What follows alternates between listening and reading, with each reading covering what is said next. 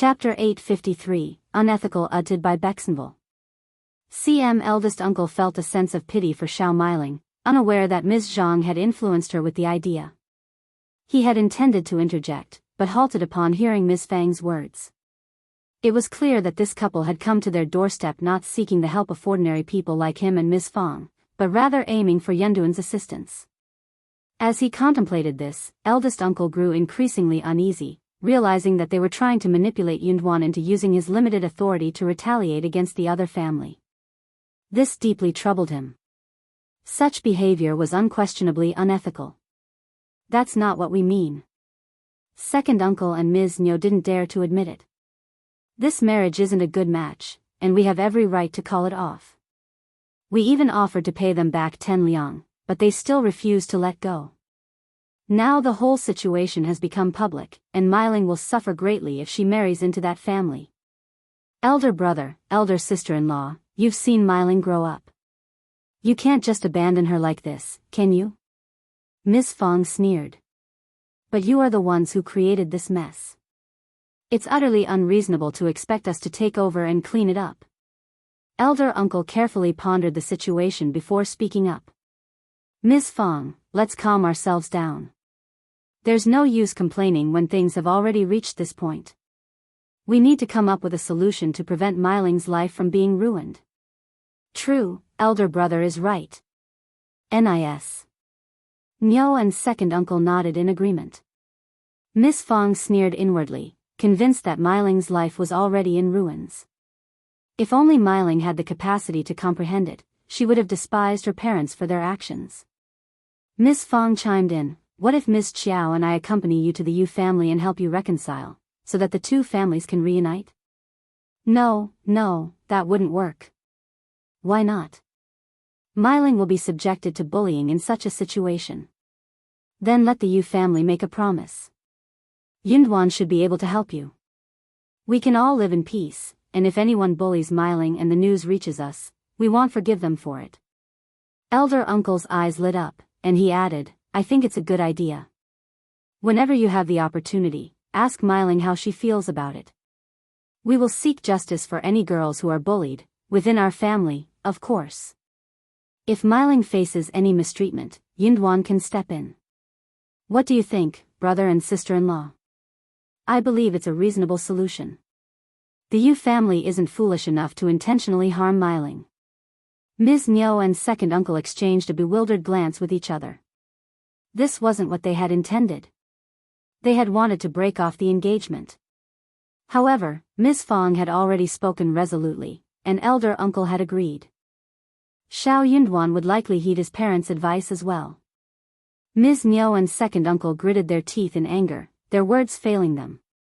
Elder brother and elder sister-in-law are so heartless. They must have deliberately orchestrated this. They don't want a bright future for Miling. This is all your fault. Why did you rush into making a decision about Miling's engagement? Damn you. Miling is no longer a child. She's old enough to have suitors. I had no idea that Yunduan would become a provincial champion or hold an official position. If I had known, one would have called off the engagement. It's all because of elder sister-in-law concealing everything from us. Chapter 854, Braver, uttered by Bexenville. CM Ms. Niu and second uncle sighed repeatedly, feeling distressed and helpless. Shao Miling, on the other hand, was seething with anger and disappointment upon hearing the outcome. She cried incessantly and threw tantrums, declaring that she would rather die than marry into the Yu family. She couldn't bear to see Shao Taotao living a better life than her. Nis. Niu and second uncle were somewhat swayed by their daughter's intense reaction. Their already negative opinion of the marriage worsened as they witnessed her emotional turmoil. But if the first section of the family refused to offer any assistance, what options did they have? The couple frowned, constantly mulling over the dire situation. Meanwhile, Ms.Zhang couldn't help but sneer inwardly, reveling in the chaos that had befallen the family, thanks to her cunning manipulation. Feeling a surge of arrogance, she concluded that her mother-in-law's family was utterly foolish, oblivious to being deceived. Encouraged by her perceived superiority, Ms. Zhang grew bolder and conceived another idea. The Yu family doesn't want to break off the engagement because they see our family as promising, hoping to gain benefits from us. But you are fifth cousin's cousin, and Taotao is his real sister. If he could marry Taotao, I believe the Yu family would gladly accept. What are you implying? Do you think I'm inferior to Taotao? Shao Miling snapped. Ms. Zhang said, absolutely not. You've misunderstood me. One believe you are far superior to Taotao. What I meant was that the Yu family would see marrying Taotao as a more advantageous arrangement for them, as they could benefit more from it. Shao Miling snorted, clearly displeased with the situation. However, she reluctantly admitted that Ms. Zhang's assessment had some truth to it. But don't mock us any further. Elder Aunt would never allow Taotao to marry into the Yu family. They aren't that kind-hearted. They would never allow Taotao to replace her as the bride. She had never even entertained the thought. A sinister smile crept across Ms. Zhang's face as she sneered, but what if that man from the Yu family forces something upon Taotao, and Taotao has no choice but to marry him? Shao Miling was taken aback, her eyes widening with curiosity. Tell me more. Ms. Zhang spoke in a mysterious tone. Yu Xiaomiao is coming here to bring us gifts, right? Let's gather the first section of the family and the third section of the family for a dinner. And when they have some drinks, Shao Miling was surprised, a newfound understanding dawning upon her. I see. Enlighten me further. That seemed like a viable solution. Since the first section of the family had refused to help them and had effectively ruined her life, Shao Miling felt no remorse towards them. She warned Ms. Zhang, never speak a word about this to anyone, ever. Shao Miling understood that it was not an honorable plan to be proud of, and it should remain a secret. Ms. Zhang agreed, knowing that discretion was crucial. Shao Miling approached Ms. Niu with a sense of satisfaction, her confidence bolstered. Ms. Niu was taken aback upon hearing Shao Miling's idea. But as she contemplated the situation, she realized something profound. It was a brilliant idea. Wasn't it too harsh on Taotao? Well, Miss Fong had been cruel to them first, and they were merely reciprocating. The first section of the family had started it, and now the second section of the family would return the favor. Since Miss Fong had believed that the Yu family was a suitable match, why not have Taotao marry into the Yu family?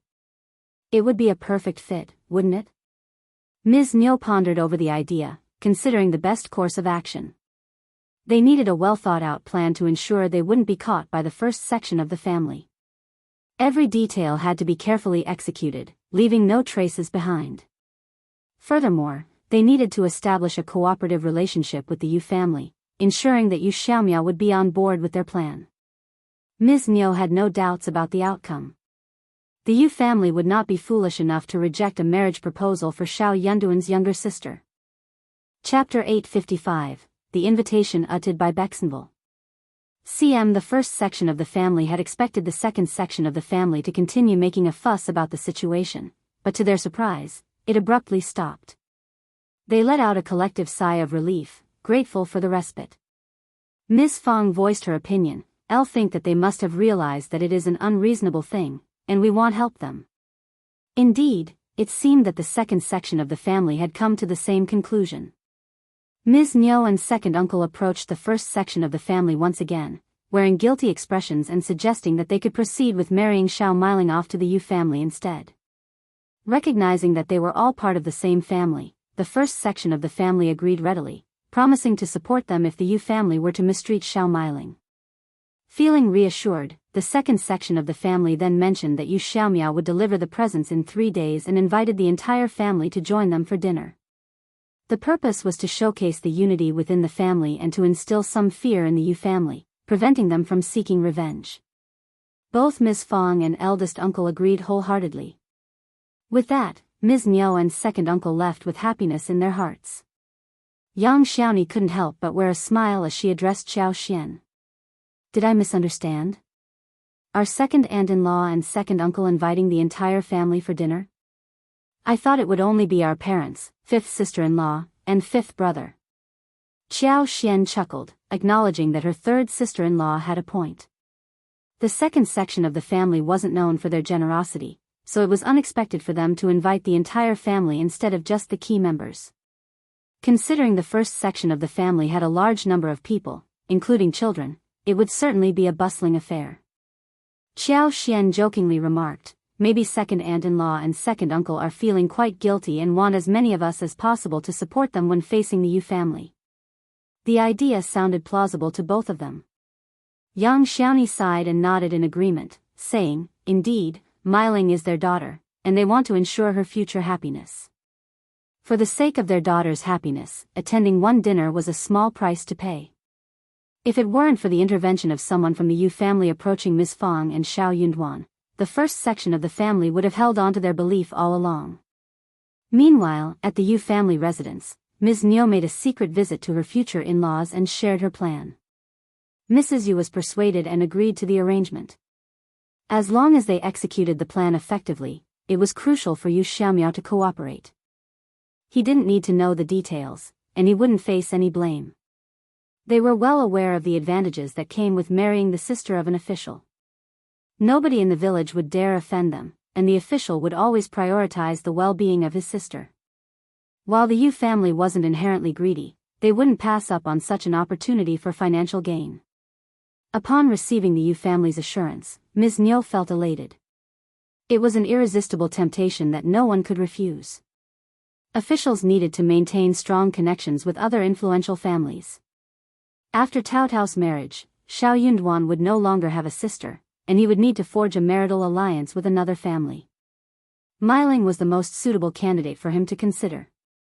Chapter 856, Disorganization uttered by Bexenville. Maybe Miling could marry into an official's family and become the wife of an official. This idea further fueled Ms. Niu's determination. She was determined to make it happen, no matter what. However, when Mrs. Yu shared the plan with her husband and Yu Xiaomiao, they exchanged a glance and immediately dismissed the idea. You even criticized Mrs. Yu for entertaining such a ridiculous notion. Ms. Niu's idea is preposterous. Why are you even considering it? Provincial champion Shao is a highly intelligent individual who can see through such schemes. Regardless of whether the plan succeeds or not, we would antagonize many people. The second section of the family is his own family, and he wouldn't target them. But we are outsiders. Have you thought about the consequences? Mrs. Yu remained unconvinced. But Shao Taotao will be our daughter-in-law, and we are family as well. The first section of the family wouldn't harm their own daughter. We're not greedy people, we just want to live a decent life, that's all. Yu Xiaomiao sneered. Mom, he is the provincial champion and possesses various means to deal with us. If they seek revenge by ruining our siblings, do you have any control over that? The Yu family could never bear such consequences. Mrs. Yes' expression changed. No, it's impossible. We will be relatives by that time, and they would never stoop so low. Of course they would. Have you not heard what happened to the Zhao family? Mrs. Yu fell silent, her face turning pale. Indeed, she was well aware of the circumstances surrounding the Zhao family. Not everyone was oblivious to the truth. Young Master Zhao had some inkling about the first section of the Shao family's daughter-in-law, and soon after, they mysteriously vanished. People began to connect the dots and realize that there must have been some connection. The downfall of the Zhao family was evident. They deserved punishment, but the extent of the retribution seemed excessive. No one dared to question the Shao family's actions. No one dared to voice their approval either. Mrs. Yu remained stubborn, speaking through gritted teeth. But Taotao will be our daughter-in-law, and if they dare lay a finger on my son and daughter, I will make sure their daughter learns a lesson. It's only fair, as one would be her mother-in-law. Yu Xiaomiao sneered even more, his anger evident in his voice. You're really willing to entertain that thought, Mom? If you retaliate against their daughter, they could take it out on me. They might even divorce us. Provincial champion Shao is on the path to becoming an official, and even if he doesn't, the Shao family has many influential members who would never allow their sister to be mistreated. Mrs. Yu opened her mouth to respond but found herself at a loss for words. It was true, in reality, she was merely playing with empty threats. She lacked the courage to actually confront anyone. Mr. Yes' glare intensified. Now you realize how wrong you were, don't you? How could you agree to such a plan? I never knew you could be like this. Mrs. Yu felt her heart shatter but found herself unable to respond. She murmured, but I already made a promise to Ms. Nyo. Father and son continued to glare at her, their disappointment evident. She gathered her courage and straightened her back. Why are you glaring at me like that? I'm doing this for Xiaomiao and for the sake of our family. Mr. Yu furrowed his brow, contemplating that once Xiaomiao got married, they should live separately. The two sons should reside in different places. They would live with their eldest son, whose wife would be in charge.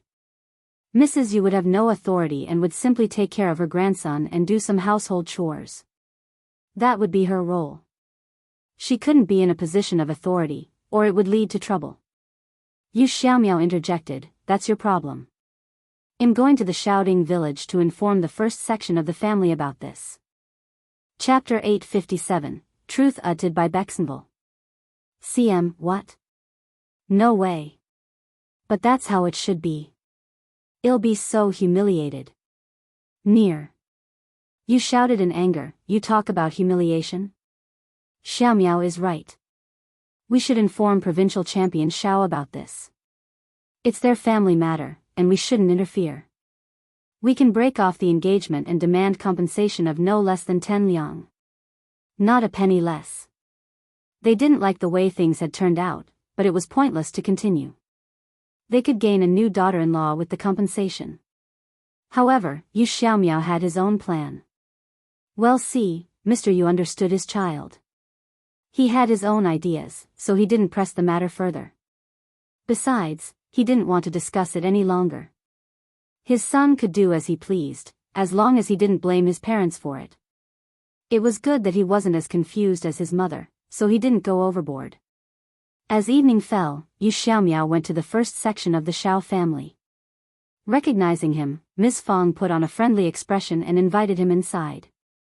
Ms. Fong felt a twinge of guilt about the humiliation caused by the second section of the family. Yu Xiaomiao mentioned that he had a few private words to speak with Provincial Champion Shao, which should remain between them. Ms. Fong was puzzled, but she still went to ask Shao Yunduan. Shao Yunduan invited Yu Xiaomiao to join him in the study, where Qiao Xian was already present. As Ms. Fong was about to leave, Yu Xiaomiao smiled at her and gestured for her to stay. It was an awkward and embarrassing situation, and Yu Xiaomiao stumbled over the story. Ms. Fang's anger flared up as she snapped, how dare she? Ah! How dare she? She intends to frame Taotao. She's insane. I'll make sure she pays for this. Qiao Xian intervened, Mom, don't get worked up. She won't succeed. She should be the one feeling angry, not us. I knew it. How could she suddenly be so generous and invite us all to dinner? She wants to carry out her plan when there are many people present. Qiao Xian began to piece it all together. It had been confusing for them as well. No wonder they say that when rules are broken, something is amiss. Yu Xiaomiao soon finished explaining the story. I apologize for my mother's confusion. My father and I didn't think it was a good idea at all. That's why we decided to inform you about this. Perhaps it's better this way. I'm sorry. Ms. Fang's gratitude towards Yu Xiaomiao grew. She said, we A_re indebted to you. If not for your revelation, we would have been framed. I apologize and thank you. That's what we should do. All right then. I should be on my way. As it was getting late, Ms. Fong and Shao Yunduan escorted Yu Xiaomiao out. Upon returning to the study, Ms. Fong was seething with anger, wishing she could confront Ms. Nyo right away. Yunduan, Qiao Xian, what do you think? Qiao Xian and Shao Yunduan exchanged glances, and after a moment, Shao Yunduan spoke up, we have only heard Yu Xiaomiao's account, and we cannot be certain of the truth. Ms. Fong was taken aback, her brows furrowing. I don't believe he is lying. It's just like something your second aunt-in-law would do. Yu Xiaomiao's story brought back so many memories for her. Qiao Xian explained with a smile, Mom, my husband means that regardless of our intentions, we shouldn't blindly trust the words of one person. We should investigate and gather more information, or we might easily fall victim to framing. Chapter 858, Waiting uttered by Bexenville. Ms. Fong comprehended the message. I'll understand. You're advising me not to act impulsively. She knew Ms. Nyo's character, but what if someone else was involved? If she blindly believed that person and acted rashly, she could have made a grave mistake. Things were different now. She may have made mistakes in the past, but what if her son was implicated this time? Qiao Xian smiled. Mom, you're so perceptive. It's just a gentle reminder. Ms. Fong sighed, a smile forming on her face. Then remind me as much as you can. I'll keep them all in mind. Shao Yunduan glanced at Qiao Xian with a tender expression. Having a wife who understood him and stood by his side brought him a happiness he couldn't find elsewhere. After a moment, Ms. Fong clenched her teeth. But I believe this is exactly what your second aunt-in-law would do. Let's catch her in the act, suggested Shao Yunduan. Confronting her now wouldn't yield any admission. We have no evidence. She would likely accuse Yu Xiaomiao of harboring resentment over the broken engagement and attempting to frame her. It would only complicate matters further. Ms. Fong felt a wave of enlightenment. That's absolutely true. Ms. Nyo's actions were indeed predictable. All right, then let's catch her in the act. Should we inform Taotao about this so she can be prepared? Shao Yunduan and Qiao Xian exchanged a glance, and Shao Yunduan nodded. Yes, we should let her know.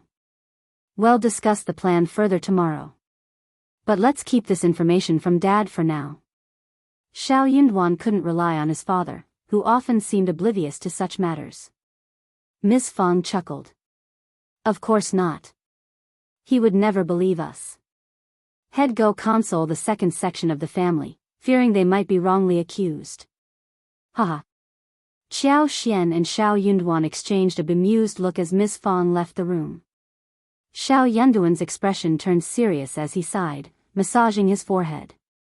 Things would have been much simpler if he hadn't decided to pursue a career as an official. He now had to consider numerous factors, and it was hard to determine if his family might become the target of some conspiracy. Thankfully, his mother possessed a clear mind. Qiao Xian sighed. Yu Xiaomiao seems like a level-headed person. Shao Meiling is fortunate to marry him, and it's surprising that the second aunt-in-law refuses to believe it. Shao Yunduan smiled. I'm not sure what makes her so confident. Qiao Xian pondered for a moment and smiled as he asked, Yu Xiaomiao is quite intriguing. I believe he still wants to marry Meiling. What do you think? Shao Yunduan nodded, a grin forming on his face. It would be ideal if he marries Shao Meiling. He seems capable of keeping her in check. As cousins from the second and first sections of the family, Shao Meiling was known for her strong-willed and outspoken nature. Once she was married, it would be challenging to rein her in. If someone were to try and manipulate her, she might even become a force to be reckoned with.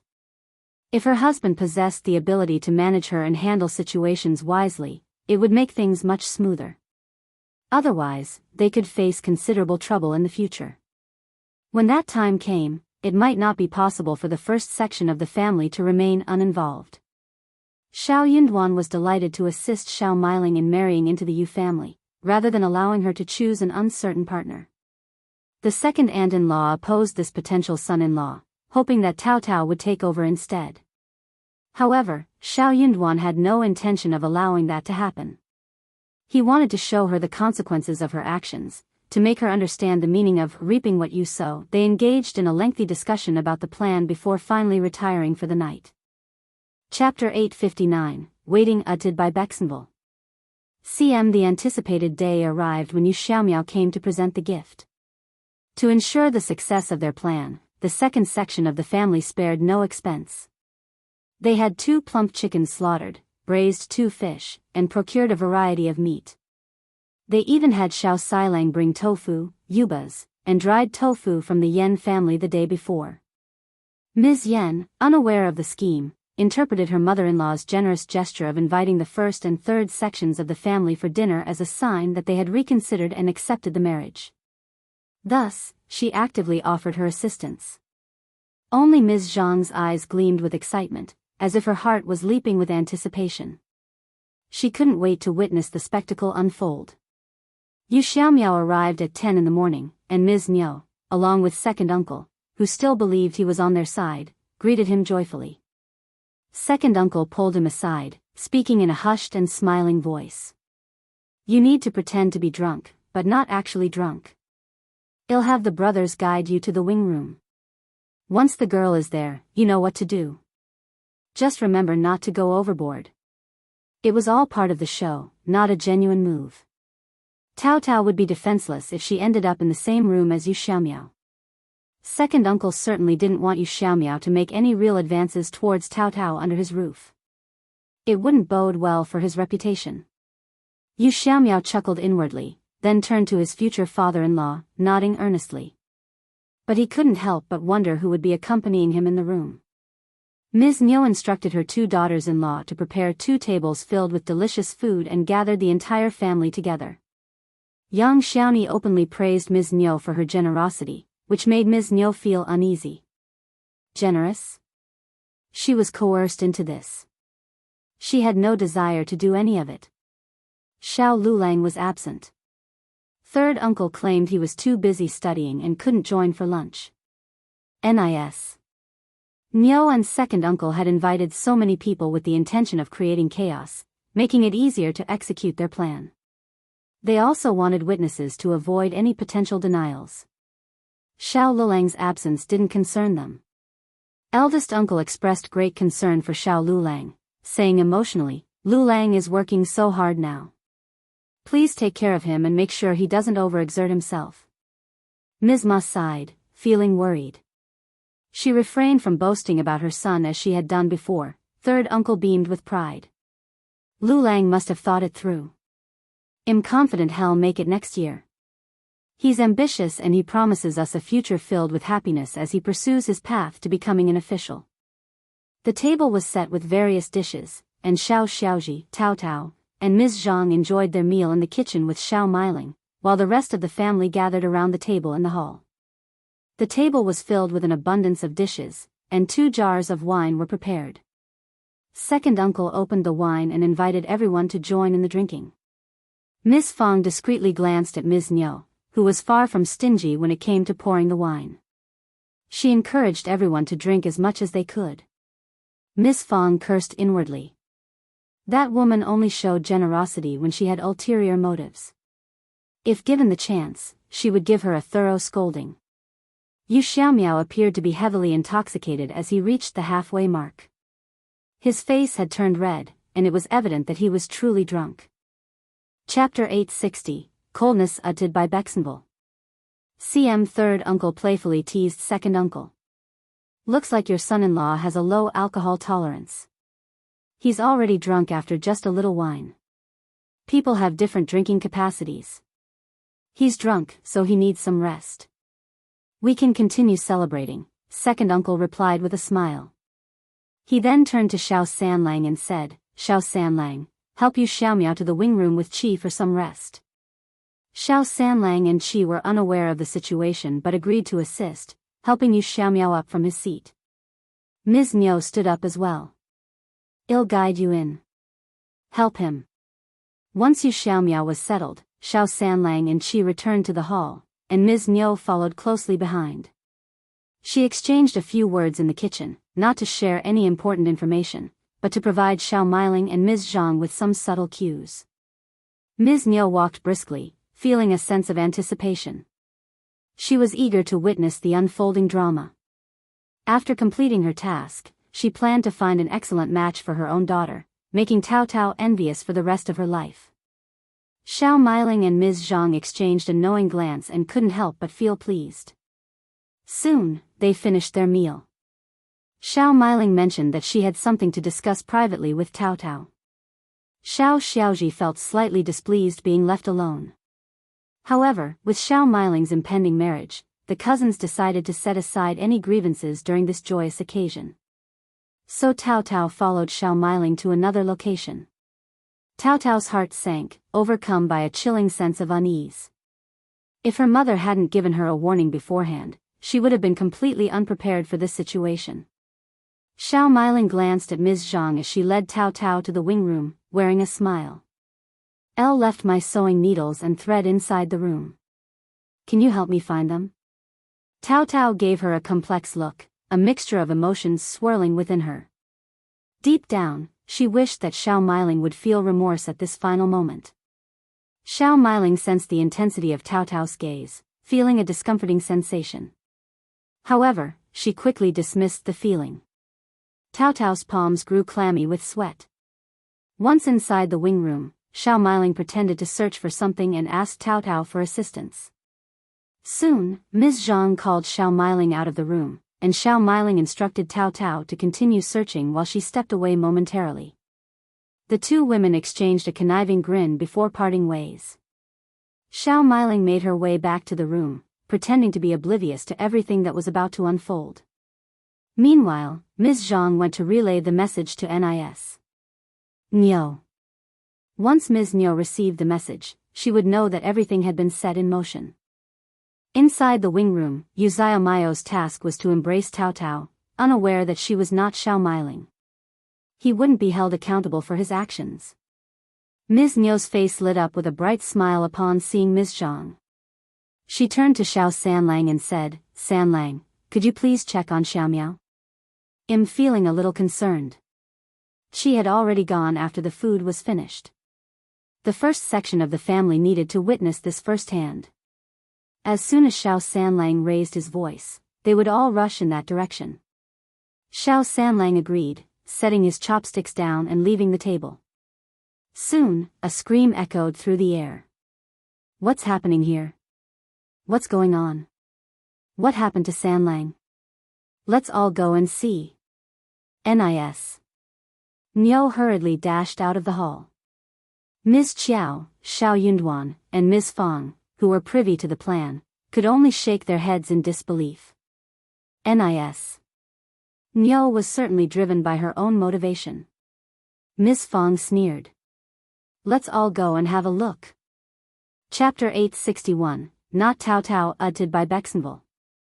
CM Ms. Nyo, filled with confidence, continued to shout before entering the room, Oh, Taotao. What are you doing here? Oh my God, what is happening? What should we do? Second uncle followed suit, what? Taotao? Why is Taotao in Ziomayo's room? Ms. Nyo exclaimed, nobody knows what's going on. Oh my God, Ms. Fang, aware of the truth, sneered at Ms. Nyo, her eyes burning with anger, wishing she could slap her across the face. Qiao Xian struggled to contain her laughter, barely holding it in. Shao Yunduan stood calmly by her side, enjoying the spectacle. Eldest uncle was on the verge of fainting. What? Taotao? He rushed forward and opened his eyes, only to be taken aback. Wait a minute. The girl sitting on the floor in the intoxicated Yuzio Mayo's arms was not Taotao at all. It was Meiling. But hearing his brother and sister-in-law's persistent calls, eldest uncle began to doubt himself. He rubbed his eyes and looked closely. He wasn't mistaken. He could unmistakably recognize his own daughter. What? Brother and sister-in-law, are you sure? This is Meiling. Ms. Fang burst into laughter and turned to Ms. Nyo, saying, honestly, second sister-in-law, instead of just shouting, open your eyes and see who is in your son-in-law's arms. It's Meiling. Why do you keep shouting Taotao? What's the meaning of this? Ms. Fang raised her eyebrows and spoke furiously, why did you involve Taotao in this? Are you trying to ruin Taotao's reputation? Ms. Nyo and second uncle were taken aback, their faces filled with shock. They looked in the direction pointed out and stood there, dumbfounded. That's Meiling. Why Meiling? What is happening? Ms. Nyo, pulling Yu Xiaomiao away, snapped at Ms. Zhang and Ms. Yan, why are you just standing there? Help her up. What is happening? It's your fault. Ms. Fang sneered and spoke fiercely, why did you think it was Taotao? Ms. Niu and second uncle were bewildered. Ms. Niu stammered, I was mistaken. How coincidental, Shao Yunduan calmly remarked. Both of you were mistaken. Second uncle forced a smile. Heard your second aunt-in-law shouting Taotao, so I thought, oh, really? So you actually believed it was Taotao? Miss Fong sneered. Second uncle was taken aback. That can't be true. Miss Fong said proudly, it seems that Myling truly loves her suitor. Otherwise, she wouldn't have come to see her fiancé in person. But why did she faint? It seems like a destined marriage. Ms. Niu felt as if she were about to collapse. She glared at Ms. Fong but couldn't do anything about it. She had to endure all the humiliation coming from Ms. Fong. Ms. Fong gave her a disdainful look, snorted with irony, and said, I'm sure you have a lot to deal with right now, so I'll leave you to it. Goodbye. Let's go, old man. Miss Fong pulled elder uncle out of the room. As they left, elder uncle was about to say something. He also sensed that something was amiss here, but he couldn't bring himself to ask what it was. Chapter 862, Problem Uttered by Bexenville. CM Miss Fong and elder uncle departed, followed by Qiao Xian and Shao Yunduan, who exchanged a knowing glance before leaving as well. Once they were gone, Ms. Niu snapped at Ms. Yen, go and join the first section of the family. Erlang and Silang, both of you, leave us. Ms. Yen was taken aback by her mother-in-law's anger but understood that it was best to comply. She nodded and left the room. Mom, Shao Erlang and Shao Silang hesitated, reluctant to leave. They were displeased with Yu Xiaomao's behavior and were curious about why Myling was present and had fainted. It all seemed highly peculiar, and they wanted answers. However, second uncle grew impatient. Just get out of here. Stop murmuring. The two brothers were startled but decided it was best to leave. They remained silent and exited the room, knowing that their parents would uncover the truth eventually. Their presence would be of little use at the moment. Once the unrelated individuals had departed, Ms. Niu and second uncle turned to Yu Xiaomiao, their faces filled with anger. What are you doing here? What happened? What did you just do? Why is Myling here? Where is Taotao?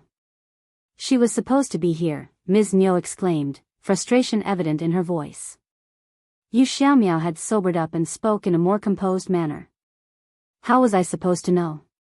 You instructed me to pretend to be drunk, and you would take care of the rest. You assured me that Taotao would be brought here so that one would be found in the same room with her, forcing her into marriage with me. But instead, it was Myling who ended up here. I'm just as confused as you are. Stop arguing. Second uncle interjected, raising his voice. You were only pretending to be drunk. Myling couldn't have arrived here on her own. That's right, you were just pretending. Ms. Niu added.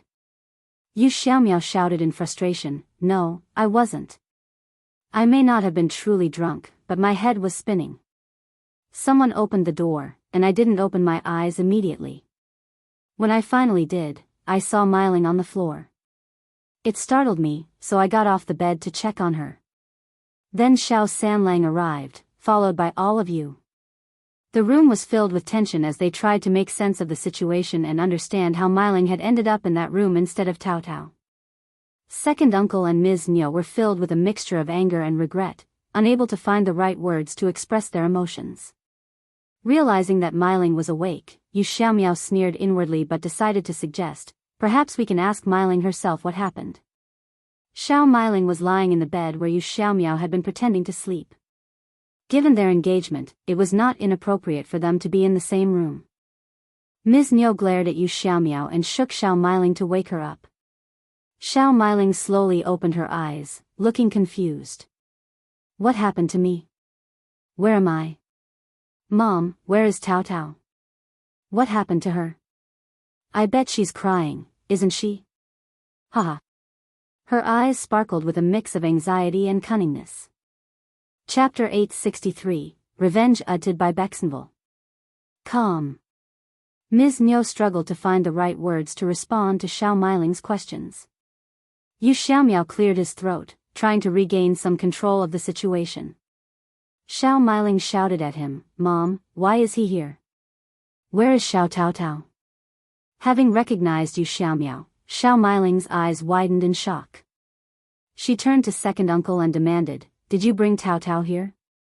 Why was I in Yu Xiaomiao's arms when you entered?" Second uncle clenched his teeth, his eyes filled with anger. "Why are you shouting? Explain why you were with Yu Xiaomiao when we arrived." "That's impossible." Shao Meiling stared at Yu Xiaomiao. "Elle did bring Taotao here, Elle." Her voice gradually trailed off, and panic set in. She tightly gripped Ms. Nyo's sleeves. "Elle intended to return to the kitchen but someone struck me on the head. Yes. I was knocked unconscious. And now I'm here. Mom, what's happening? Can you explain?" "What? You were knocked unconscious? Who could have done it?" Second uncle and Ms. Nyo exchanged panicked glances, their shock evident. The three of them engaged in a lengthy discussion, attempting to piece together the sequence of events. However, the most perplexing question remained: who had knocked out Shao Meiling and brought her to this room? It must have been someone from the first section of the family. No one else would do such a thing to us. How terrible, how dreadful. "Dad, Mom, I refuse to marry into the Yu family. I don't want to. It was supposed to be Taotao, not me." "Enough. Shut up. We can't let this go. We must confront the first section of the family and demand answers." Suddenly, the door was forcefully kicked open, and Miss Fong barged in, heading straight for Ms. Nyo. Before Ms. Nyo could react, Miss Fong grabbed her hair and pulled it violently. Miss Fong screamed as she struck Ms. Nyo. "You wicked woman. How dare you try to frame Taotao? How dare you? No wonder you suddenly changed your mind about breaking off the engagement. You wanted my Taotao to your daughter's place. You wicked witch." Miss Fong continued to scream in anger, delivering blow after blow to Ms. Nyo, who cried out in pain. Shao Meiling stood frozen, trembling in fear. She was too terrified to even cry. "Stop it, elder sister-in-law. Stop." Second uncle pleaded desperately, wanting to intervene but hesitating. He had lost much of his confidence after everything was exposed. "Elder brother, tell elder sister-in-law to stop," he urged, looking at elder uncle. Elder uncle appeared to be lost, as if his spirit had been crushed. Second uncle continued to implore him. Eldest uncle observed the scene but remained silent, struggling to find his own words. Eldest uncle realized that he couldn't order Miss Fong to stop her actions. Miss Fong didn't actually remove them from the vicinity but concealed them nearby. He felt irritated by the idea of eavesdropping, but Miss Fong insisted that he should witness the unfolding events, which left him perplexed. Then she instructed him to listen, questioning his integrity. Why would he eavesdrop on his brother and Yu Xiaomiao discussing what had transpired? But Miss Fong compelled him to hear the truth. And that was exactly what he heard. After a while, Miss Fong released her grip on Ms. Nyo, having momentarily satisfied her anger. Chapter 864, Eavesdropping uttered by Bexenville. Miss Fong pointed directly at them, her eyes filled with anger as she unleashed her curse. "From this moment on, we have nothing to do with you anymore. I'm far from finished with this. I will rally the entire clan to seek justice for what you've done. You are truly despicable, and mark my words, your actions will only worsen." Both Ms. Nyo and second uncle's faces underwent a sudden change, visibly taken aback. Ms. Nyo's face swelled up, displaying numerous blood traces and broken lips. She grimaced in pain but managed to speak through gritted teeth. "Didn't you leave? How dare you eavesdrop on our conversation?" Regret washed over Ms. Nyo and second uncle at this critical juncture. However, despite the accident, they were desperate for an explanation. That was why they had wanted to interrogate Yu Xiaomiao. Little did they expect that Miss Fong and eldest uncle would still be present. Miss Fong sneered, her voice dripping with disdain. "So what? I now have proof that will expose your secrets. Yet, there was no need for them to remain any longer. "Let's go, old man," Miss Fang exclaimed, urging eldest uncle to leave. Second uncle pleaded, his voice tinged with remorse. "Elder brother, elder sister-in-law, we deeply regret our actions. We were misguided, but it was all for the sake of our child." Miss Fang retorted, her words laced with venom.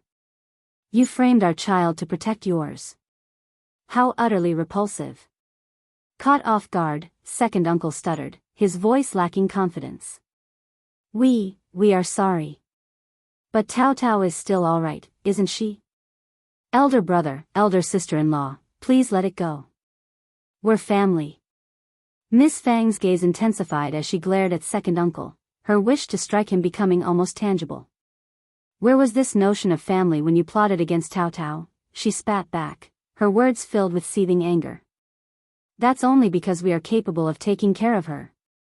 It doesn't make you good people." Ms. Niu muttered, her words filled with resentment. "You knocked out Myling, didn't you? Which one of you did it?" She questioned, her voice accusingly pointed at them. Qi, along with Ms. Su, Yang Xiaoni, and Xiao Xian, had already left after finishing their meal.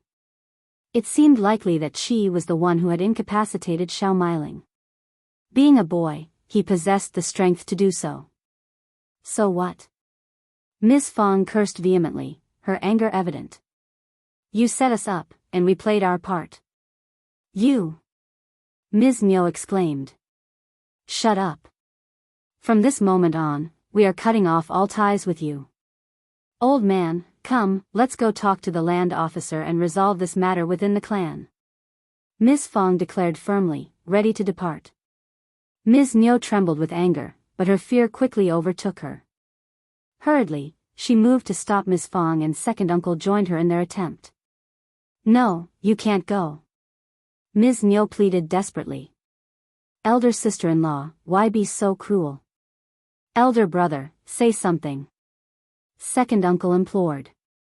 "Save your breath," Ms. Fang sneered, her voice filled with derision. "You won't be able to stop me, so give it a try. And don't even think you can confine me here. Elder brother, we're truly sorry. After all, we are family, aren't we? It would be an enormous scandal, wouldn't it? It would tarnish Taotao's reputation as well. Nis. Fang's response was swift and sharp.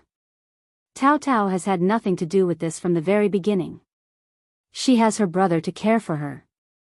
Ms. Niu and second uncle continued to implore, their pleas filled with desperation. Eldest uncle sighed heavily, feeling overwhelmed by the situation. The conversation he overheard outside had shocked, saddened, and deeply disappointed him. His own brother and sister-in-law had orchestrated a scheme against his own daughter. They had plotted to break off the engagement and replace Taotao with their own child. How could they treat Taotao this way? They didn't regard him as an elder brother at all. However, despite his inner turmoil, Taotao had remained unharmed. And now, seeing the couple beg before him like this, he found himself unable to utter any words of reproach. Chapter 865, Second Sister-in-Law's Idea Edited by Bexenville. If news of this situation were to spread, their own family would become a laughingstock, which was far from desirable. Eldest uncle turned towards Miss Fang, his voice barely audible as he suggested, "What if we persuade the two couples to admit their mistakes and make a promise? Let's just let it go. Our family's reputation will suffer as well." Ms. Niu and second uncle expressed their agreement with cheers and nods. However, Miss Fang, who had managed to calm herself after venting her anger on Ms. Niu, was once again provoked by eldest uncle's words. She shouted angrily, "No way. You foolish old man, your mind is so muddled. If it weren't for Taotao's luck, we would be the ones suffering here. Your brother and sister-in-law are nothing but trash. They were trying to ruin Taotao's life. And you old fool, agree just because of a few tears and insincere words? What do you truly think of Taotao in your heart? Is she your daughter? Let me tell you, I will never agree to this solution. And ask our sons, do you think they would agree? Taotao has done nothing wrong, and neither have we. What does a mere name matter? There's no way we will ever agree to it. Miss Fong had no intention of making peace, and she even berated eldest uncle, leaving him dumbfounded. Second uncle and Ms. Niu were equally stunned. As Miss Fong rushed out, the two of them stood frozen, not daring to stop her in any way. Shao Miling suddenly jolted awake. If this matter were to be brought before the clan, the first section of the family would undoubtedly side with their own family, causing them to lose everything. She shouted, desperation evident in her voice. It was second sister-in-law's idea, it was all her doing. It has nothing to do with my parents. Elder aunt, if you want to blame someone, blame second sister-in-law. It was her idea. Everyone was taken aback, their expressions filled with shock. Second uncle and Ms. Niu shared in the same astonishment. Miss Fong also came to a halt, turning to face Shao Miling with a cold gaze. Shao Miling recoiled, her voice trembling as she confessed, I never intended to break off the engagement, but one day, second sister-in-law approached me. In that moment, Shao Miling forgot about the promise she had made to Ms.Zhang. She didn't even recall the agreement they had reached. Being a selfish woman who harbored dislike for Ms.Zhang, Shao Miling felt no remorse for betraying her. Thus, she divulged every detail without hesitation. Everyone present. Ms. Niu nearly screamed in fury, that wretched woman. I knew it. She always wears a sinister expression and is full of wicked tricks. I want to beat her to death. Miss Fong sneered, her tone dripping with disdain. Ms. Zhang may have planted the seed, but you willingly accepted her idea, didn't you? If you hadn't even entertained the thought, Ms. Zhang's suggestion would have had no effect on you. Shao Miling covered her face, sobbing uncontrollably. I just wanted to marry someone better. Miss Fang's voice turned icy as she responded, your mother had found you a suitable match. You aren't deserving of anyone better. Let me make it clear, if you ever try to benefit from Yunduan's troubles, I will tear you apart. Shao Miling trembled in fear, not daring to utter a single word. It wouldn't be long before Ms. Zhang arrived, escorted by others. Yu Xiaomiao felt a sense of speechlessness in the midst of it all. There was no need for him to play along anymore. With a polite wave, he bid them farewell and left. Chapter 866, Ms. Zhang's Embarrassment uttered by Bexenville. CM Ms. Niu and second uncle felt a deep sense of embarrassment. They had allowed their prospective son-in-law to witness this chaotic situation, and it exposed their lack of self-esteem. They couldn't find any words to undo what had already transpired. Second uncle composed himself, mustered a few kind words, and escorted Yu Xiaomiao out. Soon, members from both the first and second sections of the family gathered in the hall. Ms. Niu directed her anger towards Ms. Zhang, using her as an outlet for her frustration. She raised her hand and delivered a harsh slap across Ms. Zhang's face, causing her to stagger and fall. You wretched woman. I never should have kept you around. How despicable you are. Tears streamed down Ms. Zhang's face as she covered her injured cheek. Shao Erlang was taken aback by the scene and rushed forward to help Ms. Zhang, but he was abruptly stopped by Ms. Niu's stern command. Stop. Don't touch her. Mom. What did she do? What are you doing? And what about you? Shao Erlang questioned, bewildered by the situation. Ms. Niu felt pain coursing through her body, both physically and emotionally. It was only because of Ms. Zhang's actions that she found herself in this situation. Ask her yourself. You wicked woman. You're a troublemaker. Shao Erlang was still grappling with confusion. Mom, perhaps there's been a misunderstanding? Miss Fong let out a disdainful snort before slowly recounting the entire story. Only Shao Yunduan, Qiao Xian, Qi, and Taotao were aware of it prior to this revelation. The rest of the family members were shocked by the revelation. They all cast scornful glances at Ms. Zhang. If the story was true, Ms. Zhang's actions were incredibly malicious. Ms. Yen felt a chill run down her spine. If Ms. Zhang were to remain in the family, she would insist on living separately, no matter what. She refused to share a roof with such a woman, for fear that she might be harmed in her sleep. Shao Erlang was taken aback, his eyes widening as if he had been struck by a heavy blow. Turning pale, he staggered backward a few steps. No, Erlang, no. You have to believe me. I never said those things. I never instigated Miling. She's lying. Ms.Zhang cursed inwardly at Shao Miling, Ms. Niu, and second uncle. They were all utterly useless. They had failed at such a simple task.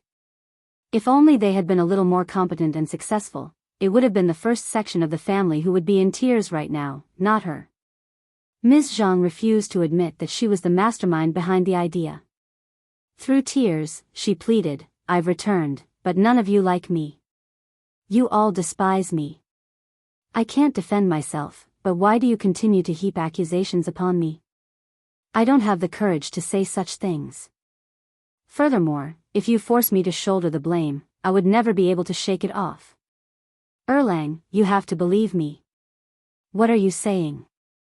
You taught me everything. Shao Miling was consumed with rage, lunging towards Ms. Zhang, attempting to strike her. Shao Erlang intervened, stopping Shao Miling. Miling, calm down. No violence. Second brother. Shao Miling angrily pushed his hand away, snapping back. She did it. She taught me everything. If it weren't for her, I would never have conceived of such an idea. But she refuses to confess. And now she's making me take the blame. Step aside, I'm going to kill her. Ms. Zhang sobbed, her voice filled with sorrow. Shao Erlang found himself caught in the middle, his expression filled with bitterness. Yet, he still positioned himself between Shao Miling and his wife. Miling, the second sister-in-law, did make a mistake in the past, but you can't solely hold her accountable. You need evidence. Chapter 867, A Potential Harm Uttered by Bexenville. I am so furious.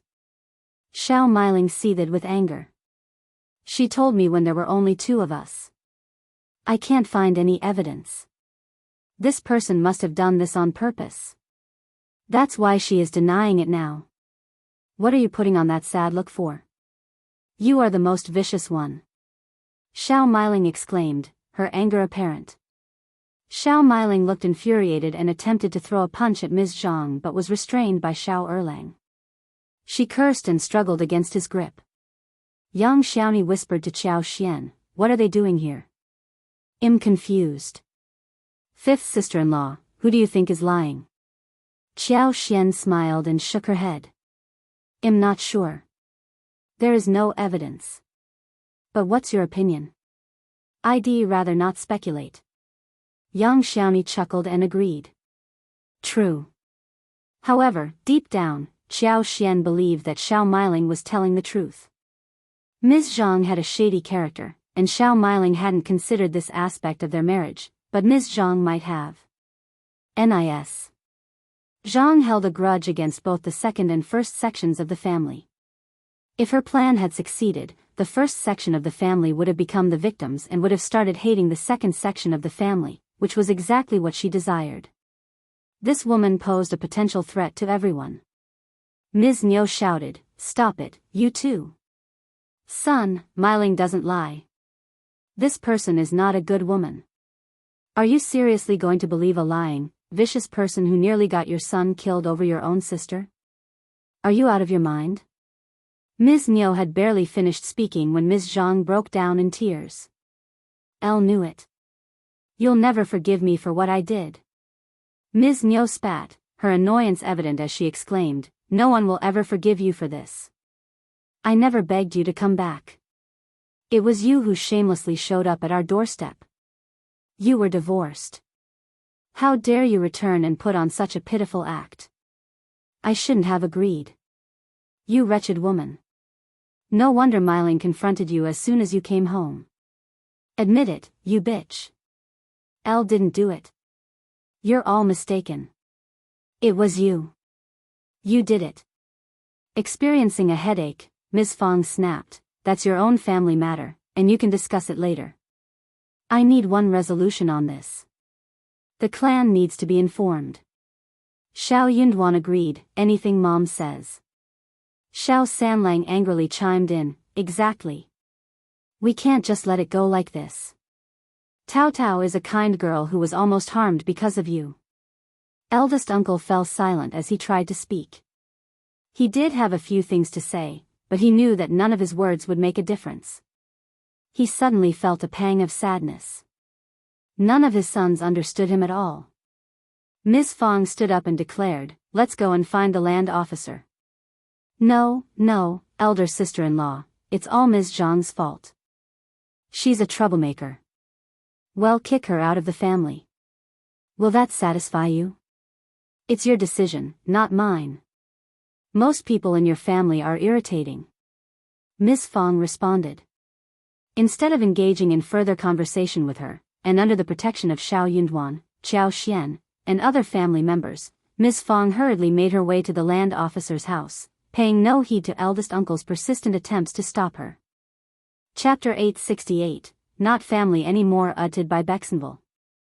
Ms. Fong was adamant about obtaining a satisfactory resolution. Ms. Niu and second uncle were shocked and couldn't let the first section of the family handle the situation alone. They brought along Shao Miling and had Nis. Zhang escorted while they ascended together with Shao Erlang. When the land officer and the elderly men from the clan gathered and heard the story, they were all taken aback and began lecturing the second section of the family. Naturally, they defended the first section of the family more, as their actions had been quite vicious and self-centered, impossible to ignore.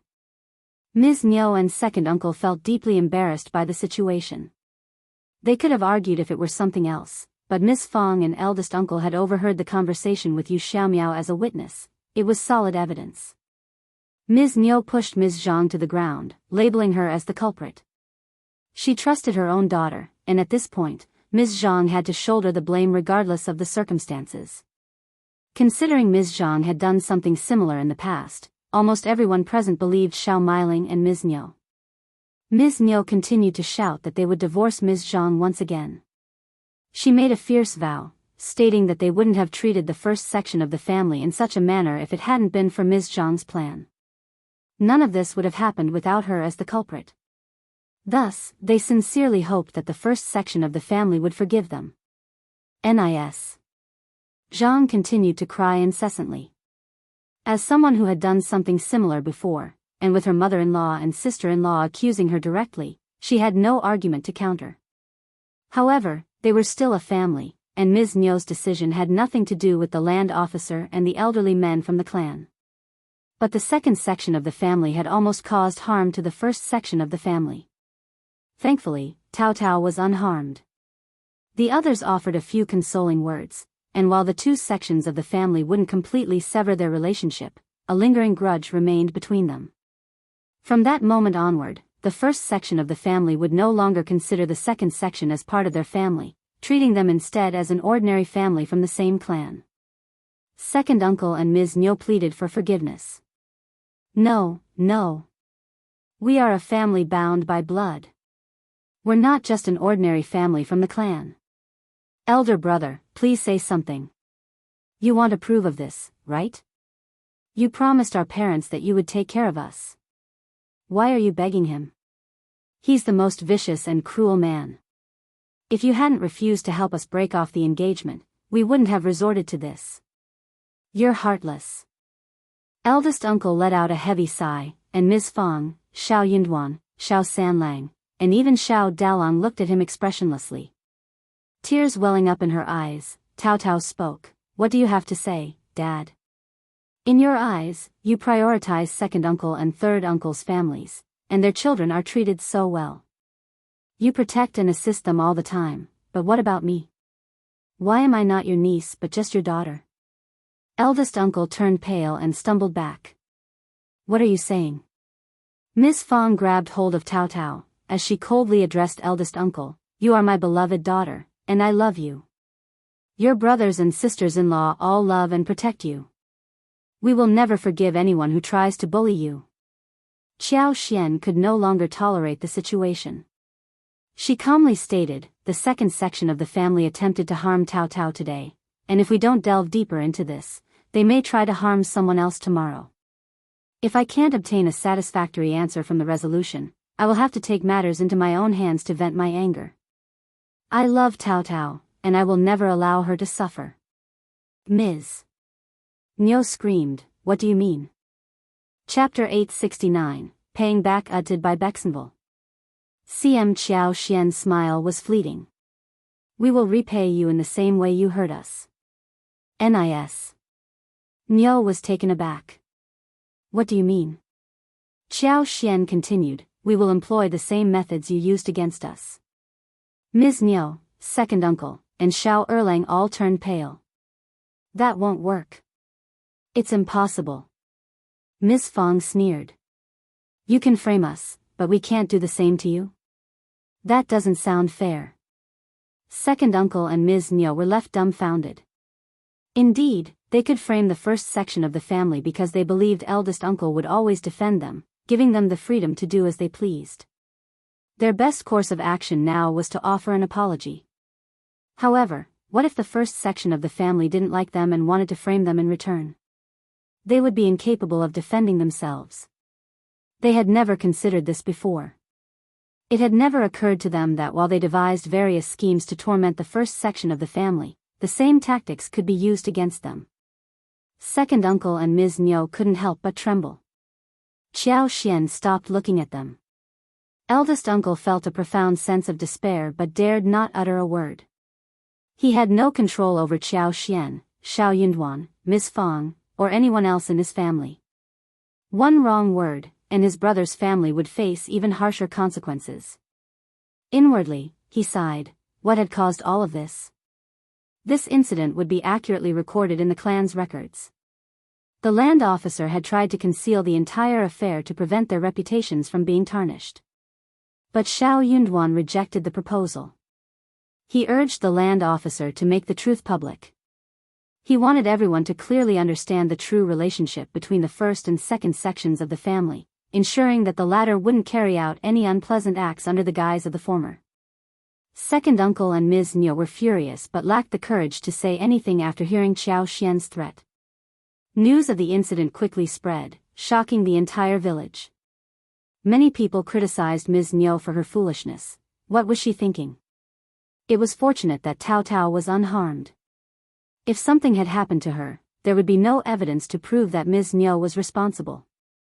However, the first section of the family would never forgive them either. To make matters even more absurd, they even attempted to find a better suitor for Shao Miling through Shao Yunduan. It was utterly ridiculous. Upon returning home, Ms. Niu was consumed by anger. She slapped and kicked Ms.Zhang, shouting at Shao Erlang and demanding that he divorce her once again. Ms.Zhang crumpled to the ground, sobbing uncontrollably with her head lowered. Shao Erlang found himself torn. He knelt down and pleaded with his mother to forgive Ms.Zhang. There was no proof implicating her, and her tears genuinely made him feel sorry for her.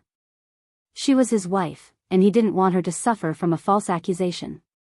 He wouldn't agree to divorce his wife based solely on the words of others. Ms. Niu was filled with frustration, her heart aching. She cursed Shao Erlang for being ungrateful and cruel. However, Ms. Zhang chose to stay despite everything that had transpired. Ms. Niu and second uncle became increasingly concerned about Shao Miling's marriage. Since Shao Miling and Yu Xiaomiao had been alone in a room together, they were compelled to get married. Now, they were apprehensive that the Yu family might cancel the engagement. After discussing the situation, the couple gathered their courage and sought support from the first section of the family. They approached Shao Yunduan, hoping he could assist and stand up for Shao Miling.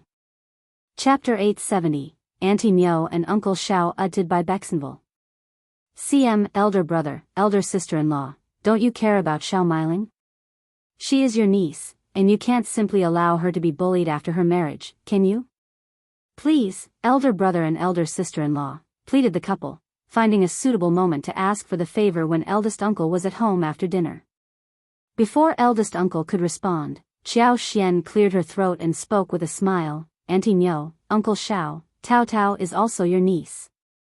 But 1am not sure if you would ever allow her to be bullied, considering what you've done. Yang Xiaoni and Ms. Su struggled to hold back their laughter. Ms. Fang snapped and glared at the couple, saying, Shao Miling is not innocent. Don't lie to me. I heard her laughing at Taotao when she thought her plan had succeeded. How dare you ask Yunduan to support her? Get lost. However, Ms. Nyuan's second uncle seemed oblivious to Ms. Fang's words.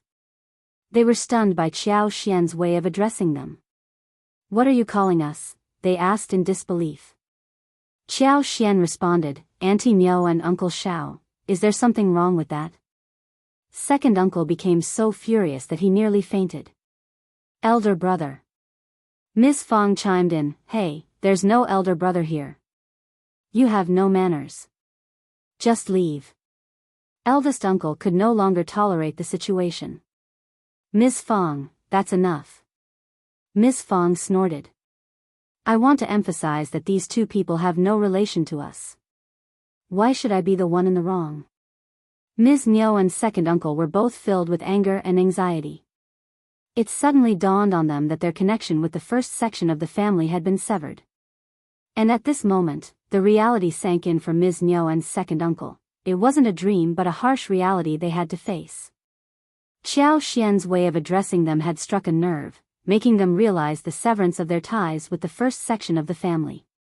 Shao Yunduan intervened, reminding eldest uncle that the land officer and the clan had already made the announcement, leaving no room for argument. Eldest uncle pleaded, can't you help your fellow clan members? Shao Yunduan replied firmly, but I don't want to. Eldest uncle. Ms. Fang sneered, did you hear that? My son loves his sister, and you're trying to force him? If you want to back them up, go ahead. But I will expose the true relationship between Ms. Nyo and Shao Delu with us. So, you'll be standing alone, not on our behalf. Eldest uncle muttered, you. Ms. Fang interrupted, feel free to try. Nis. Nyo and second uncle were still in a daze as they were driven out of the Shao family's gate. As they looked at the towering house and the closed gate, they felt an emptiness in their hearts. Something was missing, something that could never be regained. They could sense each other's anxiety and worries. The realization hit them hard, there was no one to clean up their mess for them. The first section of the family, they've truly severed ties. Ms. Nyo seethed with anger and placed the blame on Ms.Zhang. It's all because of that troublemaker, Ms.Zhang. With a heavy heart, the couple reached out to Yu Xiaomiao, unsure of how the Yu family would react. To their surprise, the Yu family acted as if nothing had occurred and agreed to proceed with the marriage. They came to an agreement on the wedding date, which would be the 6th day of March the following year. The couple breathed a sigh of relief. Without the support of the first section of the family, they couldn't afford to say anything negative about the Yu family. Furthermore, Mrs. Yu had expressed regret over the initially rejected engagement, but Mr. Yu and Yu Xiaomiao decided to uphold the marriage arrangement. They were still blood-related, which would always be beneficial for them. Chapter 871, Buying Happiness uttered by Bexenville. CM Shao Miling seemed to be better off compared to the other girls, so why would they reject the marriage proposal?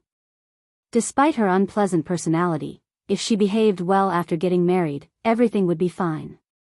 If she dared to act out, she would be dealt with accordingly. Ms. Yen wasn't pleased with Ms. Zhang's presence. She believed Shao Miling's claim that if her sister-in-law truly wanted to break off the engagement, she would have done so before Ms. Zhang returned. Clearly, something had transpired between them. To avoid Ms. Zhang, Ms. Yen decided to live separately from the rest of the family after the New Year and the Lantern Festival. Although the relationship between the two families had undergone a significant change, Ms. Yen continued to visit the first section of the family daily, and they treated her with equal respect. Qiao Xian and Ms. Fang suspected that Ms. Zhang was responsible for the situation. It was not surprising that she harbored resentment and might try to manipulate the first section of the family. Qiao Xian even cautioned Ms. Yen to be vigilant and avoid being framed by Ms. Zhang, as she appeared to be quite unstable. Ms. Yen was grateful for Qiao Xian's warning and sighed with a bitter smile, contemplating the possibility of living separately. Qiao Xian glanced at her with surprise and couldn't help but admire her resilience. Ms. Yen shook her head and chuckled. It could be very difficult. You know what your in-laws are like. They suspect Ms.Zhang, and they won't agree with your proposal. Initially, Ms. Yen had been filled with anger and tried to convince herself that it was necessary. However, at this point, she was no longer so sure. She understood how challenging it was to deal with her in-laws. If they disapproved of the proposal, there would be little she could do about it. Fifth sister-in-law, do you have any other suggestions? Please, help me, she pleaded. Qiao Xian pondered for a moment and replied, don't handle it yourself. Ask your parents to intervene, using both firmness and persuasion. Perhaps offering them some benefits could increase the chances of success. Ms. Niu and second uncle were afraid of confrontational individuals but were inclined to take advantage of the more accommodating ones. If the Yen family exerted pressure and provided some incentives, Ms. Niu and second uncle might agree to the arrangement, especially considering that Shao Xilang was their son and could support them despite the separation. However, the outcome would depend on what Ms. Yen was willing to offer in return. Nis. Yen thought for a while and quickly made a firm decision without any hesitation. She expressed her gratitude to Qiao Xian with a smile. Offering 10 or 20 liang, along with generous ongoing support fees, would be worthwhile. It was a price she was willing to pay for some peace. She had a substantial amount of money now, although she wasn't particularly eager to part with such a large sum. However, it wouldn't hurt her too much financially. With a weight lifted off her mind, Ms. Yen returned home feeling content. However, she was met with a dark stare from Ms. Zhang once again. A chill ran down Ms. Yan's spine. She quickly glanced at Ms. Zhang and instinctively moved away, trying to avoid her. Nis. Zhang sneered, causing Ms. Yen to feel even more unsettled. Her heart raced, and she almost lost her balance. This woman was truly deranged. She was terrifying. Driven by Ms. Niu, Ms. Zhang had reached the brink of mental instability. After Shao Miling's marriage was finally settled, Ms. Niu had no other matters to attend to. Thus, she turned her attention towards Ms. Zhang. Her gaze was filled with malice, making her intentions clear. Chapter 872, Ms. Zhang's Blame uttered by Bexenville. CM Translator, Henyi Translations Nis. Niu firmly believed that Ms. Zhang was responsible for all the troubles their family had endured, and she had no intention of giving her an easy time considering their past conflicts. Ms. Zhang was constantly tormented by Ms. Niu, and this constant torment had further deteriorated her original personality, making her even more sinister. She harbored a deep hatred for them, especially Ms. Niu. However, she didn't dare retaliate against Ms. Niu, as she was her mother-in-law and a senior figure in the family. She knew that if she did anything to Ms. Niu, her own suffering would only worsen, especially since she was already in a difficult situation without provoking Ms. Niu. A mother-in-law needed no excuse to berate her daughter-in-law. In this house, excuses were unnecessary. Frustrated and irritated, Ms. Zhang started to vent her anger on Ms. Yen. As they were walking together with their sons, Ms. Zhang suddenly pushed her own son, causing him to fall to the ground and burst into tears. Ms. Zhang screamed, "Fourth sister-in-law, how could you harm and push Xianwen like that? You're so vicious. I know you hate me, but you can't blame this on Xianwen. He's innocent." Ms. Yen was taken aback by Ms. Zhang's sudden outburst and her deteriorating mental state. Anger coursed through her, causing her to tremble. "Second sister-in-law, show me your evidence. I didn't lay a hand on Xianwen." "Of course, you did. You're too afraid to admit it. If you hate me, blame it on me, not on a child." "Oh, my life is so bitter, my poor little boy." "You're insane. You're lying. You're just too cowardly to admit it. What's all this shouting about?" Ms. Niu emerged from the house, her impatience evident in her tone as she interrupted the argument. "Ms. Zhang, what do you think you're doing? If you can't stay here quietly, then pack your bags and go back to your village." Ms. Zhang, with tears streaming down her face, held a deep grudge as she replied, it was the fourth sister-in-law who hit and pushed Xianwen. "You're not blaming her, you're blaming me. Elle didn't do any of that," Ms. Yen exclaimed, denying the accusation. Shao Xianwen continued crying inconsolably. "Oh, my poor little grandson." Ms. Niu felt sorry for Shao Xianwen. She gently lifted him up, comforting him, and then instructed Shao Miling to take the child back inside. Nis. Zhang sneered and cast a proud glance at Ms. Yen. However, in the next moment, two loud slaps echoed through the air as Ms. Niu struck Ms. Zhang across the face. Pointing at her, Ms. Niu cursed, "You are forbidden from going near Xianwen. Are you trying to harm him again? You vicious woman." Clutching her stinging cheeks, Ms. Zhang burst into tears. Elle didn't do it. It was the fourth sister-in-law. "Shut up. I don't believe a word you say. Ms. Yen has no reason to do such things, and you kidnapped your own child. You're capable of anything." Elle didn't, it was the fourth sister-in-law. Ah. Ms. Zhang received another slap across the face. "Just keep your mouth shut, you vile woman. You disgust me. If it weren't for troublemakers like you, our family wouldn't be in this mess. It's all your fault. You've already ruined Miling's marriage, and now you're targeting Ms. Yen. You never give up, do you?" Ms. Zhang cried even harder. This only served to further infuriate Ms. Niu. She snapped, "You bringer of misfortune. Be silent now. Kneel down right here and reflect on your actions." Chapter 873, Giving Up Pretending Yudat by Zenvel. Ms. Zhang cried uncontrollably, collapsing onto the ground, her body trembling with anguish. Why? Why her mother-in-law had already made up her mind to support Ms. Yen without even considering her side of the story. She didn't believe a word Ms. Zhang said and continued to humiliate and torment her. Ms. Zhang felt herself spiraling into madness. Ms. Yen, who had been angry about the false accusations, unexpectedly felt a tinge of compassion towards Ms. Zhang. She could see that Ms. Zhang was truly suffering in this terrible situation. Nis. Zhang had never imagined that her mother-in-law would completely lose trust in her. It was fortunate in a way, as she no longer had to struggle to defend herself. After cursing Ms. Zhang, Ms. Niu sneered and turned to Ms. Yen, speaking in a gentle tone, "It's getting cold outside. Let's go inside." Ms. Yen was taken aback but nodded in agreement. Ms. Zhang's heart ached as she witnessed this interaction.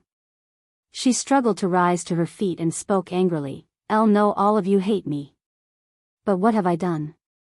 If it weren't for your coldness and hostility, I could have lived a peaceful life and cherished my own children." Ms. Niu turned back, her eyes filled with fury, and ordered Ms. Zhang to kneel down. "Your time is not up yet," she spat. Any remaining compassion Ms. Yen had for Ms. Zhang vanished as she replied, "Second sister-in-law, no one owes you anything. You asked for money, but did you ever plan to repay it? You know very well that people are not obliged to fulfill your every request." Ms. Niu sneered in response. "Repaying money? Her worthless brother has nothing to repay." Nis.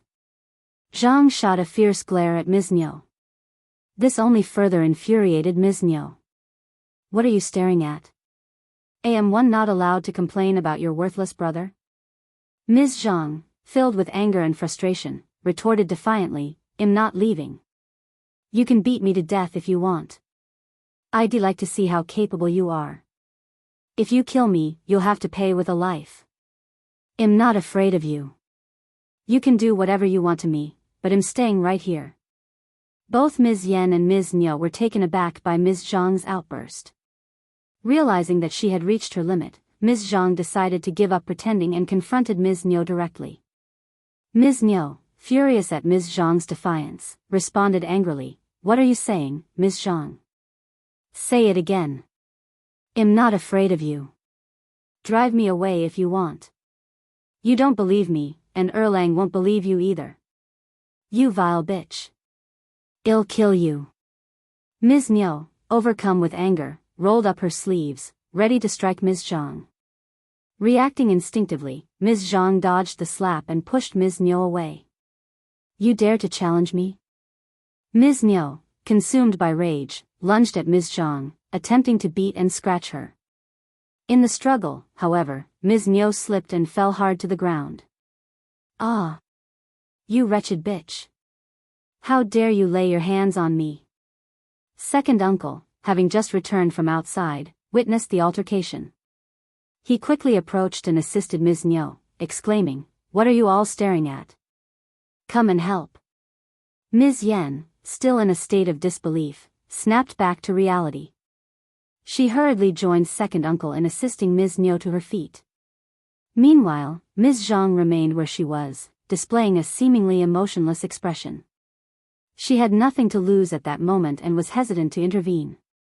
Chapter 874, Embarrassed Yudat by Senvel. CM, divorce her immediately.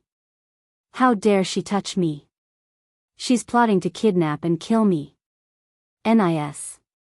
Zhang, her lips bitten, responded weakly, I didn't push her, enough, I saw everything. Second uncle sneered. Ms. Zhang, you truly have a wicked heart. Abandoning her pretenses, Ms. Zhang turned around and walked away. Ms. Niu and second uncle seethed with anger, feeling a deep sense of outrage. She just walks away like this? How dare she? Our son is foolish to show any kindness to this vile woman. When Shao Erlang returned in the evening, Ms. Niu and second uncle pressured him to divorce his wife. Ms. Niu pounded on her chest, as if deeply wounded in her heart. Ms. Zhang, no longer pretending, cried uncontrollably, hoping to convince Shao Erlang of her innocence. That was all she wanted. She had given up pretending. But Shao Erlang, still enamored with her, hesitated to believe his parents' accusations without proof. His affection for her remained. Ms. Niu had never felt this level of fury before, especially when it was caused by someone as vile as Ms. Zhang. Overwhelmed by anger, she collapsed, leaving second uncle and Ms. Yan in shock. Furious, second uncle pushed Shao Erlang away, his voice filled with anger. You trust this woman over your own parents? Do you want her to harm your mother so you'll believe us? You're a terrible son. Shao Erlang was taken aback by his mother's collapse and felt overwhelmed with guilt. He cried uncontrollably, kneeling on the ground as he pleaded, I didn't mean to. I didn't mean to. I just need. I need proof. What proof do you need? Do you think your mother and I orchestrated this? You know very well what your mother is like. She may be nagging and stingy, but she would never falsely accuse someone of such things. Shao Erlang turned pale, burdened by guilt.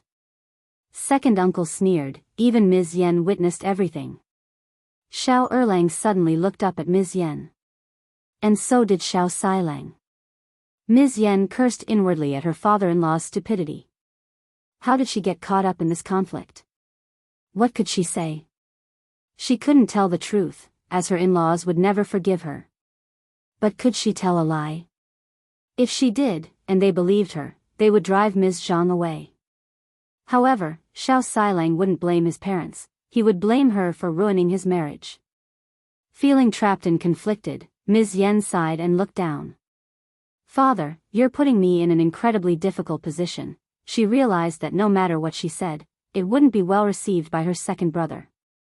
Ms. Zhang screamed, fourth sister-in-law, why do you hate me and spread these rumors? Ms. Yan responded coldly, what did I say? I never touched Xianwen. You accused me of pushing him when you and I crossed paths. What more can I say? I can't simply claim that you're using your own son to frame me, can I? But because of Dad's words, I had no choice but to speak up. Yet, no matter what I say, you refuse to admit the truth. Chapter 875, Divorce Again Yudat by Senvel. CM Ms. Niu regained consciousness and glared at Ms. Zhang, her anger intensifying. Divorce her, now. Shao Erlang couldn't hold back his tears. His father was right. Although his mother was unreliable in many ways, she would never plot something like this. And his fourth sister-in-law didn't appear to be a liar either. Shao Erlang began to understand the truth unfolding before him. When his mother had fainted in anger, he had already sensed the reality of the situation. If his mother had orchestrated all of this, she wouldn't have collapsed like that. He just didn't want to believe it. But the truth could not be avoided. It would eventually reveal itself. Ms. Zhang, overwhelmed with despair, cried inconsolably. She realized that she was doomed. Her husband had lost faith in her and no longer wanted to defend her. What had gone wrong with her life? Suddenly, an angry resentment brewed within Ms. Zhang.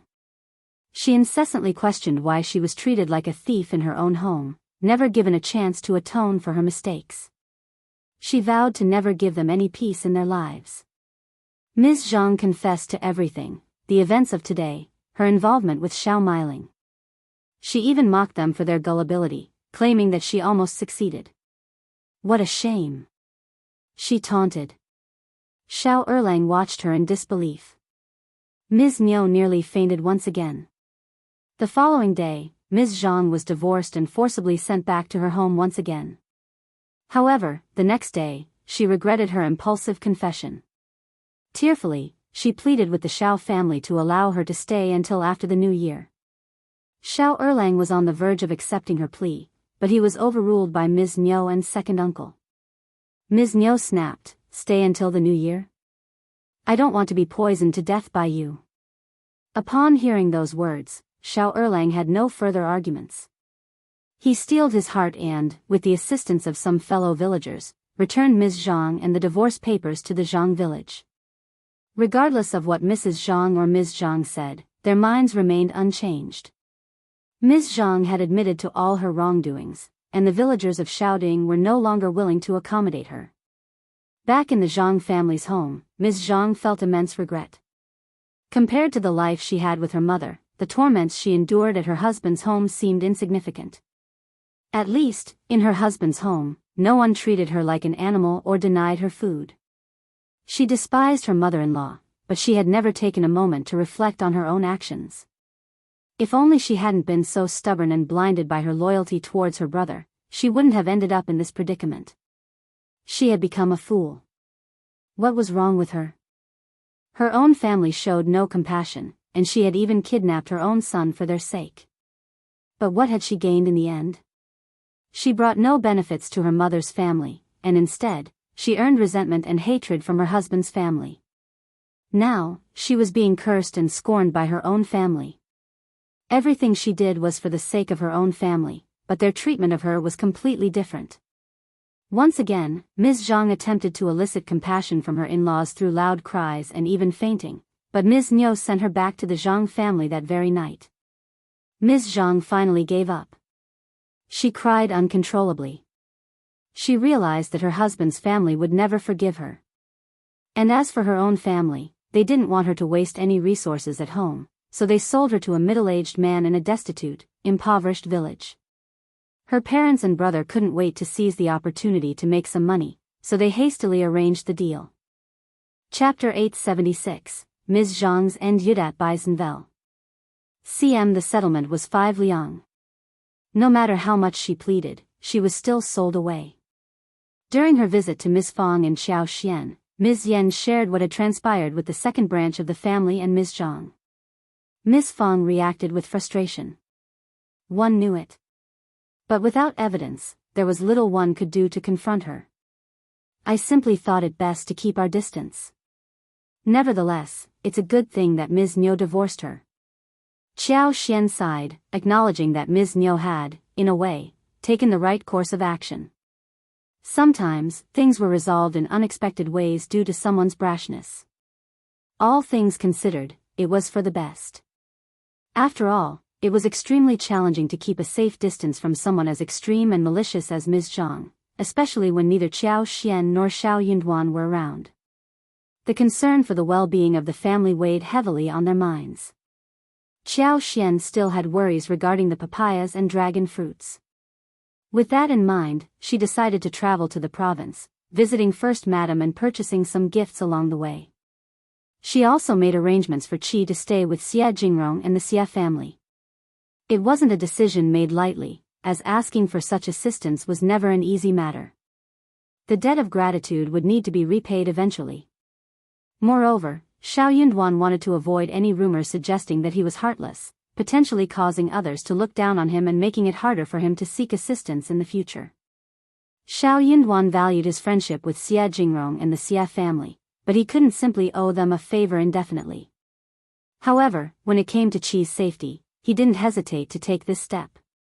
He informed the family of his decision, and together, they embarked on the journey to the province with Qi, Taotao, and Qiao Xian.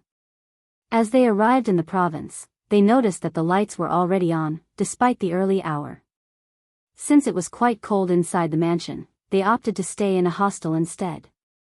The following day, they paid a visit to First Madam, who was overjoyed to see them. She invited them to stay with the family and instructed her men to retrieve their luggage from the hostel. Qiao Xian and Shao Yunduan expressed their gratitude happily. Living there without Ms. Mi and Yuezheng Ting, Qiao Xian felt a sense of relief. Yuezheng Shao's brother, Yuezheng Hong, was also present, and he hosted a family banquet to welcome the couple and their family. It was a delightful occasion. Yuezheng Shao accompanied them outside of town to inspect the fruits. Although the fruits didn't grow during winter, they were still alive and not withered. They showed signs of vitality. Yuezheng Shao smiled with emotion. Honestly, I was worried about these seeds. I came to check on them a few days ago when the weather changed, and they seemed to be doing well. I never expected that the fruits from the south could thrive so beautifully here. Qiao Xian had already used her superpower to test the fruits. They were all in good condition, with healthy roots underground. This brought her a sense of relief. She smiled and said, "It's not yet the coldest day, so I'll have to wait and see if they can sprout next spring when the weather warms up."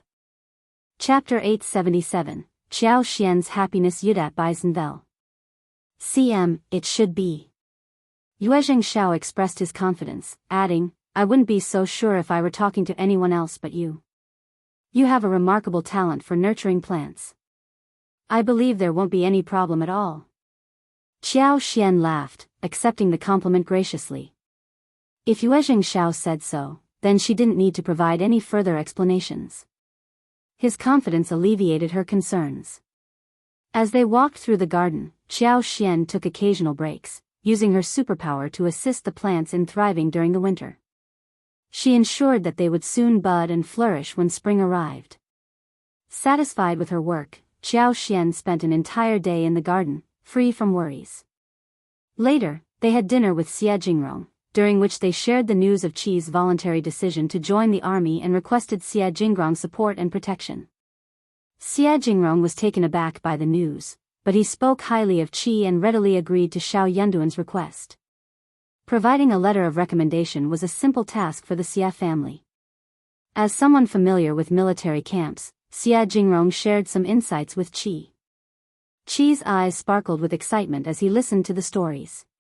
He nodded eagerly and asked curious questions. Even Shao Yunduan and Qiao Xian gained a better understanding, which alleviated their worries to some extent.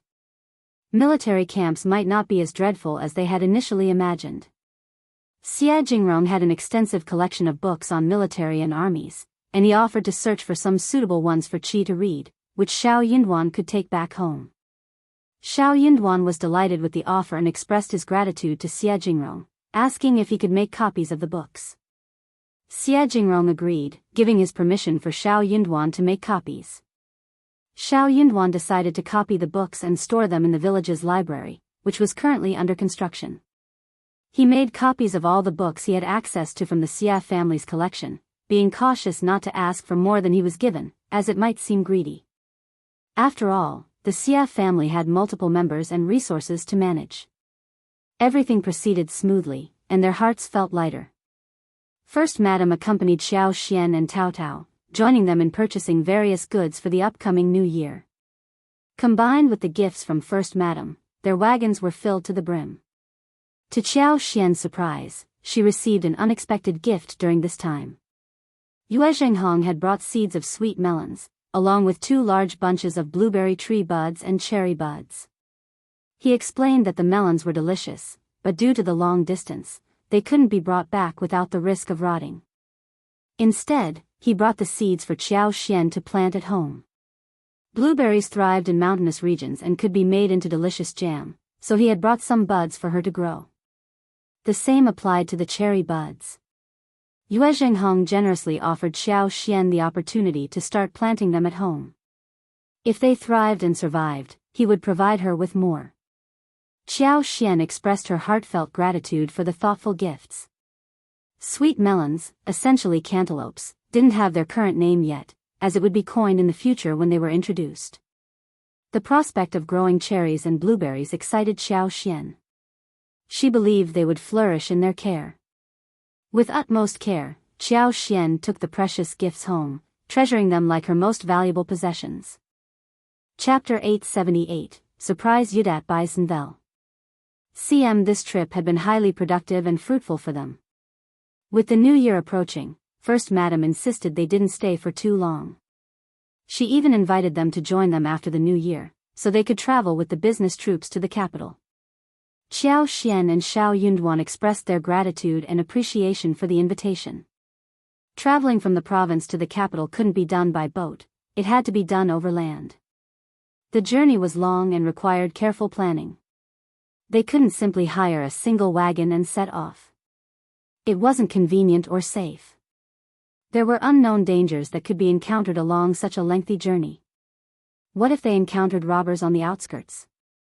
It would spell doom for them. Typically, a group of friends would gather together and travel to the capital collectively for the examination. It provided a sense of security and reliability. Another option was to find a business troupe heading to the capital. By offering them gifts and presents, they could gain permission to join the troupe and travel together. Usually, the business troops would approve of such requests, as the recommended individuals traveling to the capital had the potential to become successful officials. This created a sense of indebtedness toward the troupe. However, most business troops didn't travel such long distances. They needed to make stops along the way to sell their goods, sometimes spending days in bustling cities. Unfortunately, recommended men heading to the capital couldn't afford such delays. Not everyone was fortunate enough to find a suitable business troupe for their journey. However, First Madam had made arrangements for them in the province. By the time Shao Yunduan and Xiao Xian returned home, it was already the 20th of December. They arrived just in time for the preparations for the upcoming new year. They had purchased a wide variety of exquisite and delicious snacks, including candies, candied fruits, and roasted seeds and nuts. The assortment included delicacies such as lotus cakes, mung bean cakes, cloud cakes, poria cakes, shortbread, small twists, dragon beard cakes, sweet-scented osmanthus sugar, peanut sesame candies, pine nuts, small walnuts, melon seeds, almonds, and more. Shao Sanlang and his wife were overjoyed to see these treats. Each person also received 6 new sets of clothes, including shoes and socks, as well as women's rouge, gouache, various silk flowers, children's spinning tops, clay figurines, cloth tigers, tumblers, wooden knives, swords, pony puppies, and various toys. Additionally, there were dried seafood and other household items. Qiao Xian even purchased ornaments worth 200 to 300 liang for each girl in the family, including Shao Qing. Shao Zhenyan and his younger brother received a pair of golden bracelets and a golden key with jade. The first section of the family was ecstatic upon receiving these gifts.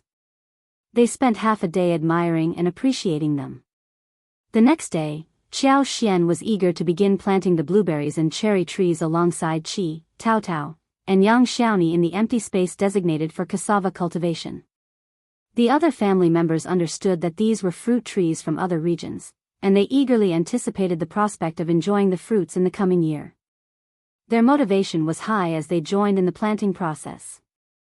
As they set to work, some passing villagers sneered, commenting that it wasn't the appropriate time for tree planting.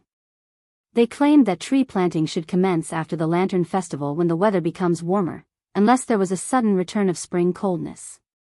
Qiao Xian responded with a smile, countering their skepticism. Elle received these trees from a friend in the province.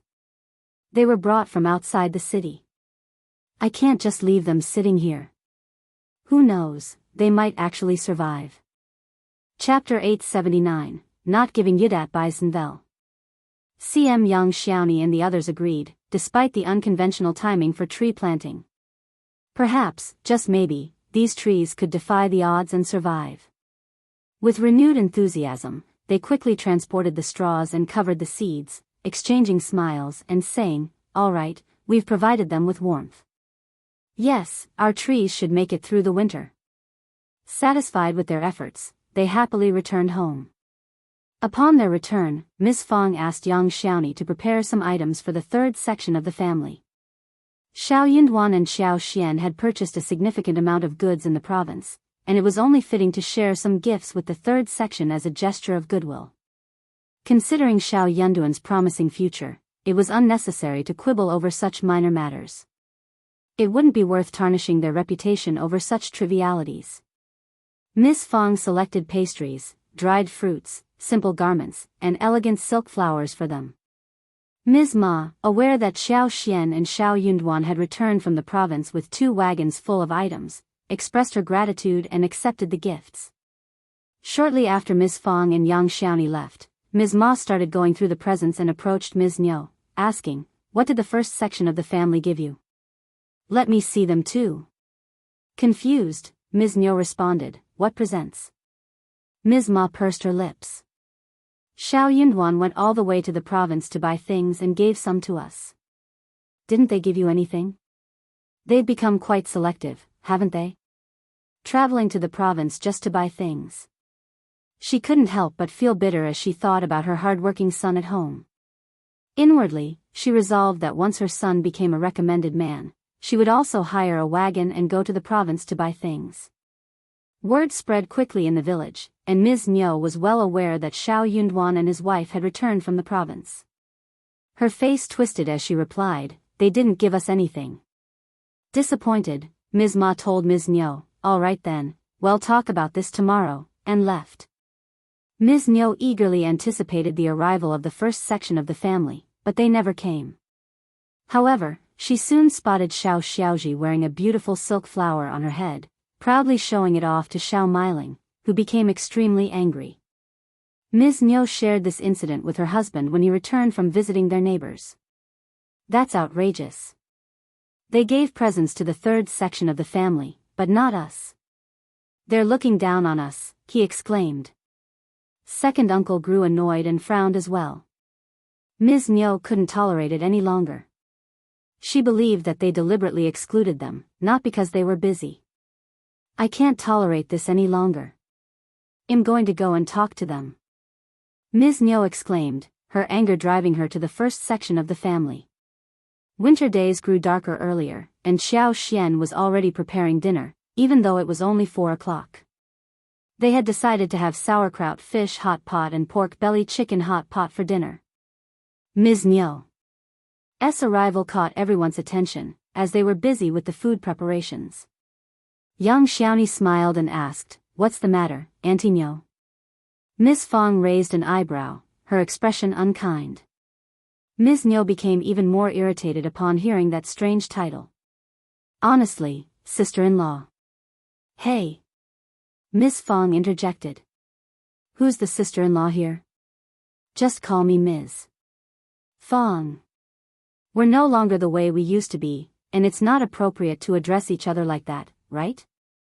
Chapter 880, Not Your Elder Sister-in-Law Yudat Beisenvel. The others echoed her sentiments. Ms. Niu. "Ha, look at these daughter-in-laws. Are you really trying to start a fight here? Is it amusing?" "No one here is interested in starting a fight with you," Miss Fang replied with a stern expression. "The family has already made it clear, and you can't ignore that. But it's a shame that you refuse to accept it. Furthermore, don't call me elder sister-in-law, it disgusts me." Miss Fang would never consider her as a sister-in-law, especially after Ms. Niu tried to set up Taotao and forced her to marry someone they didn't approve of. Soon, Ms. Niu realized the reason behind it all. "So, you gave presents to the third section of the family and not us because of this?" "Yes," Miss Fang replied bluntly. "The third section of the family is part of our family, but you are just like any other villagers with the same surname. If I give presents to you, should I give presents to everyone else in the village too? We can't afford that." It doesn't work that way. Ms. Niu fell silent. Only now did she realize the distinction between being part of the family and being from the same clan. Her heart felt bitter. She simply couldn't accept it. Elder sister-in-law. Don't call me that. You're so cruel. We share the same in-laws, we're not ordinary clan members. Doesn't elder brother know about this? Miss Fong sneered. You're not ordinary clan members, and even ordinary clan members wouldn't have tried to arrange a marriage for my Taotao. You want my husband? Go and confront him yourself if you dare. Miss Fong dismissed her and drove her away after making her statement. Turning to the others, she said, ignore her. Treat her like this from now on. She's nobody but someone from the clan. Ms. Niu felt as if she was going to faint and vented her frustration to second uncle. She grew increasingly infuriated by the situation. Second uncle turned pale as well, becoming lost in his thoughts. Others noticed that his anger seemed different now. Was the first section of the family truly serious about this? They had never believed it before, thinking that being brothers would prevent any change. However, the first section of the family had slapped them in the face. Times had changed. Meanwhile, Mrs. Yen and Shao Silang had been visiting the Yen family, and Mrs. Yen had allowed them to stay for an extra half day. That's why they hadn't shown up until now. However, the couple was taken aback by the tense atmosphere at home. Ms. Yen inquired about what was happening. Ms. Niu had a lot to complain about to Ms. Yen, cursing the first section of the family for their actions. Deep inside, Ms. Yen smiled bitterly. If she had been at home today, she wouldn't have allowed her mother-in-law to confront the first section of the family about this. It was too humiliating. Mom, the clan has confirmed this, and our relationship has changed. Why bother? The decision of the clan is not something to be taken lightly. Ms. Niu shouted, so you think it's my fault? Ms. Yen silently agreed with that sentiment, but she replied, I'm just reminding you that the clan has made a decision, and the first section of the family agrees with it. There's no need to interrogate them any further. Second uncle angrily chimed in, that may be true, but it's going too far. That's exactly what I mean. Ms. Yen added, they're angry, after all. Chapter 881, Silence Yudat Bisenvel. CM, what are you blaming me for all the time? Ms. Niu snapped. It wasn't my fault with Taotao. It was that bitch Ms. Zhang. We already divorced and drove her out. What more do they want? Ms. Niu's eyes lit up. Let's go talk to eldest brother. Ms. Zhang has already been driven out, so we can ask eldest brother to inform the clan about this and put an end to it. We are a family, aren't we? We're not just ordinary people from the clan, are we? Miss Fang's habit of giving presents to the third section of the family and ignoring the second section of the family would surely continue to happen in the future. And Ms. Niu wasn't going to tolerate it. Second uncle's eyes also lit up. That's true, it makes a lot of sense. Ms. Yen. Perhaps it was best for her to say nothing at all. Even Shao Silang didn't think it was the right course of action. He tried to dissuade his mother, but ended up being scolded. This only made Ms. Yen even more speechless. She would observe how they would handle the situation and potentially make it worse. Ms. Yen once again felt fortunate for having established a relationship with the first section of the family. Second uncle and Ms. Niu went to find eldest uncle without avoiding Ms. Fong and the rest of the family. They went to his place that very same night. Not in the mood to eat, they urged Ms. Yen to quickly prepare dinner, hastily ate some food, and hurried to eldest uncle's house. Upon arrival, they found that the first section of the family was already halfway through their hot pot feast. In the center of the large round table was a massive mandarin duck hot pot. A low stove with charcoal fire was placed in the recessed part of the middle, with the hot pot sitting flush with the tabletop. The sauerkraut fish pot and pork belly chicken pot were brimming with rich, white soup that bubbled and tumbled, emitting a steamy and fragrant aroma. The table was adorned with an abundance of fish balls, meatballs, lotus root balls, shrimp slips, fish fillets, squid rolls, yuba, winter bamboo shoots, mushrooms, meat slices, egg dumplings, shredded vegetables, wax gourd slices, yam slices, taro slices, Chinese cabbage, lettuce, and more, a truly lavish spread. Ms. Zhang and second uncle, who had lost their appetites earlier, suddenly felt their hunger intensify upon catching the tantalizing scent. They couldn't help but salivate at the sight of the food. Eldest uncle, unaware of what had transpired earlier, was pleased to see them. He beckoned them over. "Ah, there you are. Take a seat. Have you had dinner?" Ms. Fang mustered a forced smile and said, "Please, take a seat. If you've already eaten, you can wait until we finish our meal. If not, I suggest you go home and eat before coming back." She made it clear that they were not welcome to join them. Both second uncle and Ms. Zhang blushed in embarrassment. How could they, who were already hungry, resist the tantalizing aroma of the delectable sauerkraut fish and chicken soup? The array of mouth-watering dishes left them captivated. Eldest uncle noticed their longing gazes and turned to young Xiaoni, instructing, "Ms. Zhang, please bring 2 bowls and 2 pairs of chopsticks." "Stop it," interrupted Ms. Fang calmly. "We won't share our food with such a malicious couple. I fear their presence will spoil everyone's appetite. I will always remember how they attempted to ruin my daughter's life. We cannot simply move past that." Eldest uncle froze and glanced at Taotao. His heart sank when he saw the sorrowful expression in Taotao's eyes. Nis. Zhang and second uncle's hunger intensified as they watched the delectable feast slip away from their grasp. "Elder sister-in-law. Don't call me elder sister-in-law, it sounds dreadful. Just call me Ms. Fang." Chapter 882, Respect Yudat by Zenvel. CM, Taotao, well, that was all Ms. Zhang's fault.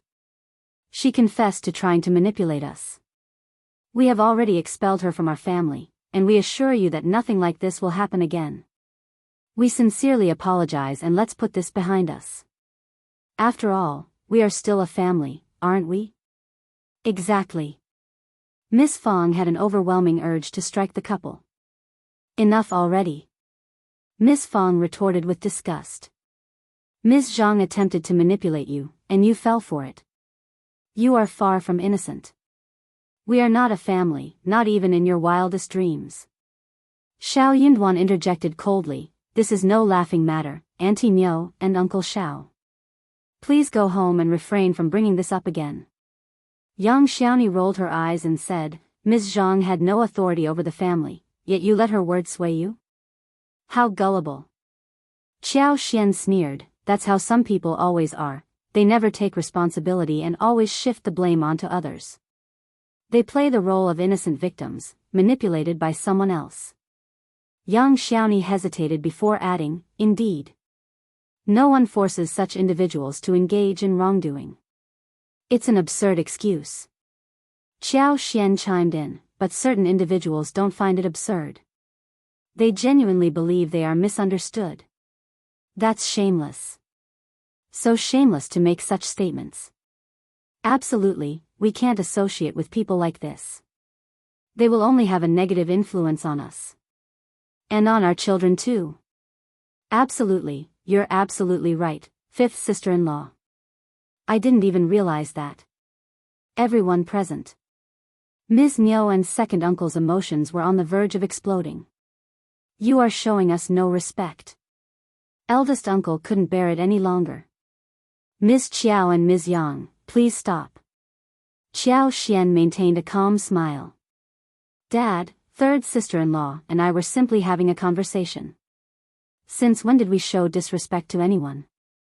And as for using names, did you assume we were referring to someone?" Eldest uncle found himself at a loss for words. Miss Fang burst into laughter. "Miss Qiao and Ms. Zhang are absolutely right. Just leave right now, or I will personally escort you out." Shao Xiaoqi waved his hands impatiently. "If you keep coming to my family to cause trouble, don't expect any kindness from me. Elder brother, take a look at this. Get out." Miss Fang snapped, and Shao Sanlang and Shao Xiaoqi stood up, forcefully removing second uncle from the premises. Eldest uncle put down his chopsticks, his face turning pale. I understand your anger, and 1 a.m. also concerned about Taotao. But it's not a major loss to us, and they know they are wrong. Why do you keep pressing them like this? Miss Fong sneered. What's the use of saying that now? Perhaps you can advise them tomorrow to stay away from us. As for the rest, I couldn't care less. Shao Yunduan's voice turned cold. Dad, we are just two ordinary families. If they continue to escalate things, I will never forgive them. Mom is right, we will never forget what happened to Taotao. Eldest uncle felt a heavy blow, glanced at them, and quietly left. Shao Yunduan felt a sense of unease, but he knew he had to stay firm. He didn't expect his father to suddenly change his character or viewpoint, but he couldn't let him involve other family members in this situation. He had made up his mind to not offer them any more chances. Chapter 883, Not even his father Yudat Bisenvel. In reality, the disputes between the second section of the family and the third section of the family were trivial matters driven by greed and unreasonable desires. However, when it came to the safety and well-being of his family members, Shao Yunduan refused to back down. Even if it meant confronting his own father, he was prepared to do so. He had seen through his father's nature, or to put it more bluntly, his father would only recognize the danger when something irreversible happened. In that case, Shao Yunduan hoped his father would remain blissfully ignorant. Miss Fong reassured him, that old man has always been like this, but don't worry. I'm here, as are the land officer and the elderly men from the clan. Shao Yunduan nodded, determined. One understand, Niam. That's why he engaged in philanthropic activities such as donating fields and building schools and libraries. In doing so, he knew that the village would undoubtedly side with him and the first section of the family, unless he proved to be a truly malicious person beyond redemption. Before he departed for the capital, he planned to inform the land officer and the elderly men from the clan to take care of the family. With Mom as the pillar of strength, he wouldn't need to worry so much. They continued their meal, focusing on the food and temporarily setting aside the family conflicts. They had grown accustomed to elder uncle's occasional peculiar reactions, so it didn't affect their mood. They continued to enjoy their dinner, savoring the delicious food. Shao Sanlang and Yang Xiaoni praised the delectable dishes, relishing the flavors as they consumed 2 bowls of soup each. Satisfied and satiated, they set down their chopsticks. With the new year approaching, 5th sister-in-law was preparing to accompany 5th brother on a trip to the capital. They wouldn't be able to return home for at least 6 months, and it was possible that Shao Yunduan would also be assigned to work elsewhere. The absence of their cooking and presence would be felt. The next day, it was time for Shao Yunduan and Xiao Xian to present gifts to County Magistrate Qiao, as they did every year. Following their usual practice, they didn't offer anything from their own home but instead purchased various items in the county. Their financial situation was prosperous, although the exact extent of their wealth remained unknown. However, it was evident that they were not lacking in funds. This year, they bought an abundance of gifts, including 10 live chickens and 10 ducks, several packs of snacks, as well as tea and wine. They proudly displayed their offerings, and it was widely acknowledged that recommended man Shao and second Miss deeply cared for their family. Shao Yunduan and Xiao Xian couldn't help but feel a sense of betrayal from their own family, especially considering the way Madame Qiao and Officer Qiao treated them during the visit. Officer Qiao appeared visibly uncomfortable, while Madame Qiao feigned illness. Qiao Wei dutifully attended to her mother, choosing to remain absent as well. Even concubine Du and Xiao Ko seemed to conveniently disappear whenever Madame Qiao was not around. What made the situation even more absurd was that after Xiao Xian expressed her dissatisfaction with Madame Qiao, Officer Qiao actually acknowledged some of her grievances. This led to a heated argument between the couple and exposed deeper issues within their marriage. As a result, Officer Qiao decided to improve his treatment of concubine Du and Xiao Ko, rather than mistreating them. However, he inadvertently discovered that Madame Qiao had unjustly taken away concubine Du's private savings. This revelation filled him with fury, leading to a confrontation with Madame Qiao. In an attempt to make amends, Officer Qiao compensated concubine Du with 6 fine garments, 5 or 6 pieces of jade ware, and 400 liang as restitution for her loss. Madame Qiao, as the head of the family, was expected to bear the responsibility for her actions, and the humiliation she caused concubine Du returning the items was akin to admitting fault and acknowledging her wrongdoing. Chapter 884, Madame Qiao Yudat by Senvel. The compensation provided by Officer Qiao seemed to have a positive effect. Both concubine Du and her daughter were overjoyed and grateful for the gesture. Madame Qiao and Xiao Wei, on the other hand, were seething with anger. They felt that they had been openly humiliated and disrespected. While Officer Qiao believed that he had salvaged his wife's reputation, Madame Qiao saw it as a direct affront. She couldn't fathom how concubine Du, who held a lower status in the household, could be treated with such favoritism. Before Madame Qiao could even contemplate taking revenge on concubine Du, her daughter Qiao Wei, driven by her own foolishness, stooped to picking on Qiao Ko. It was an opportunity too tempting for Qiao Ko to pass up. She skillfully played the victim, shedding tears in front of County Magistrate Qiao, ultimately resulting in Xiao Wei's punishment. County Magistrate Qiao, now exasperated with Madame Qiao, voiced his dissatisfaction with her lack of kindness and proper manners. He felt that she was undeserving of her position as the lineal mother, as she had failed to guide and nurture not only Qiao Xian but also Qiao Ko. Furthermore, County Magistrate Qiao declared that Madame Qiao would no longer have any involvement in concubine Du or Qiao Ko's affairs, including Qiao Ko's marriage. Once they moved to the capital, he planned to seek the assistance of his mother and sisters-in-law in finding a suitable match for Qiao Ko. Madame Qiao erupted in fury and engaged in a heated argument with her husband. She saw herself as the lineal mother, and the fact that she couldn't even arrange a suitable suitor for the daughter of a concubine was a humiliating blow to her status and authority. She felt like a complete laughingstock. Madame Qiao had envisioned making a grand entrance when returning to the capital, but with the current situation, it would be a humiliating affair. She couldn't bear the thought of such embarrassment befalling her. Mother? Sister-in-laws?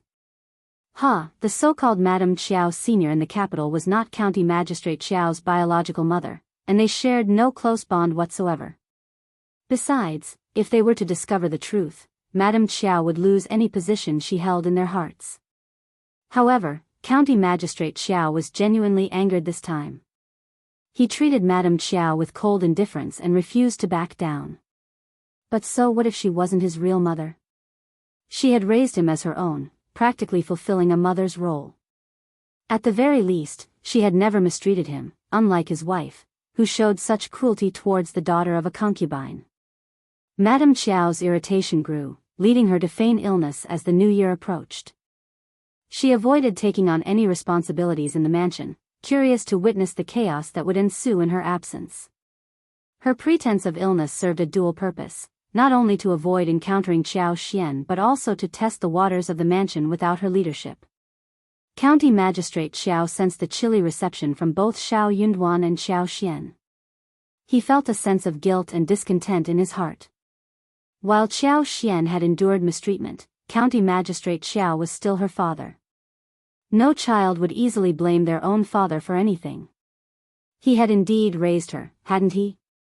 Yes, it was fortunate that they had eventually found a suitable suitor for her.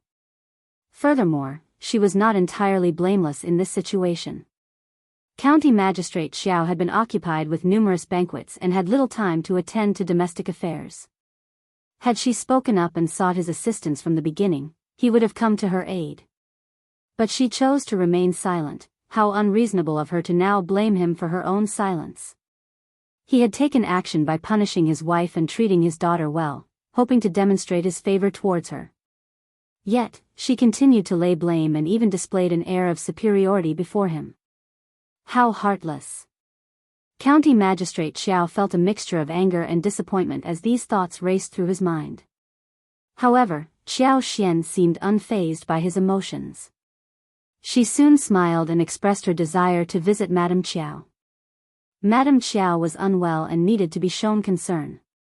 Upon hearing the way she referred to Madame Qiao, County Magistrate Qiao seized the opportunity to remark, regardless of what has transpired between you two, she is still your lineal mother. You will have plenty of chances to see each other in the capital. If you address her in such a manner, people will ridicule you for being disrespectful. Chapter 885, Unimportant Yudat by Senvel.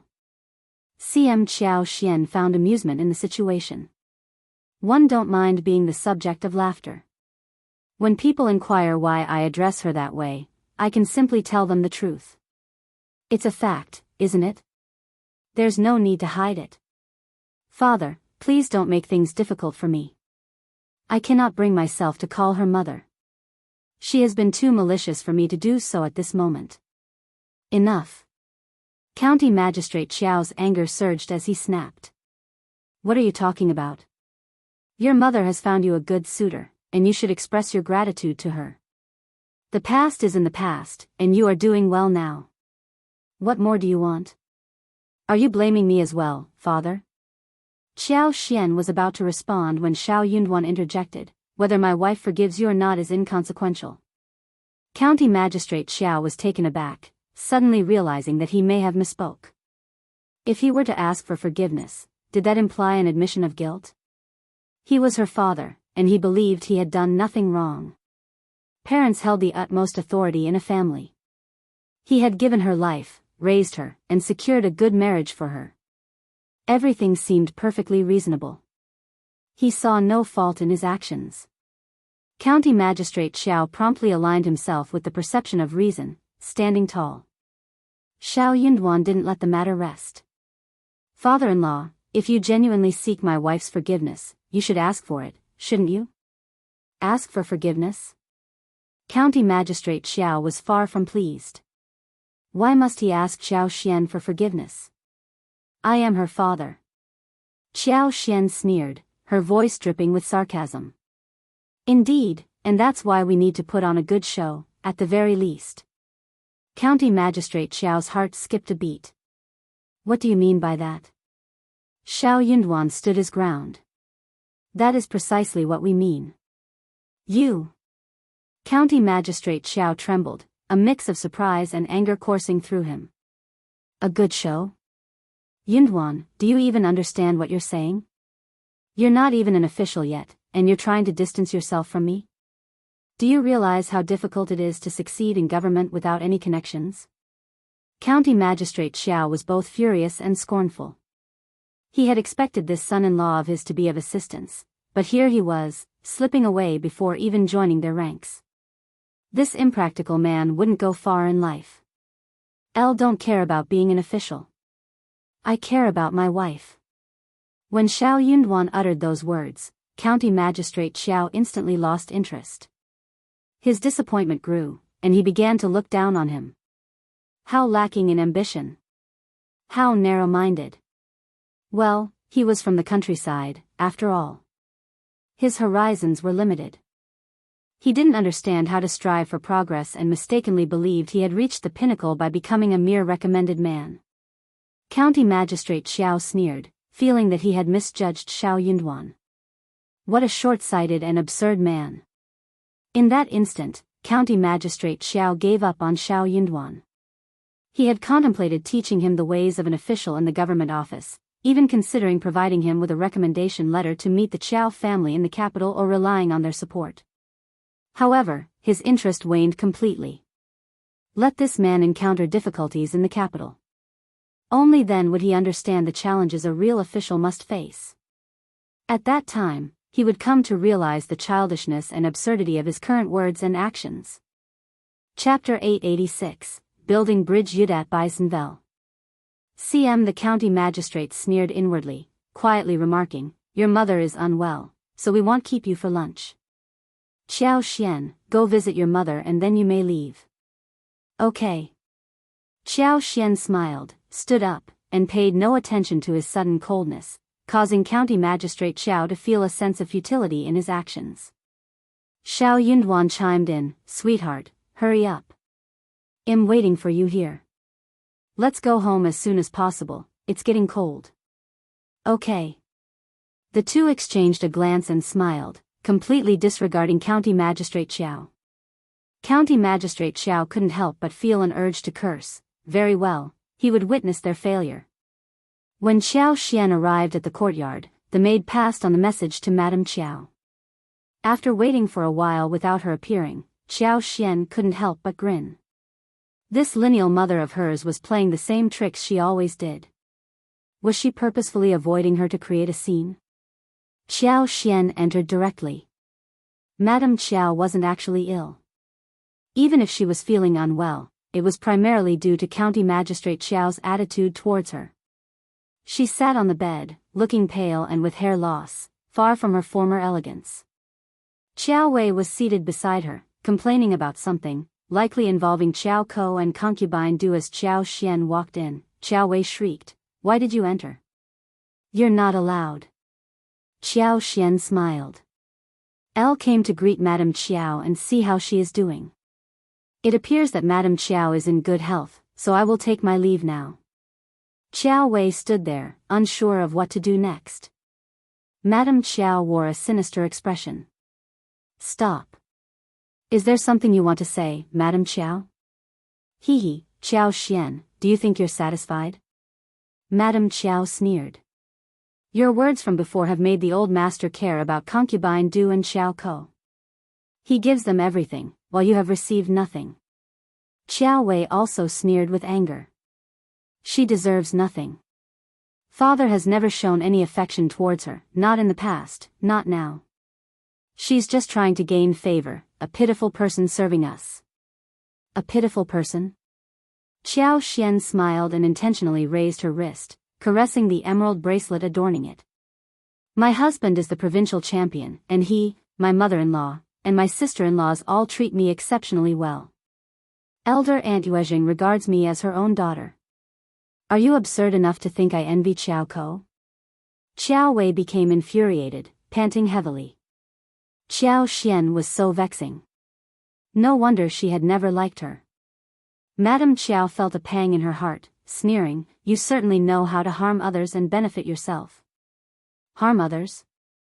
Who have I harmed?" Madame Qiao was taken aback by Qiao Xian's words. Indeed, it was her that Qiao Xian was referring to, but she couldn't admit it, or she would be admitting defeat in this battle. Qiao Xian smiled.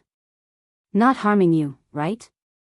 Madame Qiao, Qiao Ko addresses your mother, and am sure you have affection for her as well." Madame Qiao remained silent. Qiao Wei could no longer tolerate it.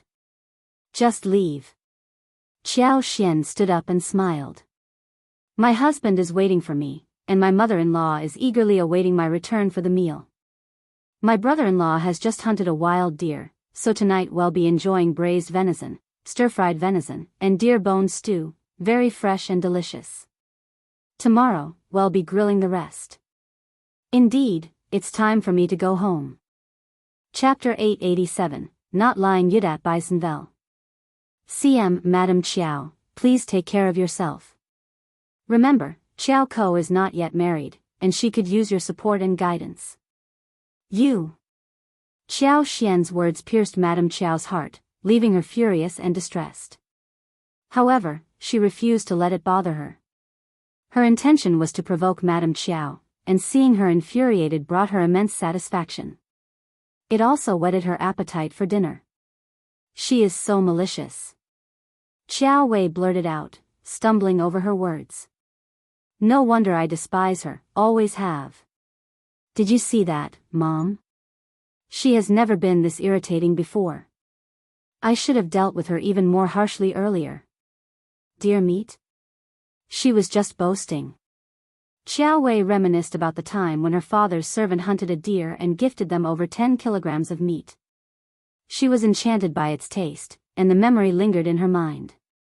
She couldn't believe that Qiao Xian's brother-in-law could obtain deer meat. The idea seemed far-fetched to her. Madame Qiao's expression darkened. She couldn't fathom that Qiao Xian would lie about such a matter. If Qiao Xian truly had a skillful brother-in-law who could hunt deer, it implied that he possessed exceptional hunting abilities and could provide them with a variety of wild game regularly. Deer were notoriously challenging to hunt due to their cautiousness and swiftness. If Qiao Xian's brother-in-law could catch a deer, he would surely be capable of capturing smaller animals as well. Yet, Qiao Xian had never brought any wild animal for them. Even if she claimed that her brother-in-law had acquired the deer the previous day, there was no evidence of it in the gifts she presented to them today. Madame Qiao, filled with annoyance, turned to Auntie Ling and commanded, "Inform the old master about what Xiao Xian said to us." "Yes, Madame Qiao." Auntie Ling was skilled in stoking the flames, and she was determined to do just that. Word of this quickly reached County Magistrate Xiao's ears. He learned that Xiao Xian's brother-in-law possessed exceptional hunting skills, resulting in their consumption of wild game throughout the year. Furthermore, it was reported that he had recently captured a wild deer. However, neither his daughter nor his son-in-law had considered offering any of it to him as a gift. County Magistrate Xiao's fury swelled upon hearing this news.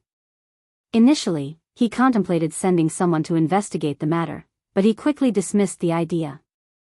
What purpose would it serve to delve into such a matter? Discovering the truth would be utterly humiliating. Moreover, the story held an air of believability. He had underestimated them. Xiao Xian had never been one to display modesty or honesty. She harbored numerous ulterior motives, and his wife's judgment of her had never been wrong. He decided to wait and see what Xiao Xian and Shao Yunduan would do next. He was confident that they would eventually come begging at his door, seeking his assistance. So County Magistrate Qiao, who had been persuaded by Madame Qiao, wrote one letter to the Qiao family in the capital, telling them to look into Shao Yunduan and give him a hard time.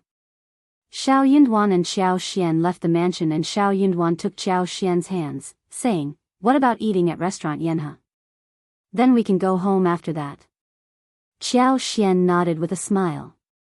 "Sure, I want the crispy duck from there. Let's take one portion home." The couple did not ask for a separate room after going into the restaurant, but chose a place in the hall. Many people recognized Shao Yunduan, as did the manager of the restaurant, who greeted him happily. Shao Yunduan and Xiao Xian went to the in-laws' family to give presents, but they did not even get to eat lunch at home. Soon the story would go that the couple were forced to eat at a restaurant. Chapter 888, Purpose Yudat by Senvel. That was the reason Xiao Xian and Shao Yunduan chose to have lunch at this particular restaurant. It hadn't crossed Xiao Xian's mind until they sat down and began ordering. She suddenly realized, "Oh, 1C." She then smiled at Shao Yunduan. Shao Yunduan lightly pinched her wrist and whispered, "He initiated this first, and we have nothing to hide. Well, let him experience what it feels like to have no defense." Xiao Xian's heart warmed, and she smiled. "Darling, your words make me even hungrier. We're definitely going to indulge in more delicious food later." Shao Yunduan chuckled. "All right. I'll have an extra bowl of rice with you. Let's order 2 additional dishes." Xiao Xian laughed and nodded. "Sounds good. A celebration indeed." "Absolutely." They exchanged smiles. After finishing their lunch, they packed a portion of crispy duck to take home and leisurely made their way back. As expected, news of this incident spread throughout the town. People were fond of hearing and discussing gossip related to officials' families, often sharing such information among themselves. 3 days later, County Magistrate Qiao learned about the incident from a reluctant informant. Anger surged within him, clogging his chest. Those 2 wretches. They must have done this deliberately. They were intentionally tarnishing his reputation. County Magistrate Qiao had never anticipated that this couple possessed so many tricks, successfully setting him up without revealing their hand. Pay a visit to Shouting Village. Never mind, you'll see what else they're capable of. Bah, I shouldn't dwell on this. County Magistrate Qiao sneered, knowing that he would soon be transferred back to the capital. This country was far removed from the capital, so the story wouldn't reach there. Their tricks would have no practical impact on his reputation, except perhaps in his own mind for a brief moment. It was all utterly useless. How dare Shao Yunduan engage in such futile endeavors? He had overestimated him in the past. Little did he know that Shao Yunduan was laying the groundwork for a larger scheme by starting with these small actions. Shao Yunduan and Xiao Xian aimed to sever all ties with County Magistrate Qiao and the Qiao family, so that they could separate completely. Even if a major incident were to occur eventually, no one would be able to morally condemn them, thanks to the foundation they had built through these minor actions. If the world came to know that County Magistrate Qiao and Madame Qiao had never truly cared about or treated them as part of the family, dealing with the situation would be much easier. Qiao Xian was elated that County Magistrate Qiao had been ensnared. More importantly, she was grateful to have someone who protected and defended her, a feeling she relished. As for her father, she knew he would despise her for orchestrating all of this. But that was precisely what she intended. The ancestors were honored with tribute during the Minor New Year, and now the eve of the New Year had arrived. The first section of the family celebrated New Year's Eve in solitude. Shao Yunduan was preparing to travel to the capital to take part in the spring examination, while she was set to join the army.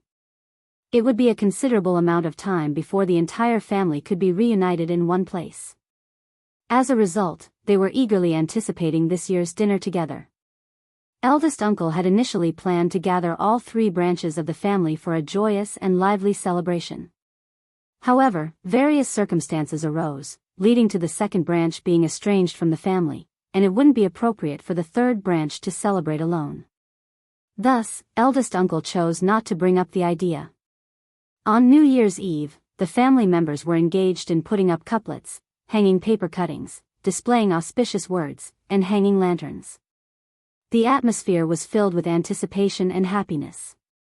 Chapter 889, Extra Many People Yudat by Zenvel. Ms.Zhang graciously assisted Taotao and Ms. Su in creating paper cuttings, including designs such as 5 blessings for longevity, good grains, more than every year, precious flowers and birds, pomegranate vase, peonies blooming, birds and flowers, magpies and plum blossoms. Nis. Yen possessed great skill in this craft. With paper in one hand and scissors in the other, she swiftly brought forth intricate and beautiful patterns. The rest of the family admired her talent and craftsmanship. The paper cuttings adorning the glazed windows appeared stunning, each lifelike and displaying a variety of patterns and designs. A string of red lanterns hung gracefully under the eaves of the corridor. Round in shape, neither too big nor too small, they were adorned with golden tassels. When lit at night, their gentle red glow cast an auspicious and festive ambience throughout the courtyard. Shao Yunduan took on the task of writing the couplets, meticulously crafting them on red paper. Over the years, Shao Yunduan had shouldered this responsibility.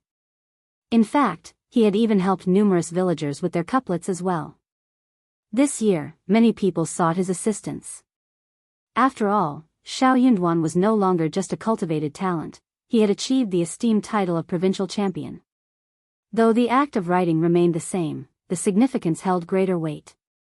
Couplets penned by a provincial champion undoubtedly brought more auspiciousness than those written by a cultivated talent. Furthermore, if Shao Yunduan were to ascend to the ranks of an advanced scholar or become an official, he would not readily distribute couplets. Perhaps only the land officer and certain elderly men within the clan would receive them, while other families would refrain from making such requests out of respect for government officials. However, Shao Yunduan did not decline any requests this time. The atmosphere in the village was filled with joy and excitement as people gathered around a table that was brimming with guests. There was a constant flow of visitors entering and leaving the first branch of the family's house. In the past, some individuals would seek out Shao Lulang to write couplets alongside Shao Yunduan. As a result, Shao Lulang would receive more guests. This was because the first branch of the family never boasted about Shao Yunduan, while Ms. Ma and third uncle continuously praised Shao Lulang. This led people to believe that he was superior to Shao Yunduan, resulting in more guests seeking his services.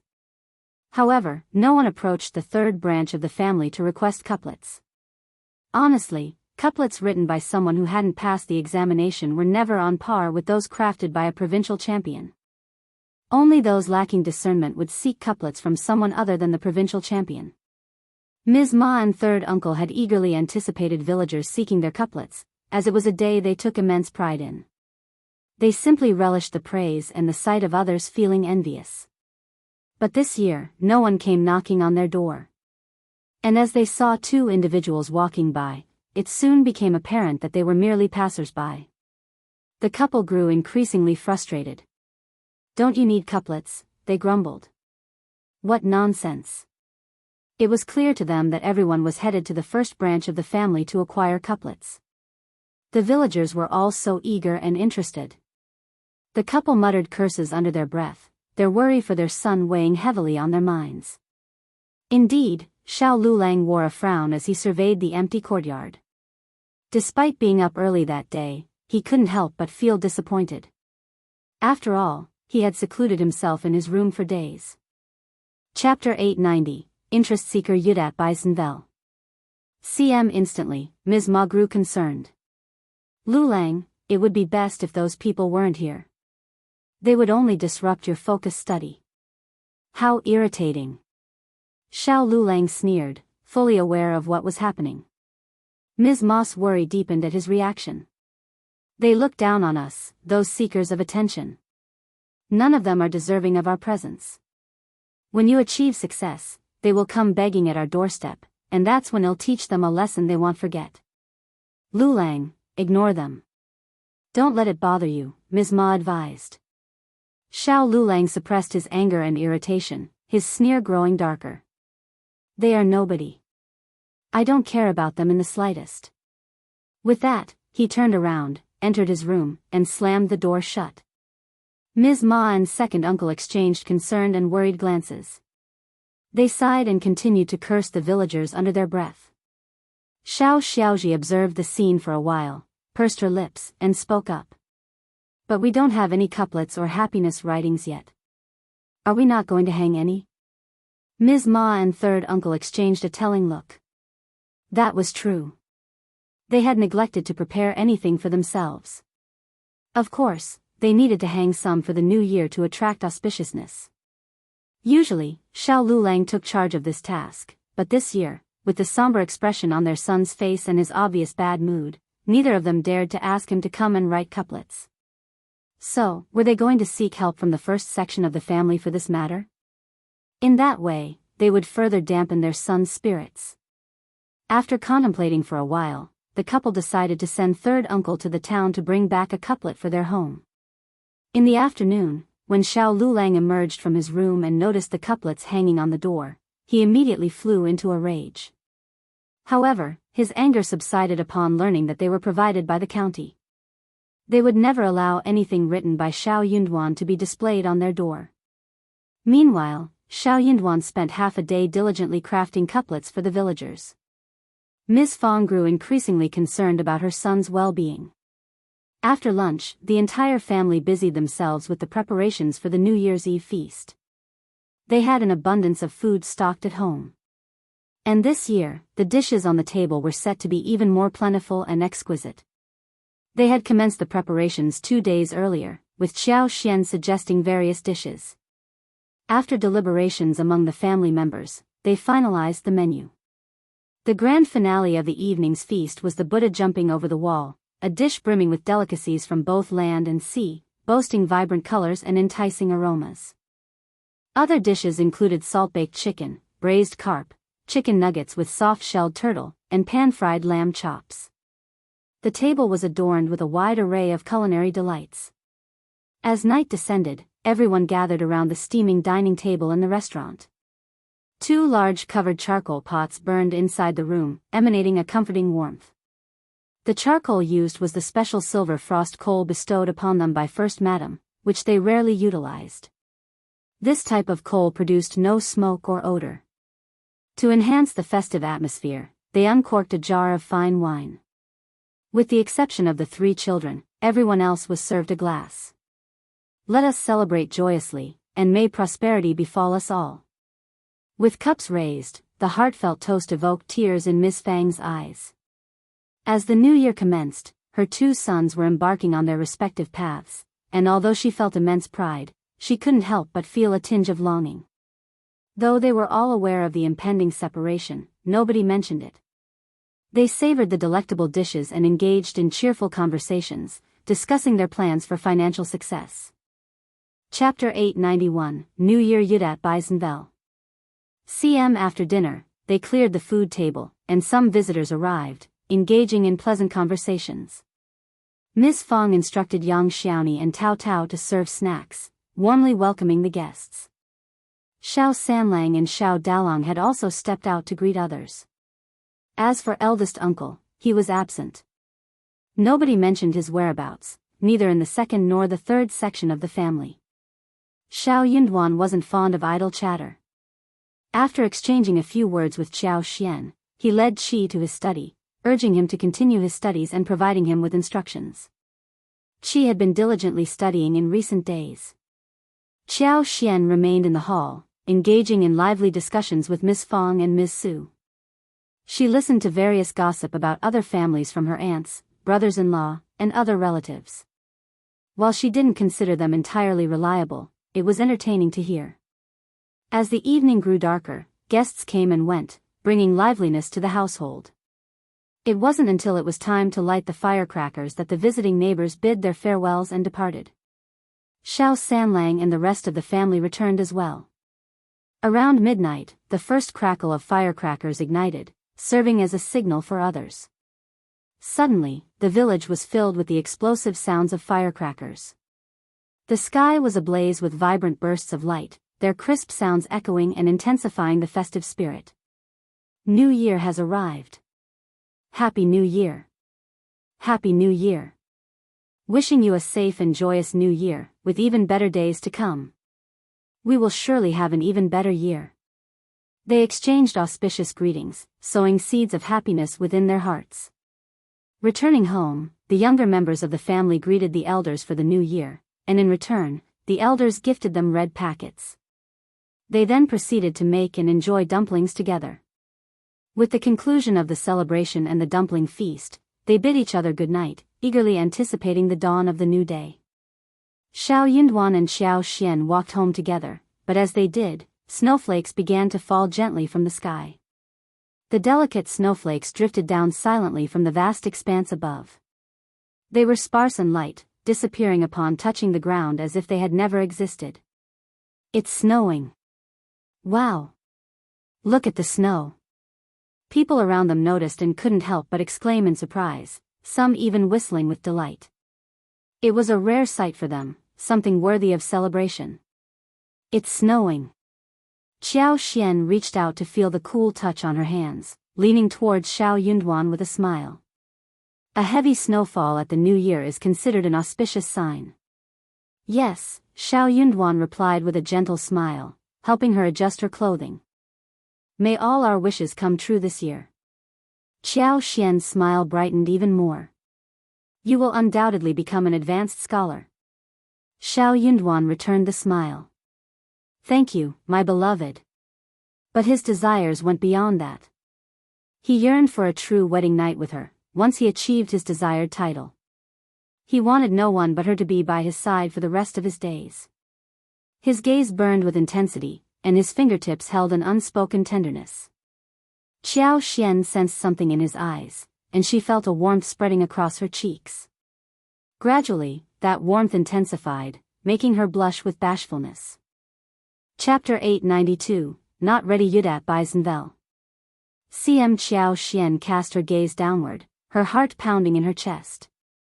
Suddenly, she felt Shao Yunduan's warm hand enveloping hers. A rush of heat surged through her hand, causing her cheeks to flush instantly. Darling, Shao Yunduan's soft laughter filled the air, causing Qiao Xian to startle. Instinctively, she withdrew her hand, mumbling, "It's getting late. Let's just go to bed." She didn't want to hear what he had to say next. Whatever it was, she wasn't ready to face it yet. Okay. Shao Yunduan chuckled. It is getting late, let's rest. Qiao Xian felt a tinge of strangeness in his words. She hadn't meant anything other than going to sleep, but his tone seemed to imply something more.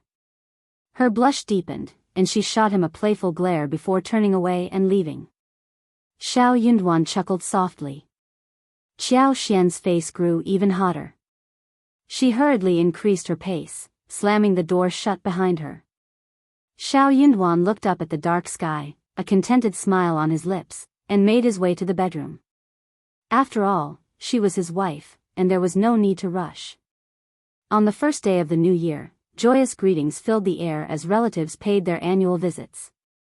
NIS. Fang had anticipated a large number of relatives visiting them this year, so she quickly prepared herself and her daughters-in-law for the occasion. She also gave instructions to her sons and daughters-in-law on how to handle themselves. The most important rule was not to make any promises or misuse their power in a way that would tarnish Shao Yunduan's reputation. On the second day of the new year, Ms. Fang, as the mother-in-law, allowed her daughters-in-law to visit their respective homes, but she herself did not return to her own home. Qiao Xian, not bound by tradition, chose to stay at home instead. Only Ms. Su, Shao Dalang, and their 3 children went back to Ms. Su's home for a visit. From the third day of the new year onward, various relatives and friends began to visit their household. Nis. Fang warmly welcomed them together with her daughters-in-law. Some visitors flattered her with gifts, and she would assist those genuinely in need of help due to poverty. However, she made sure to write an IOU note whenever money was lent out. There were also those who inquired about their properties, a topic that disgusted Ms. Fang, who attempted to divert their attention elsewhere. Some individuals, driven by greed, attempted to engage in business deals with Ms. Fang, but she firmly declined their offers. Most people understood when their persuasion was ineffective and stopped pushing further. However, there were a few audacious ones who resorted to threats against Ms. Fang. Unfazed by their intimidation, she stood her ground and even retorted on occasion. Their actions had offended certain individuals, who took the opportunity to spread complaints about their family. They accused Ms. Fang and her family of neglecting their relatives now that they had wealth. Ms. Fang chose to disregard these baseless accusations. Nevertheless, they couldn't sacrifice their own family's well-being just to please distant relatives. On the 5th day of the new year, Madame Qiao sent someone to fetch Qiao Xian, informing her of an important guest at their home and requesting her presence to receive them for a few days. Chapter 893, Qiao Mansion Yudat by Senvel. She was the only one invited, not Shao Yunduan. Shao Yunduan was very worried. He held Qiao Xian's hands tightly, expressing his disapproval of her going alone. Don't feel at ease with you going to the mansion. What if something happens to you? Shao Yunduan had no trust in Madame Qiao whatsoever. He couldn't fathom the actions of a person like her. His wife was kind and gentle, and if she went to the Qiao family alone, she would be like a lamb in a tiger's den. Spending the night there was out of the question, as she would be devoured. If you insist on going, I will accompany you. He didn't believe that the Qiao family would dare to push him away, even if he were there. Seeing Qiao Xian's concern for him, he smiled. Darling, don't worry. I will go alone. I want to see what they are up to. I will take good care of myself. Remember, I am the wife of the provincial champion, and they wouldn't dare lay a finger on me. Shao Yunduan still didn't agree. He furrowed his brow. Don't trust Madame Qiao. She was so wicked that she had even attempted murder. There was nothing she wouldn't do. Officer Qiao is a reasonable man. He won't let her do anything foolish. Shao Yunduan was taken aback, that was true. Yet, he still couldn't put his mind at ease. Helpless, Qiao Xian approached him and whispered, I have bribed 2 individuals who will assist me. Don't worry, one will find out what Madame Qiao is capable of. Shao Yunduan remained silent but refused to let her go alone. He ordered Li Xia and Li Qiao to accompany her. However, Qiao Xian insisted on bringing only Li Xia with her. She was not a feeble woman. If Madame Qiao did not want to provoke her, then she would teach her a lesson she would never forget. Qiao Xian possessed magical powers and could wield them as a deadly weapon at any moment. She had no fear of someone like Madame Qiao, a mere clown. It seemed that Madame Qiao attached great importance to this esteemed guest, as she sent Auntie Ling to fetch her. Shao Yunduan was determined to separate Qiao Xian from them, to have her alone. Li Xia, in Auntie Ling's eyes, was just an insignificant maid. Auntie Ling paid her no mind, as long as Shao Yunduan wasn't accompanying them. Shao Yunduan guided Qiao Xian into the carriage and only released her hands after a long while. He emphasized, take good care of yourself, and above all, ensure your safety. I will come to pick you up in 2 days. Qiao Xian obediently nodded. Don't worry, my husband. Auntie Ling maintained a neutral expression on her face, though inwardly she felt a sense of disdain. Madame Qiao was not foolish, she wouldn't engage in something so unreasonable at this moment. This provincial champion was far too inexperienced to face this situation. Inside the wagon, Auntie Ling sat beside Xiao Xian, her eyes lowered, showing no intention of engaging in conversation. Xiao Xian remained composed and paid no attention to Auntie Ling. Li Xia, aware of the animosity between her young madam and the Qiao family, felt a twinge of nervousness. She cautiously glanced at Auntie Ling but quickly averted her gaze. Upon arriving at the Qiao mansion, Auntie Ling led Xiao Xian and her maid to the courtyard, set down the luggage, and went to meet Madame Qiao. Madame Qiao was engaged in conversation with a lady of similar age, while Qiao Wei and a few maids from both sides were also present. Chapter 894, At a loss. Yudat Bisenvel. CM. As Xiao Xian entered, 7 or 8 pairs of eyes turned towards her, giving her a meaningful gaze. The Qiao family was clearly conveying a message through their looks. Qiao Wei wore a proud expression on her face, relishing in Xiao Xian's discomfort. Xiao Xian couldn't comprehend the situation, she just couldn't grasp it. With outsiders present, everyone maintained a facade of respect towards one another. Xiao Xian stopped fixating on Madame Qiao and greeted her with a smile. Madame Qiao reciprocated the greeting and introduced the lady. This is Madame Tang, you can address her as Auntie. Madam, this is my second daughter, Xiao Xian. I apologize for not raising her properly. Madame Tang forced a smile. Madame Qiao, you jest, Qiao Wei interjected. Yes, mother, it's all a matter of destiny. Qiao Wei, enough. Madame Qiao snapped, giving her a stern glare. Xiao Xian was bewildered. She didn't care for the enigmatic conversation, but she greeted Madame Tang politely. Madame Tang returned the smile and Madame Qiao instructed her to take a seat. The two ladies engaged in polite conversation while Qiao Wei and Xiao Xian sat next to them. Out of the blue, Madame Qiao smiled and asked, when is Shao Yunduan leaving for the capital? I've prepared his luggage, but I can't recall if he's missing anything. He's been working diligently at home lately. With a smile, Madame Tang joined the conversation, sharing stories and expressing concerns about their respective sons. Qiao Wei, wearing a smile, suggested, since County Magistrate Yang is also in the capital for the examination, Auntie Tang must have valuable experience. Why not seek her advice and save myself some trouble in the province? Xiao Xian was slightly taken aback by Qiao Wei's suggestion. She couldn't help but glance at Madame Tang. To be honest, Xiao Xian didn't sense any hostility from Madame Tang, but there was a certain probing quality to her demeanor that seemed somewhat unnatural. Xiao Xian found herself puzzled by the situation. Although Qiao Wei's suggestion was tempting, Xiao Xian believed that with the presence of the Xia family and the Yuezheng family, she had no need to seek Madame Tang's help. Also, she did not think that Xiao Wei would help her out of kindness. Xiao Xian had no idea what the mother and daughter were up to. So she stayed silent, smiled, and lowered her eyes. Madame Qiao smiled. Our Xian is a shy girl. If Madame Tang is willing to teach her, it would be an honor for her. Madame Tang couldn't tolerate it any longer. She forced a smile. I'll recall that the Qiao family is from the capital, and we need not go through so much trouble. When we are in the capital, the Qiao family will take care of us, and we will be cautious. I didn't come here to say anything. Of course, if you need any advice, second miss, I will share everything I know. Madame Qiao laughed. That's true, I apologize. All right, Xian, go and take a break. I will have someone fetch you for dinner. Wei, keep your sister company. Understood, Mom. Qiao Wei stood up with a smile and asked Xiao Xian to leave. Xiao Xian bid farewell to the two ladies and followed Xiao Wei out.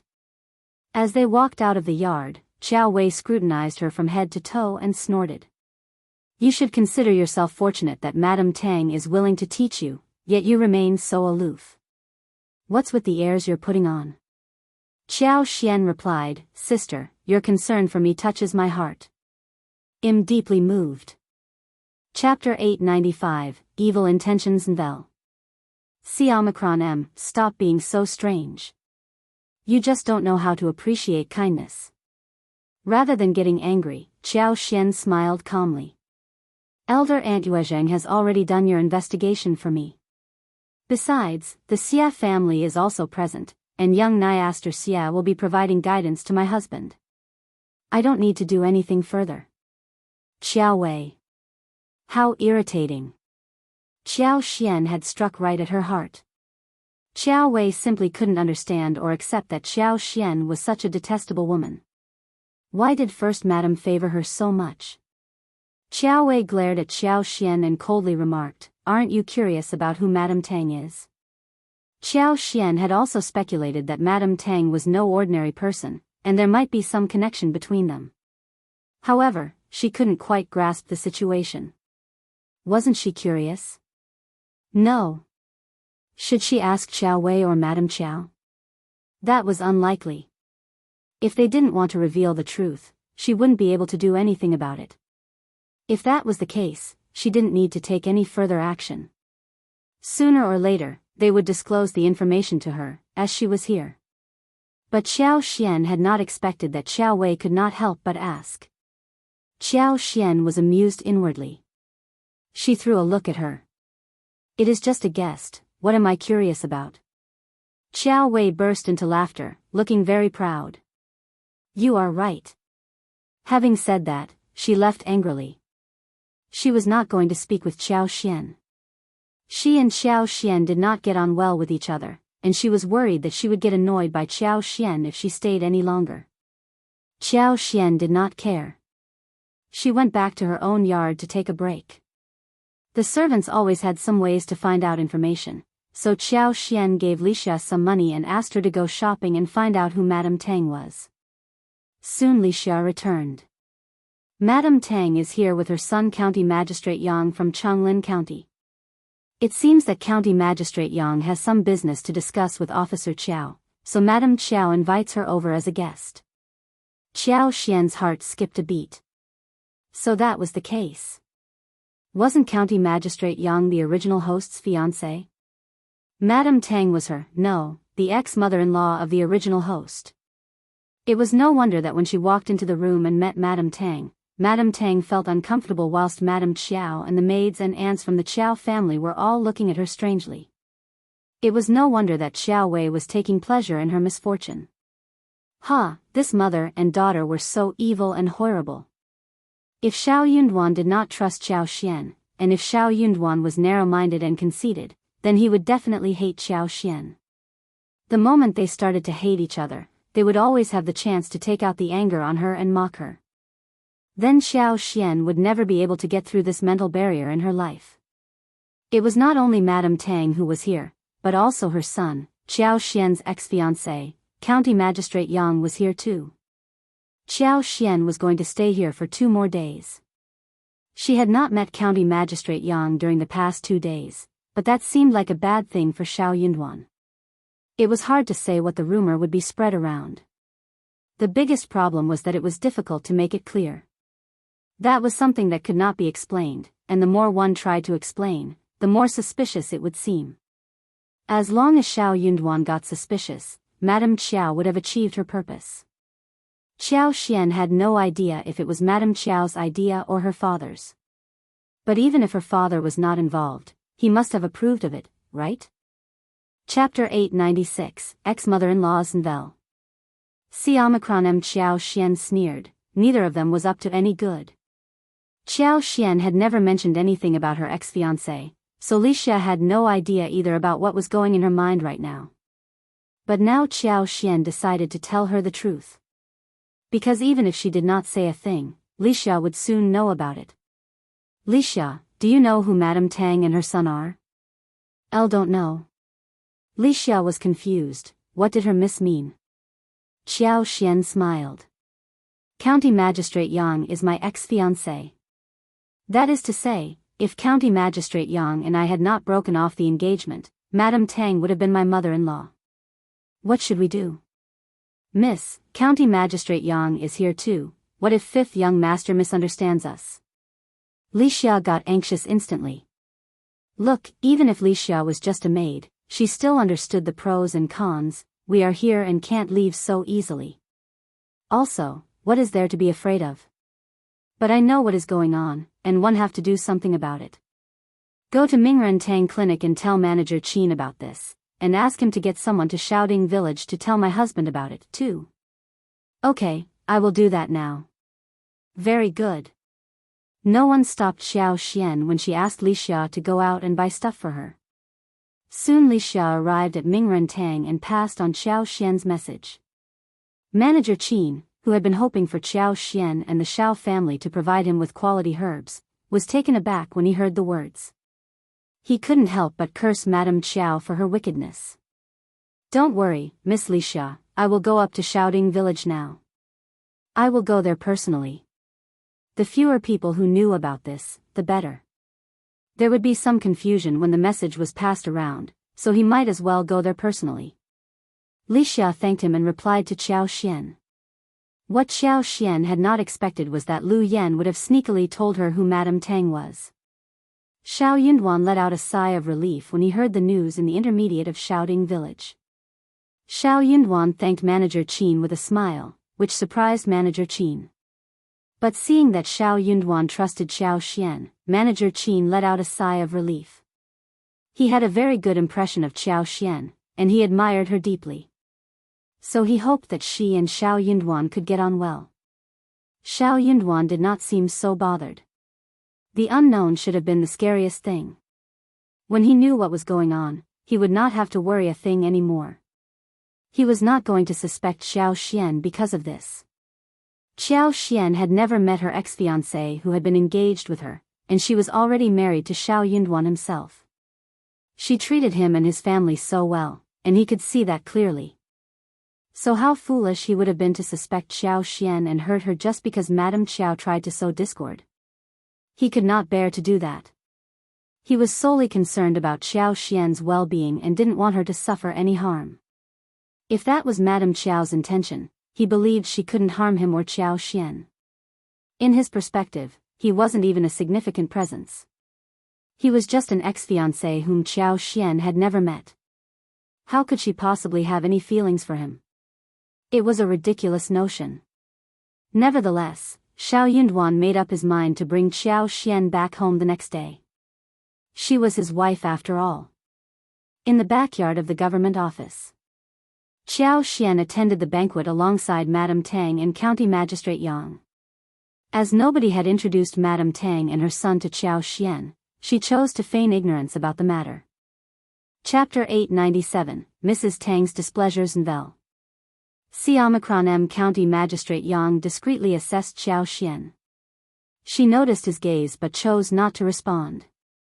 He was a stranger to her. As the men and women took their seats, County Magistrate Qiao exchanged greetings with County Magistrate Yang through the screen, while Madame Qiao greeted Madame Tang alongside Ojio Xian.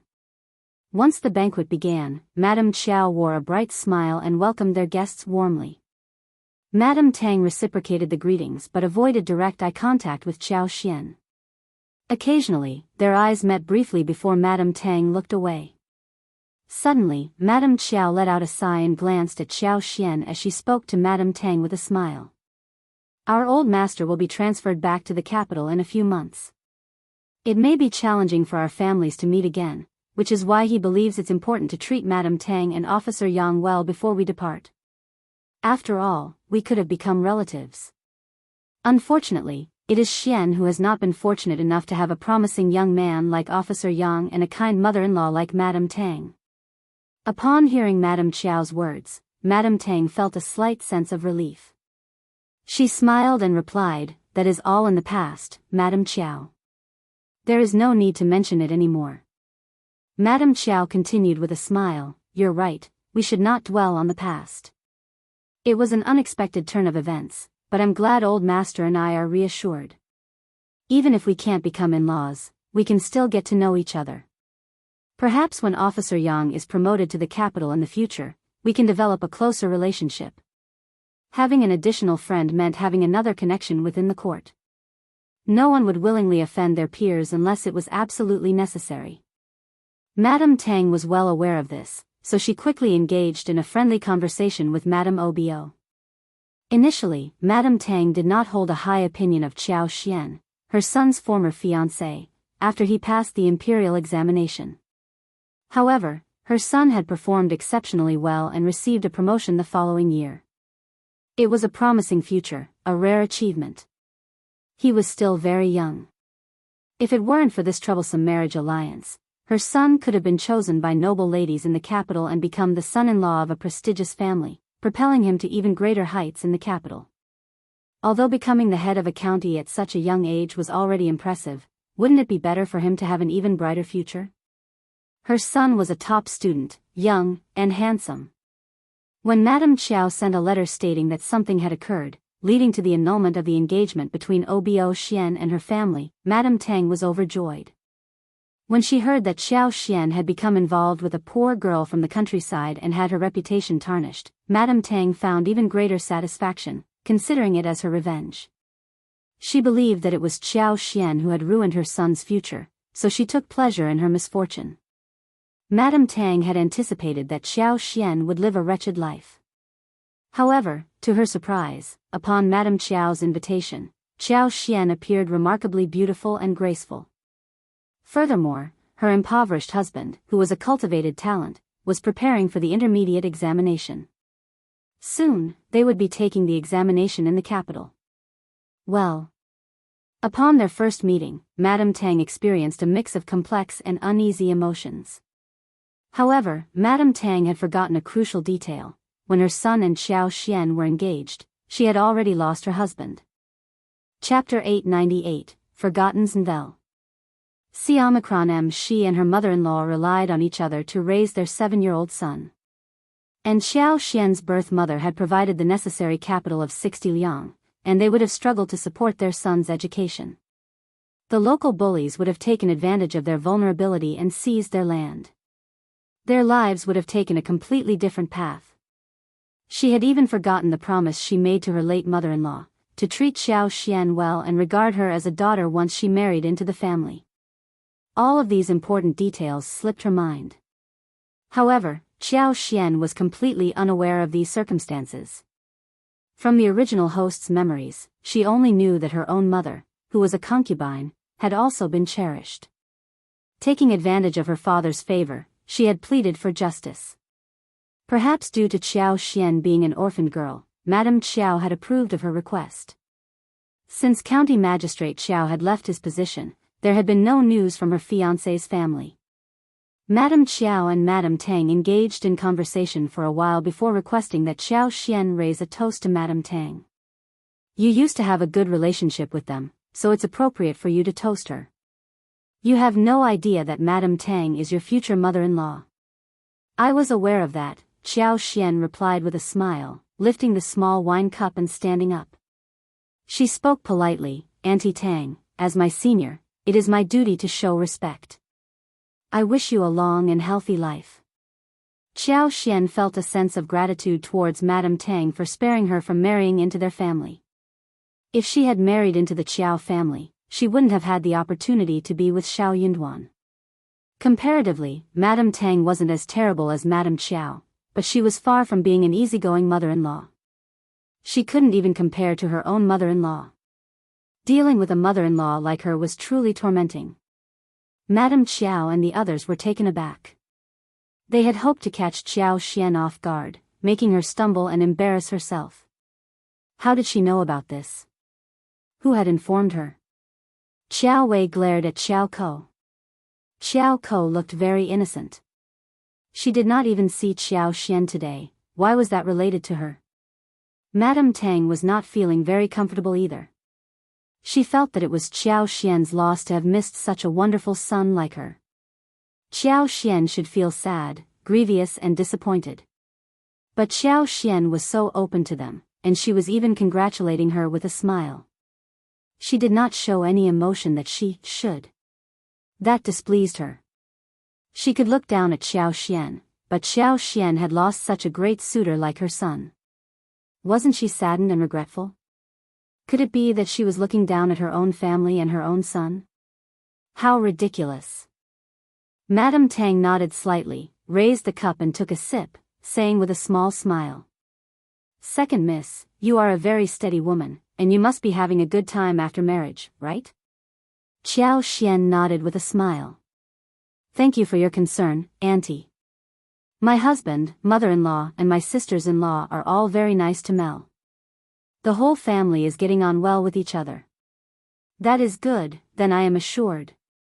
One just can't believe what I heard. Second miss, you have to be careful in the future." "Thank you, Auntie. I can't believe that either. The maid asked me to watch the fish by the lake and then left to fetch the tea. I never saw who pushed me into the lake, and I still have no idea." Madame Tang's face changed. "All right, Qiao Xian." Madame Qiao threw a cold look at her. "Don't talk nonsense." Chapter 899, Shao Yunduan Escarbi Zeros Nvel. CM Qiao Wei sneered. "Indeed, it was you who fell into the water and made up an excuse. Who pushed you into the water?" "Don't talk nonsense, you must have misunderstood." Qiao Xian had confronted Officer Qiao about the incident and had even pointed at Madame Qiao, but without evidence, Madame Qiao would never admit her wrongdoing. However, County Magistrate Qiao must have started to harbor suspicions as well. Qiao Xian smiled. "I'm not a fool. I know perfectly well whether I tripped and fell or was pushed from behind. I don't need any evidence." "How absurd. Besides, that's all in the past, and there's no need to dwell on it." Madame Qiao's expression turned cold. "You've said your piece, and there's no point in saying anything further." Madame Tang grew anxious. Subconsciously, she began to suspect that there was something more to the situation. Subconsciously, she started to fear and be on guard against Madame Qiao. Qiao Wei chimed in. "You must have misunderstood." Qiao Xian smiled but remained silent. The atmosphere at the banquet became increasingly tense, as the whole incident was stirred up. Madame Qiao dared not say anything more. She could sense that Qiao Xian was a woman capable of causing trouble. Continuing the conversation would only escalate matters. Having spent a few days living with County Magistrate Yang and his mother, that was all she needed. It was enough. She didn't believe that Shao Yunduan would remain indifferent. The moment this thorn was embedded in Shao Yunduan's heart, it would fester and grow. One day, it would be the downfall of this woman. This woman was destined to marry a peasant and lead a wretched life. She didn't deserve to be the wife of an official. The banquet continued in an atmosphere of forced friendliness. Once the banquet concluded, everyone departed. Qiao Xian took Li Xia back to the courtyard and closed the door. Li Xia let out a sigh of relief. "That's enough for today, Mrs. Shao. What's our plan for tomorrow?" "I don't think Madame Qiao and elder Miss Qiao are easy to handle." Qiao Xian found it amusing. Those mother and daughter were not to be underestimated. But it didn't matter. She wasn't someone to be trifled with either. Perhaps we'll leave tomorrow. Shao Yunduan would probably come to pick her up. Lixia's face lit up. That would be wonderful. The next day, after breakfast, Madame Qiao prepared to take them out. As Madame Tang was a devout Buddhist, Madame Qiao and Qiao Xian accompanied her to pay respects at the temple. County Magistrate Yang, always dutiful to his mother, rode alongside her in the wagon. As they boarded the wagon, Qiao Xian caught sight of him and exchanged a fleeting glance. In that moment, Qiao Xian quickly averted her gaze, inwardly cursing. She was far from pleased. Officer Yang was an intriguing man as well. Women were off limits, and she was a disgraced girl who was once his fiancée. Shouldn't he keep his distance? Filial piety? Qiao Xian couldn't quite grasp its meaning. Madame Tang, true to her devotion, engaged in conversation with Madame Qiao at the temple before proceeding to pay respects to the Buddha. Madame Qiao accompanied her, instructing the three sisters to wander around casually and nonchalantly. Qiao Wei rolled her eyes at Qiao Xian, snorted in disdain, and haughtily departed. Qiao pondered for a moment and obediently followed suit. Chapter 900, Awkward and Angry B0s and Vel. CM Translator, Henny Translations. Qiao Xian admired Qiao's adaptability. Despite being slapped in the face by Qiao Wei, once she had recovered, she still willingly played the role of lackey, henchman, lapdog. The temple was rather small, with no scenic view at the back of the mountain. Qiao Xian simply passed the time under the eaves of the hall. Coincidentally, County Magistrate Yang appeared at the other end of the long corridor. Spotting Qiao Xian beneath the eaves, County Magistrate Yang hesitated for a moment before walking towards her. Qiao Xian seemed to sense something and looked up, locking eyes with him. After contemplating for a moment, Qiao Xian descended the steps and stood in the empty space in front of the hall, beckoning a passing young monk. "Officer Yang, are you seeking me out?" she asked.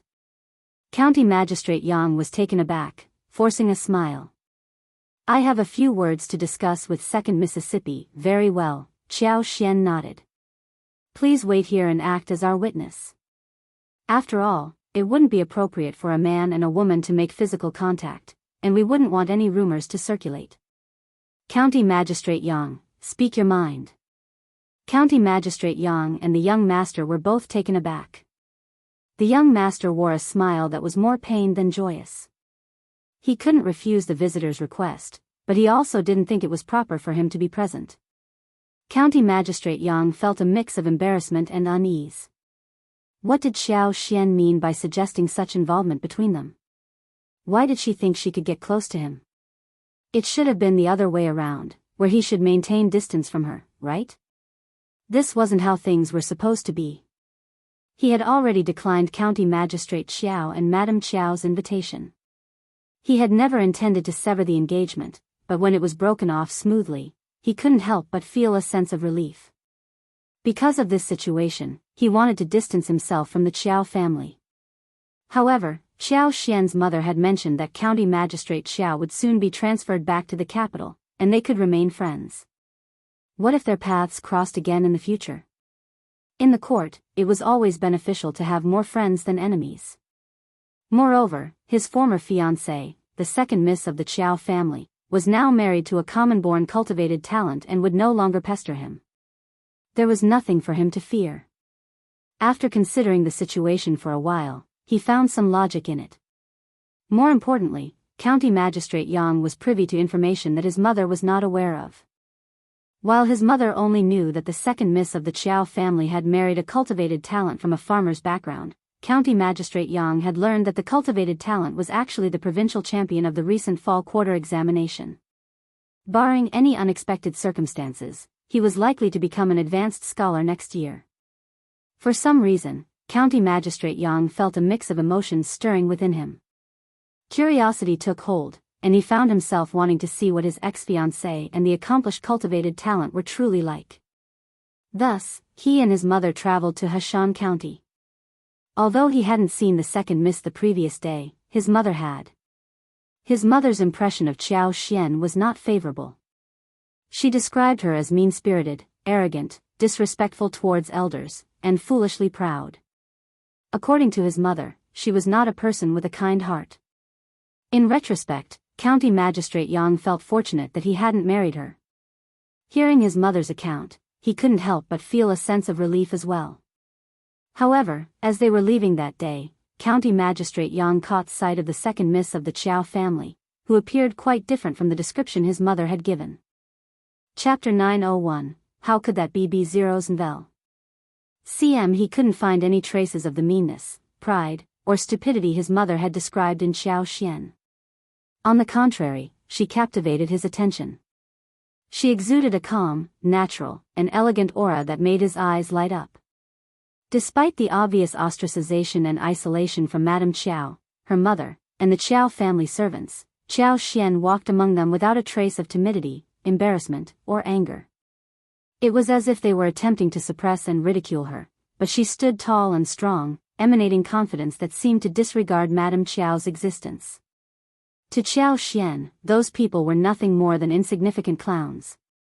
County Magistrate Yang's heart skipped a beat. He couldn't accept this. What troubled him even more was that she had noticed him too, yet her gaze held no emotions. It was as if he, like everyone else, was merely a stranger in her eyes. But how could that be? He was her former fiancé, and their engagement had been broken off due to her own mistake. As a concubine's daughter, it should have been an honor for her to marry him. Yet, she showed no reaction upon seeing him.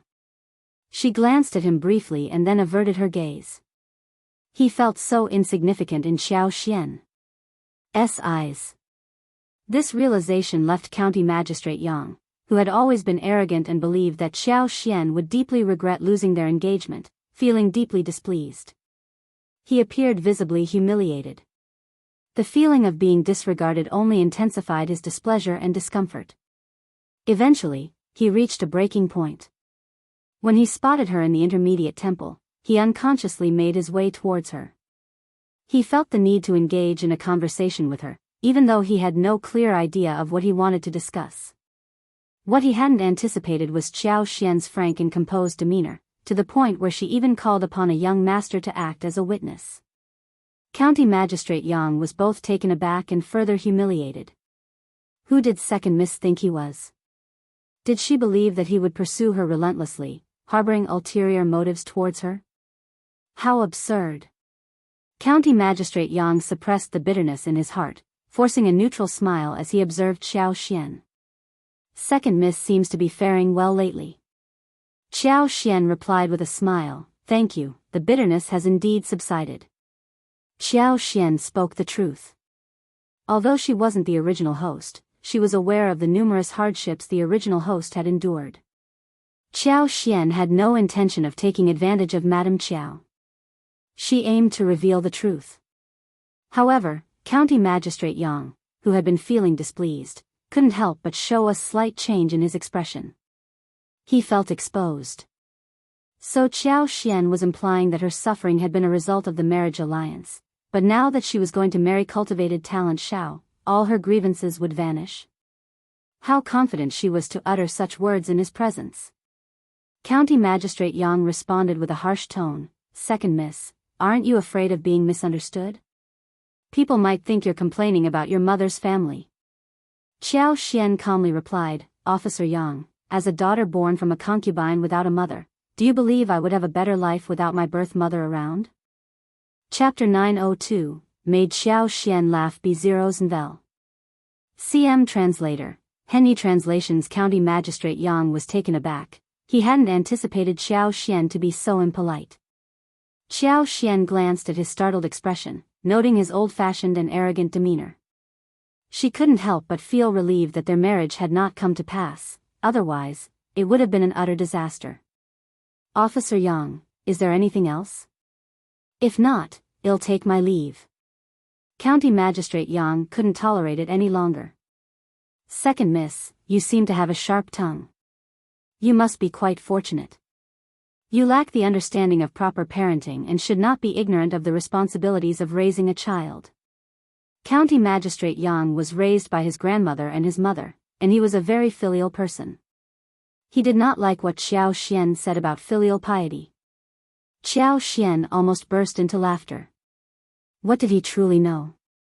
Did he think that merely uttering the words, filial piety, gave him the right to point fingers and pass judgment? If this man had been born in the modern era and had access to a keyboard, he would have been a force to be reckoned with. Xiao Xian responded frankly, "Officer Yang, what do you actually know? Why do you feel entitled to dictate my actions? In the harsh winter, I had to survive on leftovers.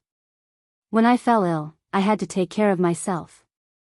On the surface, I had maids attending to me, but in reality, one had to fetch my own bathwater, little by little. Even the elderly women in the household would humiliate me in front of everyone. My so-called sister would taunt me when she was in a good mood, and when she was displeased, she would scold me and take out her frustrations on me. My so-called father only lectured me a few times a year, and he never showed any affection towards me. He never valued me, Officer Yang. Can you not see the absurdity in expecting me to respect such a father?" County Magistrate Yang was taken aback. He had no knowledge of these circumstances, nor could he fathom them. His grandmother and mother had always taken care of him. He found it hard to believe that the amiable officer Obo and the kind-hearted Madame Qiao could be the kind of people that Xuan described. Moreover, he was the county magistrate, and he couldn't afford to make a mistake in front of his ex-fiancée, Xuan. Isn't that so? The world is filled with parents who fall short, as the sages have said. Regardless of what has happened, they have provided for you and raised you, and that is a significant favor, Officer Yang insisted firmly. But Officer Yang, it seems you have forgotten that I am their daughter, not an unrelated outsider. It is their duty to raise me well. They have not fulfilled their responsibilities adequately, Xuan retorted. You're just making excuses. County Magistrate Yang retorted, his anger flaring up. That's not right. Xuan took a deep breath, as if she were ready to roll up her sleeves and give this man a good scolding. She wanted to see if he had any sense in his head. But no, she couldn't waste her time arguing with someone like him. What was the point of their conversation anyway? Was he trying to make himself noticed? Xuan was about to leave when Madame Qiao and Madame Tang emerged with the maids and aunts. Everyone's attention was immediately drawn to them. Madame Tang's expression changed, and she took a few steps forward. Xian, what are you discussing? Madame Tang glanced at Xuan with a sharp and cautious look, as if Xuan were trying to seduce her son. Madame Qiao, on the other hand, couldn't hide her satisfaction, but she sighed with a tone of reproach. Xian, how could you bother Officer Yang? It's highly inappropriate. Officer Yang, I apologize on behalf of Xian. I'm sure she didn't mean any harm. Chapter 903, Black and White B0's Novel. Madame Tang's anger escalated further, and she sneered, she knows perfectly well whether she did it on purpose or not. Madame Qiao interjected, Xian, quickly explain yourself to Madame Tang. Qiao Ko and Xiao Wei, who were also present, whispered to Auntie Hua to inquire about the situation. Upon hearing the details, they burst into laughter. Second sister, it's your own fault. You're already married, yet you still can't avoid raising suspicions? Indeed, even if you were to pester Officer Yang, what good would it do? You're simply making a fool of yourself. Second sister, you're still so careless. That won't lead to anything good. You really should work on changing your ways. Upon hearing their remarks, Madame Tang realized that Xuan had not only bothered her son but also had a criminal record. This further infuriated her, and she sneered, how dare you? It appears that Madame Qiao ought to teach you a lesson, or else you'll continue embarrassing yourself with your antics. Madame Qiao was displeased. Madame Tang, you're taking it too far. Wei is well-mannered and well-behaved. It seems we need to be cautious in our actions. Bah! Madame Tang showed a look of disdain. Xuan threw a cold look at each of them and said coldly, are you done? Are you listening to me? Officer Yang, are you talking with me or me talking with you? I have a witness. County Magistrate Yang was speechless. County Magistrate Yang had always been a proud person, but when Madame Qiao scolded Xuan for no reason, County Magistrate Yang felt very embarrassed. It was as if they were blaming him, because he turned to Xuan, not Xuan to him. He could not stand to be humiliated. He had intended to stay silent. But hearing what Xuan said, he could not stay silent anymore. There was a young monk from the temple nearby, observing the situation intently. County Magistrate Yang couldn't simply ignore him and allow a negative and irresponsible reputation to linger in the temple and throughout Hershan County. As County Magistrate Yang considered how Xuan had asked the young monk to stay, his emotions became even more complex.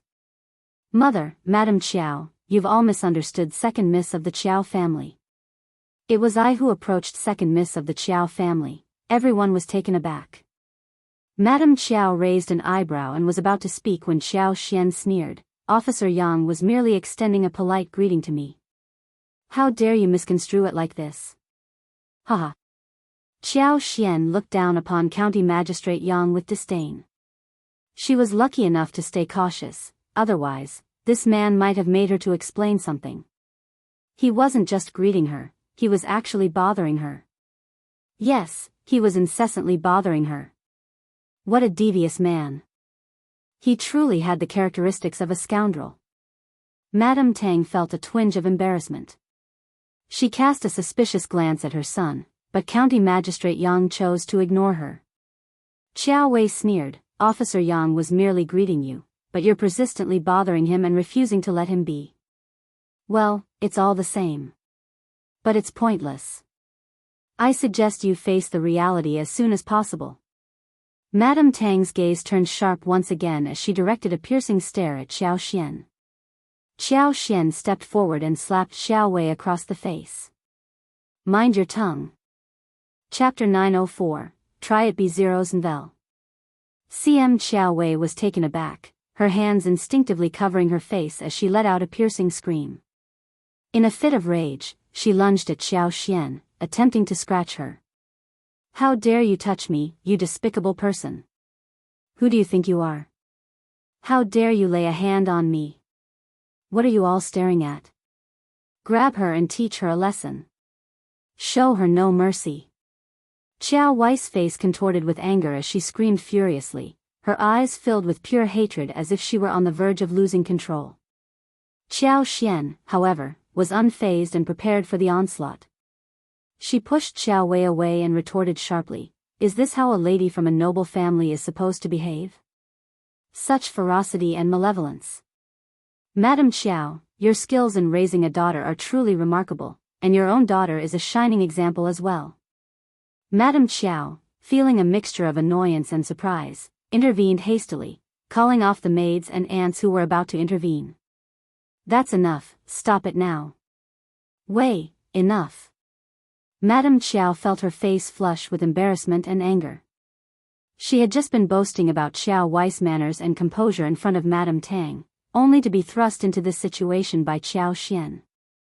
Madame Qiao couldn't help but suspect that Xiao Xian had orchestrated this deliberately, and the thought made her want to retaliate with force. Madame Qiao's gaze turned icy as she glared at Xiao Xian. Xian, where are your manners? How dare you lay a hand on your sister? You will be dealt with when we return home. Xiao Xian sneered dismissively. What's the point of waiting? Why not expose the truth right now? She's nothing but a foul-mouthed troublemaker who framed me and tarnished my reputation. She's practically pushing me towards my demise. I have every right to slap some sense into her. She accused me of harassing Officer Yang, but did she witness it herself? Who determines what's mine and what's not? Who decides what's real and what's not? She's beyond bizarre. She's no sister of mine, that's for certain. Xiao Xian let out a mocking laugh. Oh, what a noble lady she is. Just a gossip-mongering woman with a corrupt mind. And you? Xiao Xian cast a scornful glance at the maids and aunts and spoke with sarcasm dripping from her words. Dare you lay a hand on me? I am the wife of the provincial champion. Test me if you have the nerve. Madame Qiao gasped, a mix of astonishment and irritation washing over her. Well, aren't you sharp-tongued? Spending so much time in the countryside has certainly changed you. Xiao Xian's smile widened. Well, of course, it's different. As the wife of the provincial champion, I can't simply be framed for no reason, Canel? You should be grateful, Madame Qiao. After all, my dear sister here has such a gift for gab. In merely being taught a lesson on what to say and what not to say. Madame Qiao. Qiao Wei, tears streaming down her face, retorted angrily, What's wrong with Madame Provincial Champion? She can't seem to stop talking about herself. She's not even worthy of being the official's wife. I highly doubt that impoverished village cultivated talent will ever rise to the level of an intermediate advanced scholar. Xiao Xian sneered, fixing her gaze on Xiao Wei. I am Madame Provincial Champion, and you are not. Why should I endure such humiliation? Say those words to my face if you dare. A lowly cultivated talent from the countryside? Sister, your memory seems to be failing you. My husband holds the title of Provincial Champion. Elle will remember your words today. When my husband attains the rank of advanced scholar, I will slap your face once again. How dare you? Qiao Wei screamed in outrage. That's enough. Madame Qiao's anger surged, causing her chest to tighten and her temples to throb. Cease this bickering in this sacred place of Buddhism.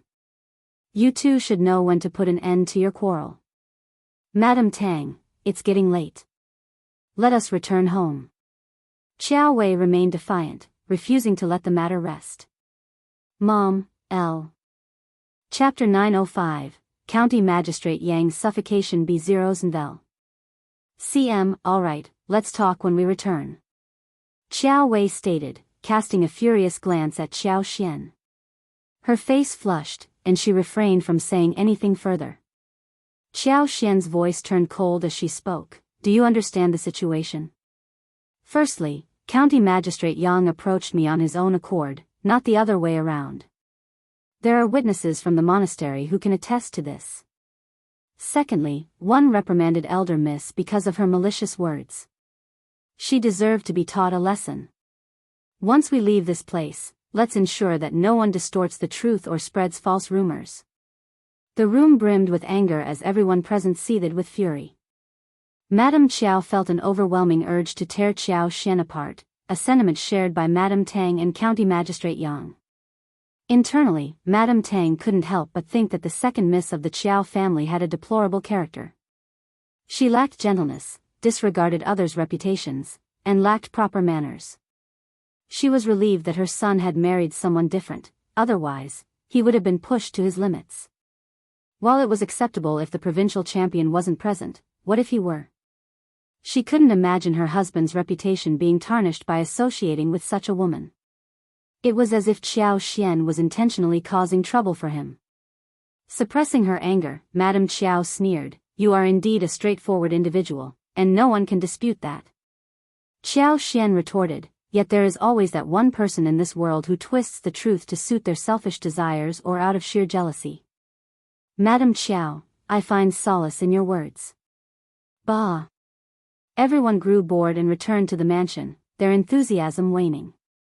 During the wagon ride, Madame Tang politely suggested to Madame Qiao that she and her son should return home the following day. A sudden slap landed on Madame Qiao's face, leaving her feeling both embarrassed and taken aback. Hearing the suggestion, she inwardly breathed a sigh of relief, no longer needing to maintain pretenses. Upon reaching the backyard of the county office, they spotted Shao Yunduan conversing with County Magistrate Qiao. Spotting their arrival, he stepped forward to greet them. "My darling." Xiao Xian's eyes lit up as she approached him with a smile. Knowing that he would come once he learned about the presence of the Yang family's mother and son, she wasn't surprised. "Darling." Shao Yunduan smiled and held her hands briefly before releasing them. He then exchanged a knowing glance with County Magistrate Yang. Acknowledging County Magistrate Yang with a nod, Shao Yunduan politely greeted Madame Qiao. County Magistrate Yang's distress deepened, his expression turning sour. He felt thoroughly humiliated. As Xiao Xian called out to her husband and approached Shao Yunduan, her radiance was almost blinding, and the genuine, heartfelt smile on her face pained his eyes. To his surprise, Shao Yunduan, whom he had considered a timid scholar with unremarkable eyes, turned out to be incredibly handsome and captivating. Madame Tang, who believed her son to be the epitome of excellence, grew even more disapproving of Shao Yunduan. County Magistrate Yang wore an expression of immense displeasure, while Madame Tang's face darkened. She scrutinized Shao Yunduan from head to toe and concluded that he was inferior to her son. He wasn't even worthy of carrying her son's shoes. Xiao Xian, who had raised a daughter lacking in manners as a concubine's child, seemed like a perfect match for this man. Both of them shamelessly flirted with each other in front of so many people. Madame Qiao found herself obligated to introduce Madame Tang and County Magistrate Yang to Shao Yunduan. With a smile, she said, "Please disregard the provincial champion's behavior." Her intentions were dubious. Shao Yunduan paid no heed to her words and politely greeted Madame Tang and her son, leading them inside together. Chapter 906, Shao Yunduan B0s and Vel. CM Shao Yunduan continued conversing with County Magistrate Qiao and County Magistrate Yang, but Madame Tang grew increasingly irritated, no longer wishing to lay eyes on Qiao Xian. Thus, she declined the invitation and returned to her guest room. She couldn't deny it, Shao Yunduan wasn't all that different from her son. What depressed her was the fact that after Qiao Xian called off the engagement with her son, she should have been wallowing in regret and misery. Yet, here she was, leading a seemingly peaceful life. It didn't make sense. What annoyed Madame Tang the most was the emotional comment made by the elderly auntie next to her. The second miss is so fortunate to have married the esteemed provincial champion. They make such a perfect couple. Madame Tang's expression changed. She would have snapped back at her, but she held her tongue in consideration of her own presence. Meanwhile, Qiao Mjei continued to cry and complain to Madame Qiao, urging her to teach Qiao Xian a lesson so she could vent her anger. Qiao Wei had initially planned to call out Shao Yunduan's name once they returned to the mansion, but now that he was present, she wouldn't dare to act so boldly. Madame Qiao shared the disappointment felt by everyone present. Qiao Xian raised her hand and slapped Xiao Wei across the face, a resounding smack that reverberated in the room. Qiao Wei, though tempted to retaliate, knew she was in the and refrained from doing so. In a shocking turn of events, it was even more like a slap on herself, Madame Qiao in front of Madame Tang. Madame Qiao observed the scene, fully aware of her daughter's temperament. She was certain that Qiao Xian would face the consequences once they returned to the mansion. With no outsiders present, dealing with Qiao Xian would be a simple task. All she had to do was feign ignorance initially and offer consolation later. She could handle the situation before her husband, making it seem like she was addressing the matter appropriately. However, the presence of Shao Yunduan complicated matters. Madame Qiao sneered inwardly. It was fortunate that he was here. The more Shao Yunduan cared for Qiao Xian, the more difficult it would be for him to accept the ambiguous relationship between Qiao Xian and County Magistrate Yang. Oh, was there really an ambiguous relationship? It didn't matter. If she said there was, then so be it. As long as Shao Yunduan believed in it, that would be sufficient. Moreover, this was just the first step. She had an enormous gift prepared for Qiao Xian. Just go home and rest. You don't have to deal with Qiao Xian right now. Don't worry, I will seek revenge on your behalf. Just wait a little longer, and I will ensure your comfort. Madame Qiao attempted to dissuade Xiao Wei, putting on a show of concern. County Magistrate Qiao was receiving his son-in-law and Officer Yang, and Madame Qiao was hosting a banquet to greet Madame Tang. But Xiao Wei did not show up. She said that she was not feeling well, so she did not show up. So during the banquet, Madame Qiao asked Qiao Xian to keep Madame Tang company whilst she went to visit Xiao Wei and took Qiao Ko with her. Qiao Xian answered with a smile. Madame Tang got displeased, thinking that the Qiao family were all so unreliable. Madame Qiao left as the madam of the family and asked Qiao Xian to keep her company. What was going on? Faced with Qiao Xian, Madame Tang felt so disgusted that she lost her appetite. After a short while, Madame Tang got up and went back to her own room. When Madame Qiao was gone, Auntie Ling was still there. She smiled at Qiao Xian. Second miss, what about seeing Madame Tang off? That was how a host should be treated. Qiao Xian threw a deep look at Auntie Ling, thought for a while and realized what was going on. She did not mind seeing Madame Tang off, but Auntie Ling's request would definitely bring her trouble, even if she had no idea what Auntie Ling was up to. Chapter 907, Mrs. Qiao's Plan B0's Nvel. CM Auntie Ling was not the kind of person who would remind her of her own accord just to keep her from being rude. Obviously not. So even if she had no idea what was going on, she should definitely object to Auntie Ling's suggestion. Auntie Ling, you can see her off.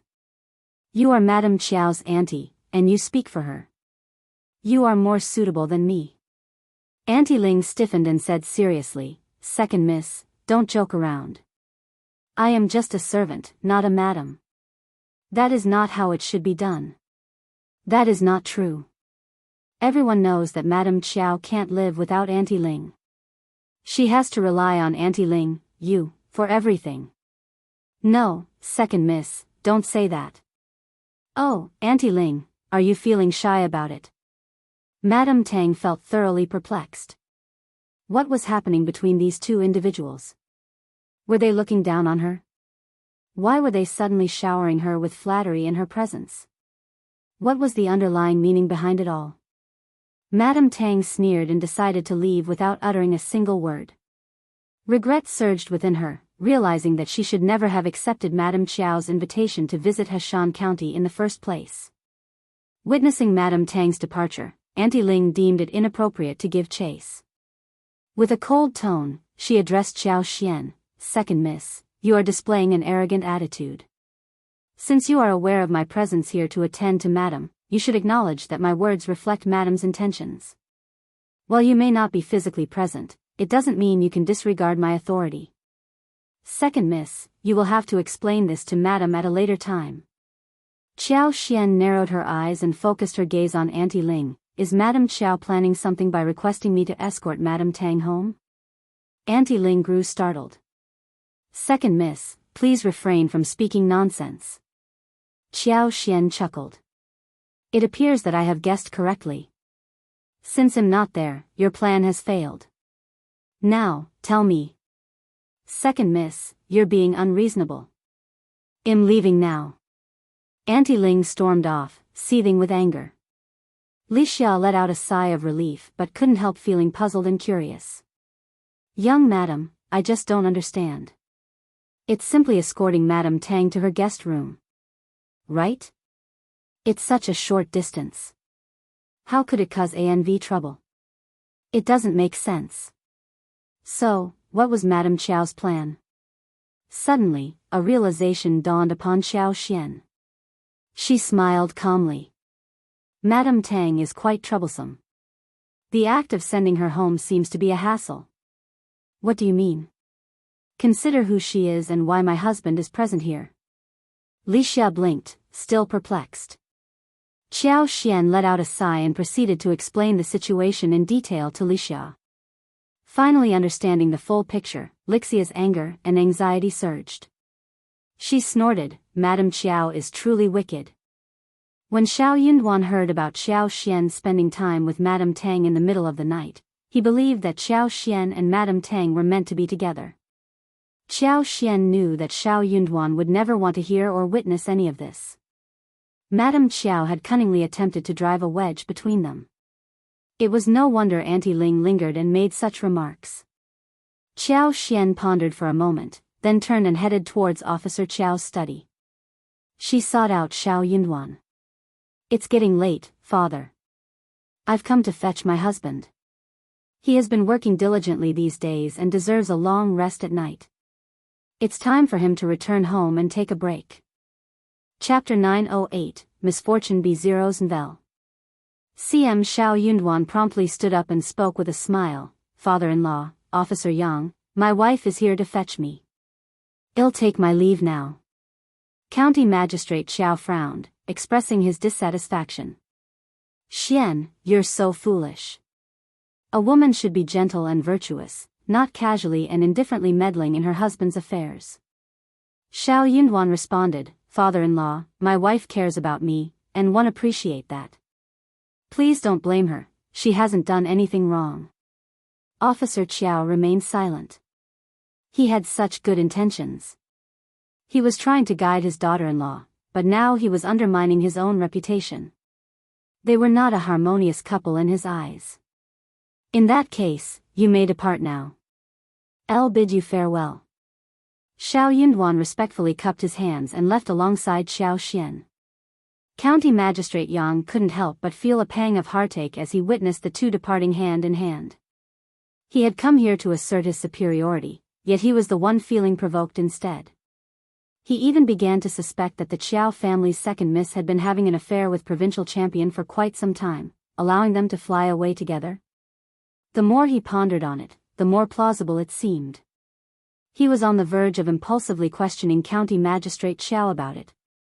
If it was their plan, County Magistrate Qiao would either be unaware of it or keep it to himself. There was no need for him to humiliate himself.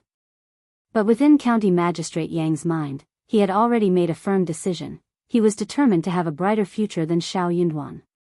He would attain a high position where Xiao Yunduan could only look up to him. He was going to make Xiao Xian regret her decision. Inside the room, Xiao Yunduan gazed at Xiao Xian, placing his hands on her shoulders. Did you feel wrong today? Xiao Xian shook her head and chuckled. Of course not. I always say that I am Mrs. Provincial Champion. It annoys them so much, hee hee. Xiao Yunduan couldn't help but laugh, his gentle demeanor shining through. You are indeed Mrs. Provincial Champion, the one and only. Yes, Xiao Xian proudly smiled. There will never be another Mrs. Provincial Champion in the Qiao family. They are just envious of me. Xiao Yunduan laughed and couldn't resist pulling her into his embrace. Her face nestled against Xiao Yunduan's chest, and the cool touch sent a slight shiver through her body. The spot where they made contact began to warm, and she could distinctly hear his strong and steady heartbeat, even through their layers of clothing. Xiao Xian felt her ears growing hotter and hotter, and her face flushed with warmth. Pushing him away? That was too much for her to bear. She couldn't bear the embarrassment of reciprocating the hug. Subconsciously, she held her breath, frozen in place, afraid to make any movement. Xiao Yunduan was taken aback as well. He didn't overthink the situation. He was simply overwhelmed with excitement and couldn't resist embracing her. Only now did Xiao Xian realize what she had done. Guilt washed over her. They had made a promise that until she fully accepted him, he would respect her boundaries and never push her or make her uncomfortable. But was she really pushing him away? It was just too sudden. Xiao Yunduan wanted to hold her tighter, but he felt a sudden hesitation. There was a voice inside him telling him to let her go, but he couldn't bring himself to do it. A delicate fragrance enveloped the woman's body, so pleasant to the senses. Her waist was slender and soft, igniting the imagination and prompting thoughts about the sensation of their skins touching. Chapter 909, Regret B0's Nvel. The more he thought about it, the angrier he became. He couldn't let go of her so easily. Xiao Yunduan leaned down and rubbed his chin against Xiao Xian's hair, relishing the softness against his skin. Their hearts raced in sync. My love, Xiao Yunduan whispered and couldn't resist planting a gentle kiss on her cheek. Xiao Xian was taken aback by the cool, tender touch. She let out a small gasp and instinctively stepped back, breaking free from his embrace. Xiao Yunduan was about to reach out to hold her when he stopped himself. A tinge of regret crossed his mind. Why didn't he steal a few more kisses? Inside, Xiao Xian felt a jumble of emotions. She hadn't intended to reject him, but she wasn't ready. She worried that he might misunderstand her and feel hurt. With a cautious glance, Xiao Xian peeked at Xiao Yunduan, relieved to see that he didn't seem angry. Yet, her guilt intensified. Oh, by the way, did you come here today because of the letter from Manager Qin yesterday? Xiao Xian tried to ease the awkwardness. Yes, Xiao Yunduan nodded in agreement. I was worried they might gang up and mistreat you. Xiao Xian smiled mischievously, gazing up at him with sparkling eyes. Is that all you were worried about? Xiao Yunduan mirrored her smile. I was also concerned that the Yang family might have second thoughts and try to fight me for my wife. Xiao Xian's heart fluttered with warmth. Her eyes shimmered, and she wore a tender smile. No one can take them away from us. The Yang family and the Qiao family have no connection to us. We are strangers to them. In this moment, he decided to confess and make his stance clear. She had never met the Yang family before, and she felt like an outsider. Nobody had asked for her opinion or cared about her feelings. If she were to be involved with the Yang family, it would be grossly unfair to her. Xiao Yunduan wasn't oblivious to that fact. Yet, hearing Xiao Xian's words still filled him with joy. You're absolutely right. Let's return home tomorrow, all right? All right, they exchanged smiles. Xiao Yunduan couldn't resist holding her close. Just take a rest. The next day, County Magistrate Yang and his mother departed. Their expressions were sour as they left, purposely avoiding eye contact with Xiao Xian and Xiao Yunduan, as if the sight of them was repulsive. Madame Tang fumed, the Qiao family is bullying us. I finally understand that their invitation was merely a facade, concealing their malicious intentions. What are they trying to prove? My son is a talented official, while Shao Yunduan is just a provincial champion. There's nothing for them to show off. And to think they were the ones who called off the engagement, yet now they're behaving so despicably. I will find you a far superior family, one that surpasses the Qiao family by 1,000-fold. County Magistrate Yang smiled. Mother, please don't be angry. It's not worth it. As for my marriage, you can make the decision. I'm doing this for my own sake.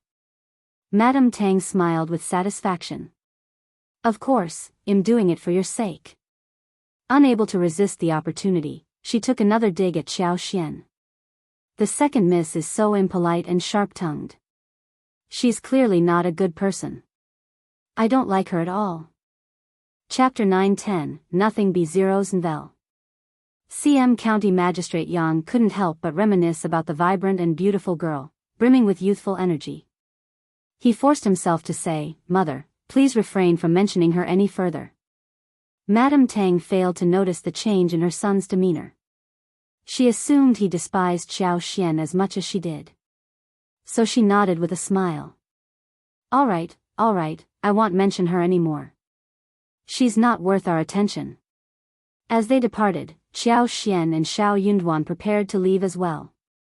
Madame Qiao, wearing a smile, suggested, since you're already here, why not stay a few more days?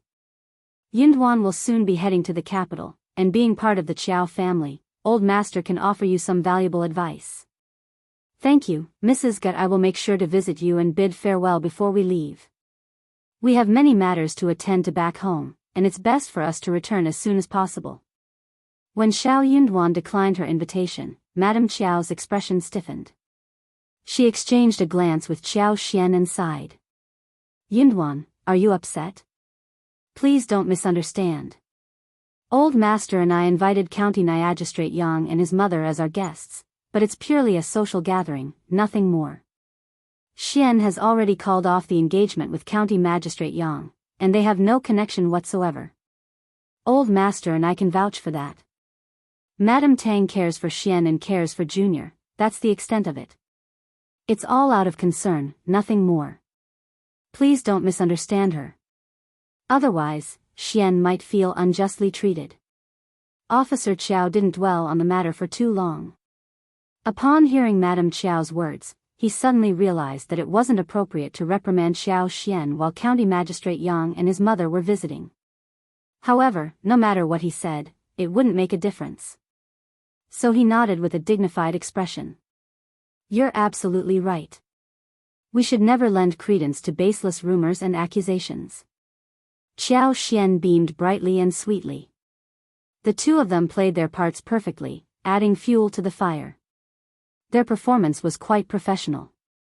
Shao Yunduan remained composed but shot a glance at the pair. You're exaggerating. I'm not someone who can't differentiate between what's important and what's not. My wife and I are united, and I trust her completely. I have no interest in those who have no connection to me. Yes, I'm not foolish either. I am the wife of the provincial champion, and my husband's future is promising. I wouldn't jeopardize my own prospects by getting entangled with someone I've never even met. Madame Qiao, you're overthinking. There's no need for you to explain yourself like this. Madame Qiao cursed inwardly, her smile faltering slightly. Indeed. It's good that Yunduan doesn't entertain suspicions or indulge in baseless speculation. Shao Yunduan affirmed, No, I have full trust in my wife. It's not so easy for others to sow discord between us. Madame Qiao's smile turned rigid, her frustration growing. Xiao Xian chuckled. Since you trust me this much, I won't let you down. Madame Qiao now realized that these two were conspiring to mock her. She sneered inwardly. Fine then, what was the point of flattering them? Were they truly that devoted to each other? She would wait and see. She simply couldn't believe that any man could endure such a situation without harboring resentment. No man could remain unaffected by such a thing. The seed of doubt had been planted in their hearts, and it would inevitably sprout and grow, sooner or later. Chapter 9-11, Plan for the Year B0 CM. What was the rush? Madame Qiao could afford to wait. Shao Yunduan held Xiao Xian's hands and bid farewell. Goodbye. As the two of them left, County Magistrate Shao expressed his displeasure. See what trouble you've caused.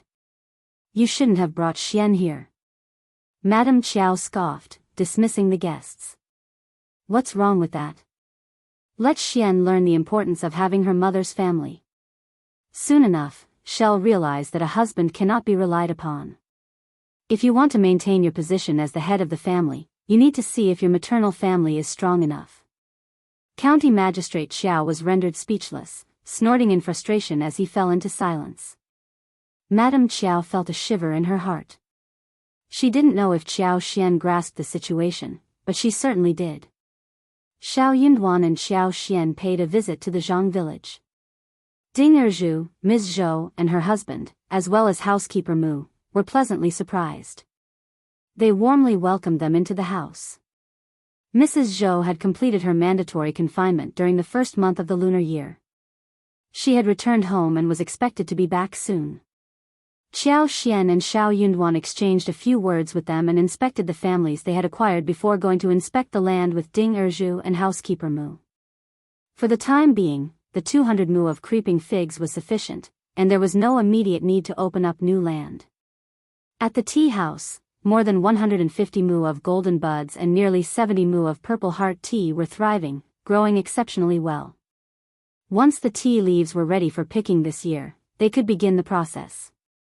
Both the golden buds and purple fragrance teas were highly valued and could fetch a good price.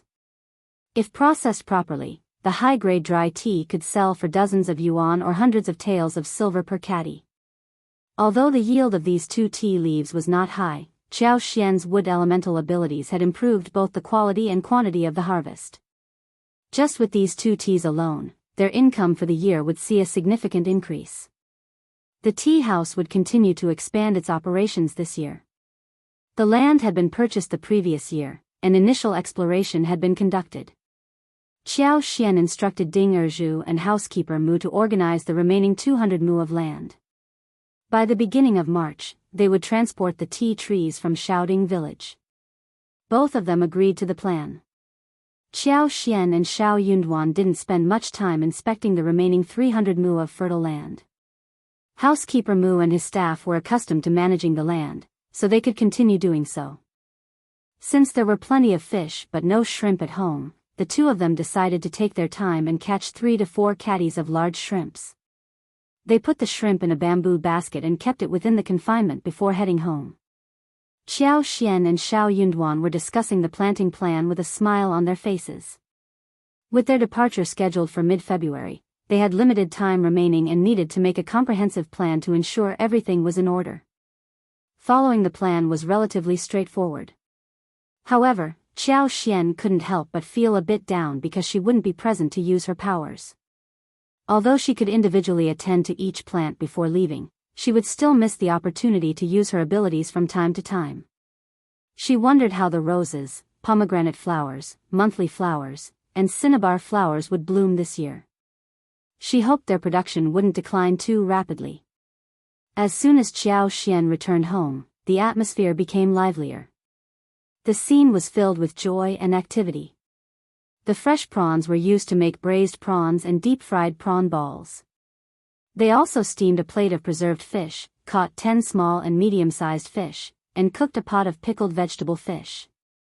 Additionally, they stir-fried winter bamboo shoots and soybean sprouts, creating a balance between the rich flavors of the fish and meat consumed during the Spring Festival and the inclusion of vegetables. Chapter 9-12, Secretly Watched B0 CM. The following day, the house buzzed with noise and excitement, but Qiao Xian was busy with her tasks. Her main focus was preparing the tea seeds. Though it was still quite cold outside, the bone-chilling air was gradually fading, and the hint of spring was in the air. Qiao Xian didn't have much time to spare as she had to accompany Shao Yunduan to the capital. However, she could manage the cultivation of the seedlings with the help of her superpower. By the end of February and the beginning of March, Qiao Xian and Shao Yunduan would already have departed from Shaoding village. During that time, Butler Mu and Ding Erju had dispatched their workers to transplant the tea trees. In addition to the tea trees, Qiao Xian planned to plant roses, red and blue flowers, pomegranate flowers, and cinnabar flowers. She traveled to Xian province and sought help from Yuezheng Shao to purchase the seedlings. These flowers were ideal for making lipstick and were required in large quantities. Qiao Xian aimed to expand the field by an additional 200 mu this year. Before she and Shao Yunduan left home, the seedlings could be transported to the village. Qiao Xian would use her wood power to protect the seedlings, and Yang Xiaoni and Taotao could be hired to plant them at a steady pace. With a total of 52 beehives, the blooming of the 200 mu of flowers and trees would require a greater amount of beeswax for making lipstick. Therefore, 52 beehives might not be sufficient. As the grass grew and the centaurea bloomed, the need to separate the beehives became apparent. Fortunately, Qiao Xian had already taught Taotao and Shao Sanlang how to share the household provisions. Since Qi and Qiao Xian were not present, Qiao Xian repeatedly reminded them not to venture into the mountains in search of pre-existing wild beehives, as it would be unsafe. With 52 beehives at home, not all of them could be shared, but allocating 10 should not pose a problem. Qiao Xian made it clear that if they ran short of beeswax, it could be omitted. She considered the flowers to be more valuable than the beeswax. Qiao Xian did not underestimate people's intelligence. News of the lipstick-making venture would spread quickly, but she anticipated that it would soon be overshadowed by other matters. The first branch of the Shao family held a prominent position in Shaoding village due to their school and the family's land donations. Moreover, Shao Yunduan's noble status and his connections with the Yuezheng and Xia families in the province made it unlikely for anyone to plot against them. However, there was someone observing them from the shadows. If people learned about the beeswax purchases, they might draw conclusions based on the shape of the lipstick. Qiao Xian contemplated the idea of monopolizing the market for a few more years, allowing her to amass a fortune. This year, they planned to cultivate up to 200 mu of cassava, which was a straightforward process. They could simply cut and plant it directly. Meanwhile, the others were responsible for tending to the herbs and fruit trees at 500 meters. Before leaving the province, they made sure to visit the papayas and dragon fruits that were planted before the new year. Unfortunately, large-scale cultivation of sugarcane, pineapples, and other crops was not feasible this year. Without Qiao Xian's superpower, even with Yuezheng Shao's assistance in transporting a substantial number of seedlings from the south, there was no guarantee of their survival or proper growth. Before they knew it, the 15th day of the first month had arrived. Following the Lantern Festival, the air was filled with the vibrant essence of spring. These days, the sun was already warm at 500 meters, and diligent families had begun transporting loads of manure into the fields. Qi, Ding Jinshan, and the others gathered in the county city on the first day of February. On the third day of February, they set off northward after assembling people from various counties in the province. You're tuning into the Romantic Tales YouTube channel. Don't forget to subscribe and join us on this journey to catch the most captivating stories.